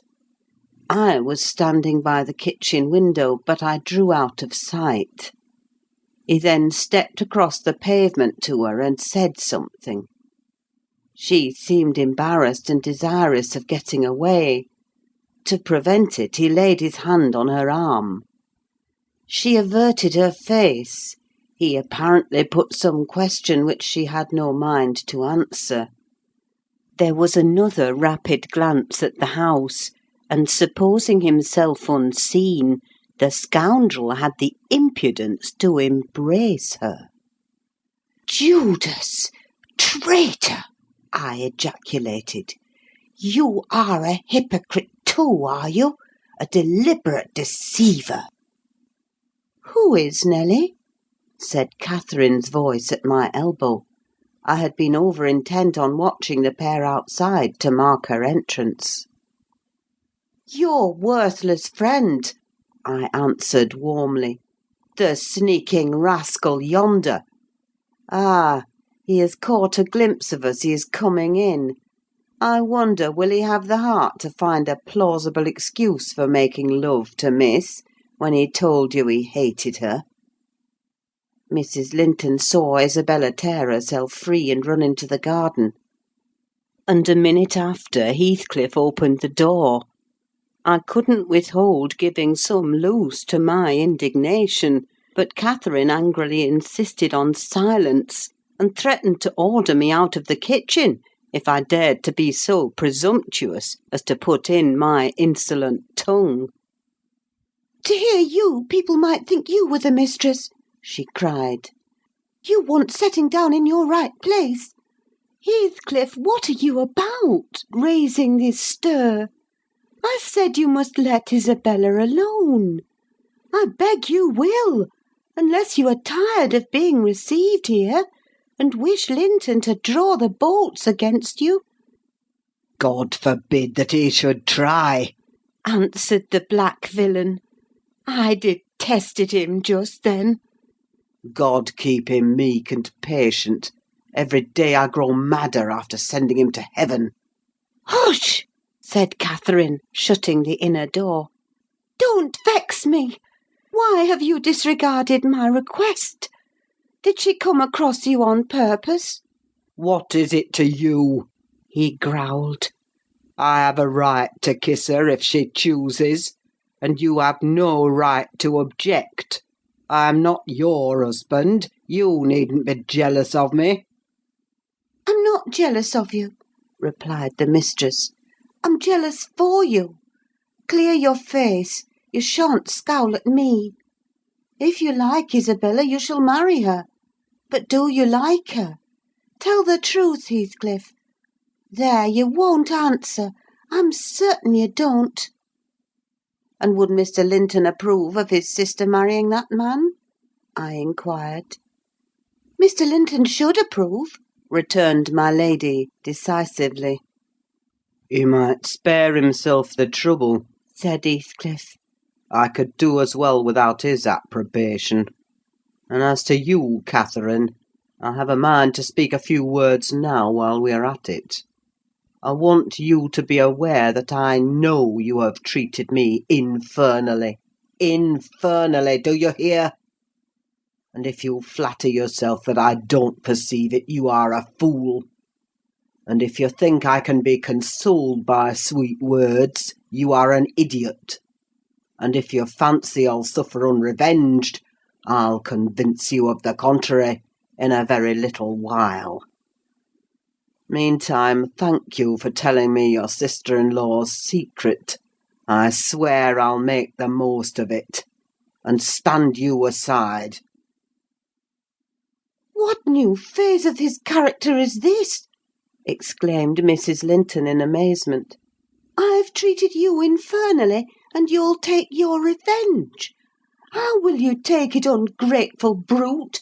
How have I treated you infernally?" "I seek no revenge on you," replied Heathcliff, less vehemently. "That's not the plan.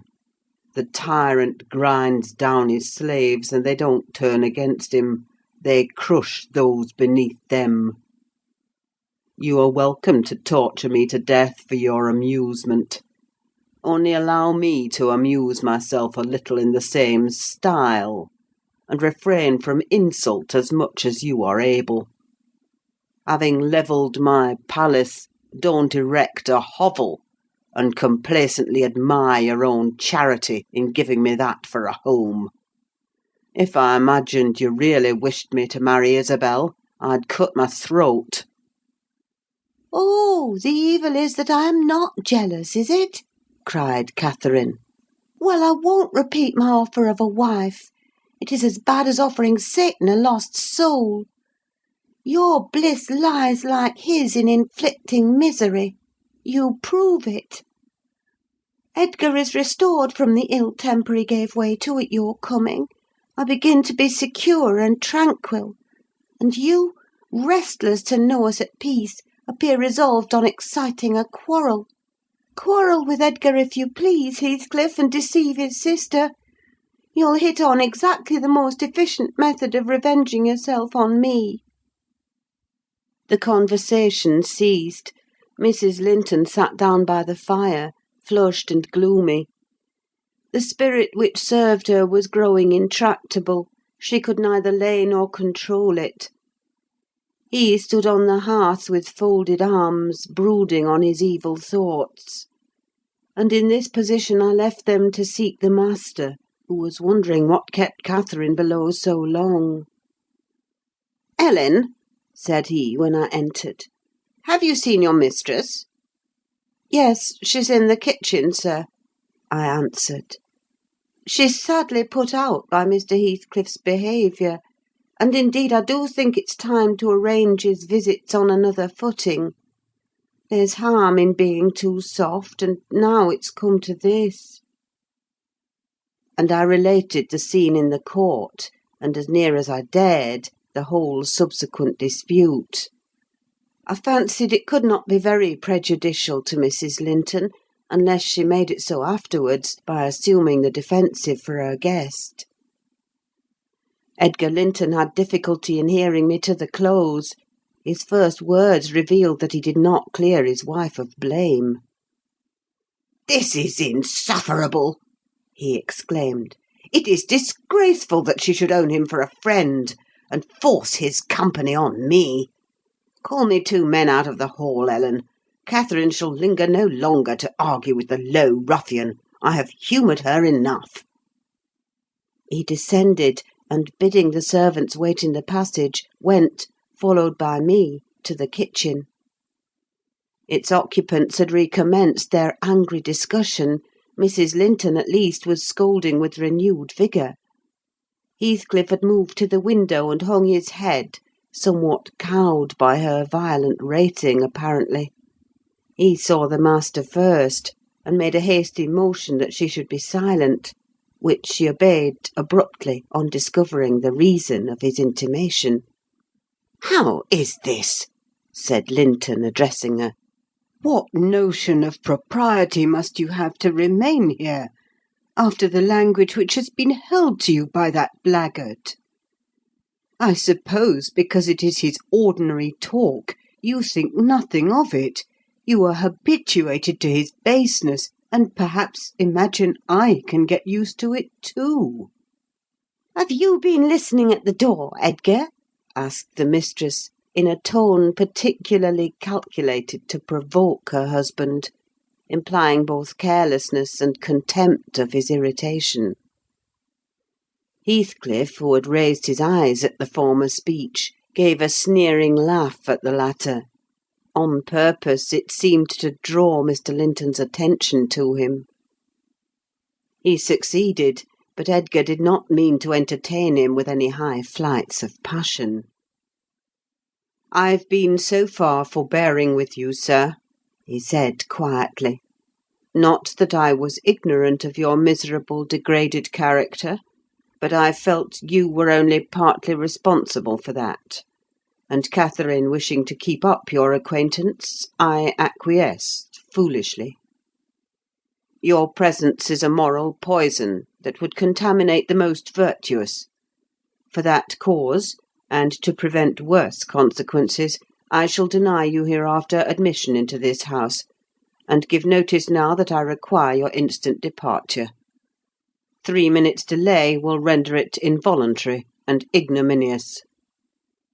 Heathcliff measured the height and breadth of the speaker with an eye full of derision. "Cathy, this lamb of yours threatens like a bull," he said. "It is in danger of splitting its skull against my knuckles. By God, Mr. Linton, I'm mortally sorry that you're not worth knocking down." My master glanced towards the passage, and signed me to fetch the men. He had no intention of hazarding a personal encounter. I obeyed the hint, but Mrs. Linton, suspecting something, followed, and when I attempted to call them, she pulled me back, slammed the door to, and locked it. "There means," she said, in answer to her husband's look of angry surprise. "if you have not courage to attack him, make an apology, or allow yourself to be beaten. It will correct you of feigning more valour than you possess. No, I'll swallow the key before you shall get it. I'm delightfully rewarded for my kindness to each. After constant indulgence of one's weak nature and the other's bad one, I earn for thanks 2 samples of blind ingratitude, stupid to absurdity. Edgar, I was defending you and yours, and I wish Heathcliff may flog you sick for daring to think an evil thought of me." It did not need the medium of a flogging to produce that effect on the master. He tried to wrest the key from Catherine's grasp, and for safety she flung it into the hottest part of the fire. Whereupon Mr. Edgar was taken with a nervous trembling, and his countenance grew deadly pale. For his life he could not avert that excess of emotion. Mingled anguish and humiliation overcame him completely. He leant on the back of a chair and covered his face. "Oh, heavens! In old days this would win you knighthood!" exclaimed Mrs. Linton. "We are vanquished! We are vanquished! Heathcliff would as soon lift a finger at you as the king would march his army against a colony of mice. Cheer up! You shan't be hurt. Your type is not a lamb: it is a sucking leveret." "I wish you joy of the milk-blooded coward, Cathy," said her friend. "I compliment you on your taste. And that is the slavering, shivering thing you preferred to me. I would not strike him with my fist, but I'd kick him with my foot, and experience considerable satisfaction. Is he weeping, or is he going to faint for fear?" The fellow approached and gave the chair on which Linton rested a push. He'd better have kept his distance. My master quickly sprang erect and struck him full on the throat a blow that would have levelled a slighter man. It took his breath for a minute, and while he choked, Mr. Linton walked out by the back door into the yard, and from thence to the front entrance. "There! You've done with coming here!" cried Catherine. "Get away now! He'll return with a brace of pistols and 6 assistants. If he did overhear us, of course he'd never forgive you. You've played me an ill turn, Heathcliff. But go, make haste. I'd rather see Edgar at bay than you." Do you suppose I'm going with that blow burning in my gullet? he thundered. By hell, no!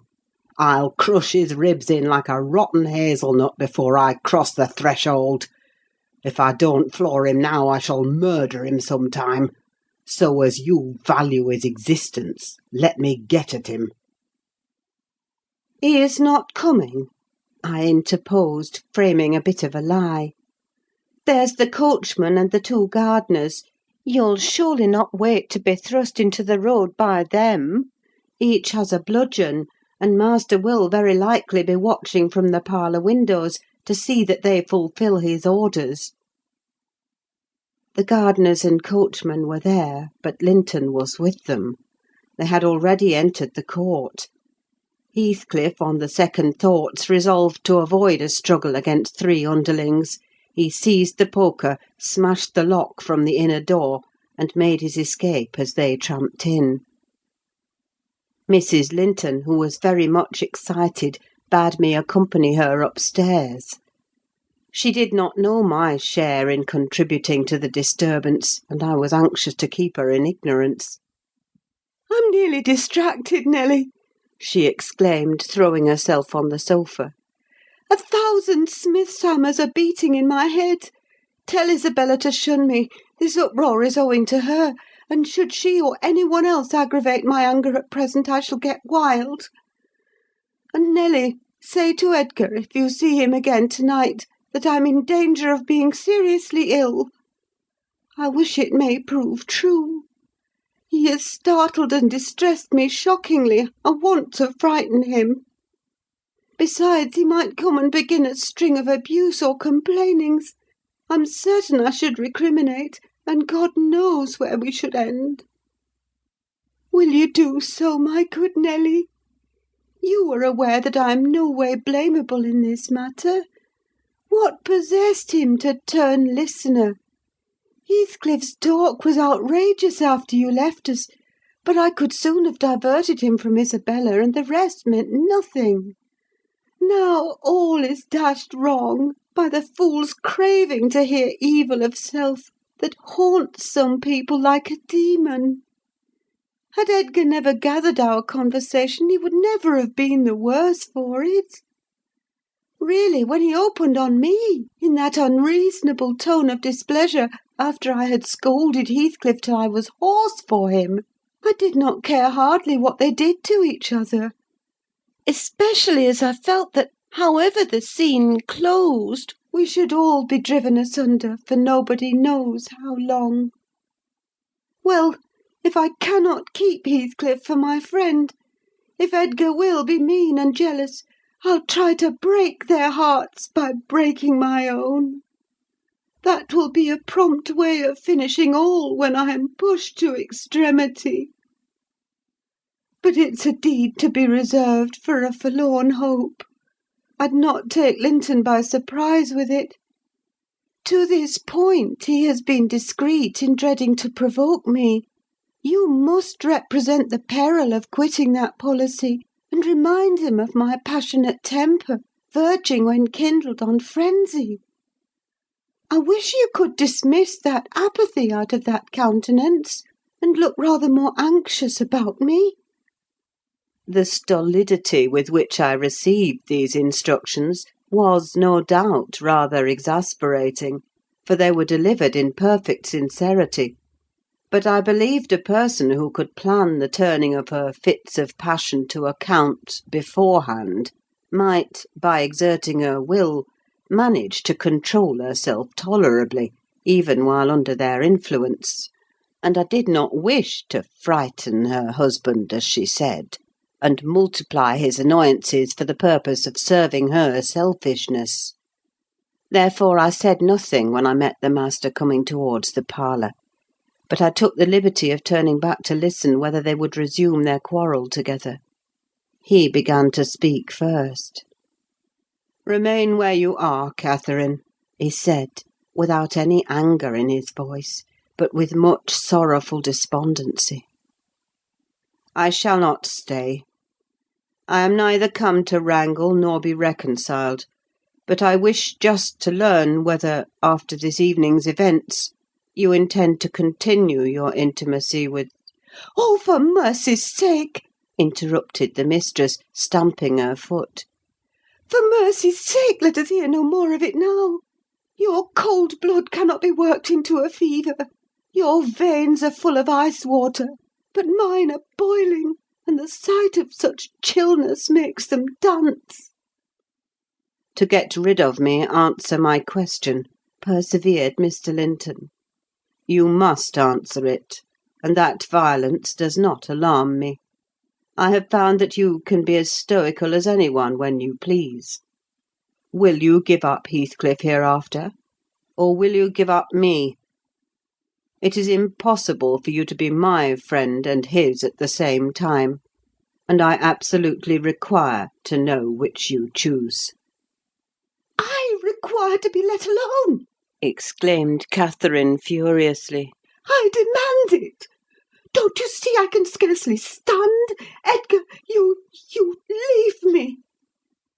She rang the bell till it broke with a twang. I entered leisurely. It was enough to try the temper of a saint, such senseless, wicked rages. There she lay, dashing her head against the arm of the sofa, and grinding her teeth, so that you might fancy she would crash them to splinters. Mr. Linton stood looking at her in sudden compunction and fear. He told me to fetch some water. She had no breath for speaking. I brought a glassful, and as she would not drink, I sprinkled it on her face. In a few seconds she stretched herself out stiff, and turned up her eyes, while her cheeks, at once blanched and livid, assumed the aspect of death. Linton looked terrified. "There is nothing in the world the matter," I whispered. I did not want him to yield, though I could not help being afraid in my heart. "She has blood on her lips," he said, shuddering. "Never mind," I answered tartly; and I told him how she had resolved, previous to his coming, on exhibiting a fit of frenzy. I incautiously gave the account aloud, and she heard me, for she started up, her hair flying over her shoulders, her eyes flashing, the muscles of her neck and arms standing out preternaturally. I made up my mind for broken bones at least, but she only glared about her for an instant, and then rushed from the room. The master directed me to follow. I did, to her chamber door. She hindered me from going further by securing it against me. As she never offered to descend to breakfast next morning, I went to ask whether she would have some carried up. "No," she replied peremptorily. The same question was repeated at dinner and tea, and again on the morrow after, and received the same answer. Mr. Linton, on his part, spent his time in the library, and did not inquire concerning his wife's occupations. Isabella and he had had an hour's interview, during which he tried to elicit from her some sentiment of proper horror for Heathcliff's advances, but he could make nothing of her evasive replies, and was obliged to close the examination unsatisfactorily, adding, however, a solemn warning that if she were so insane as to encourage that worthless suitor, it would dissolve all bonds of relationship between herself and him. Chapter 12.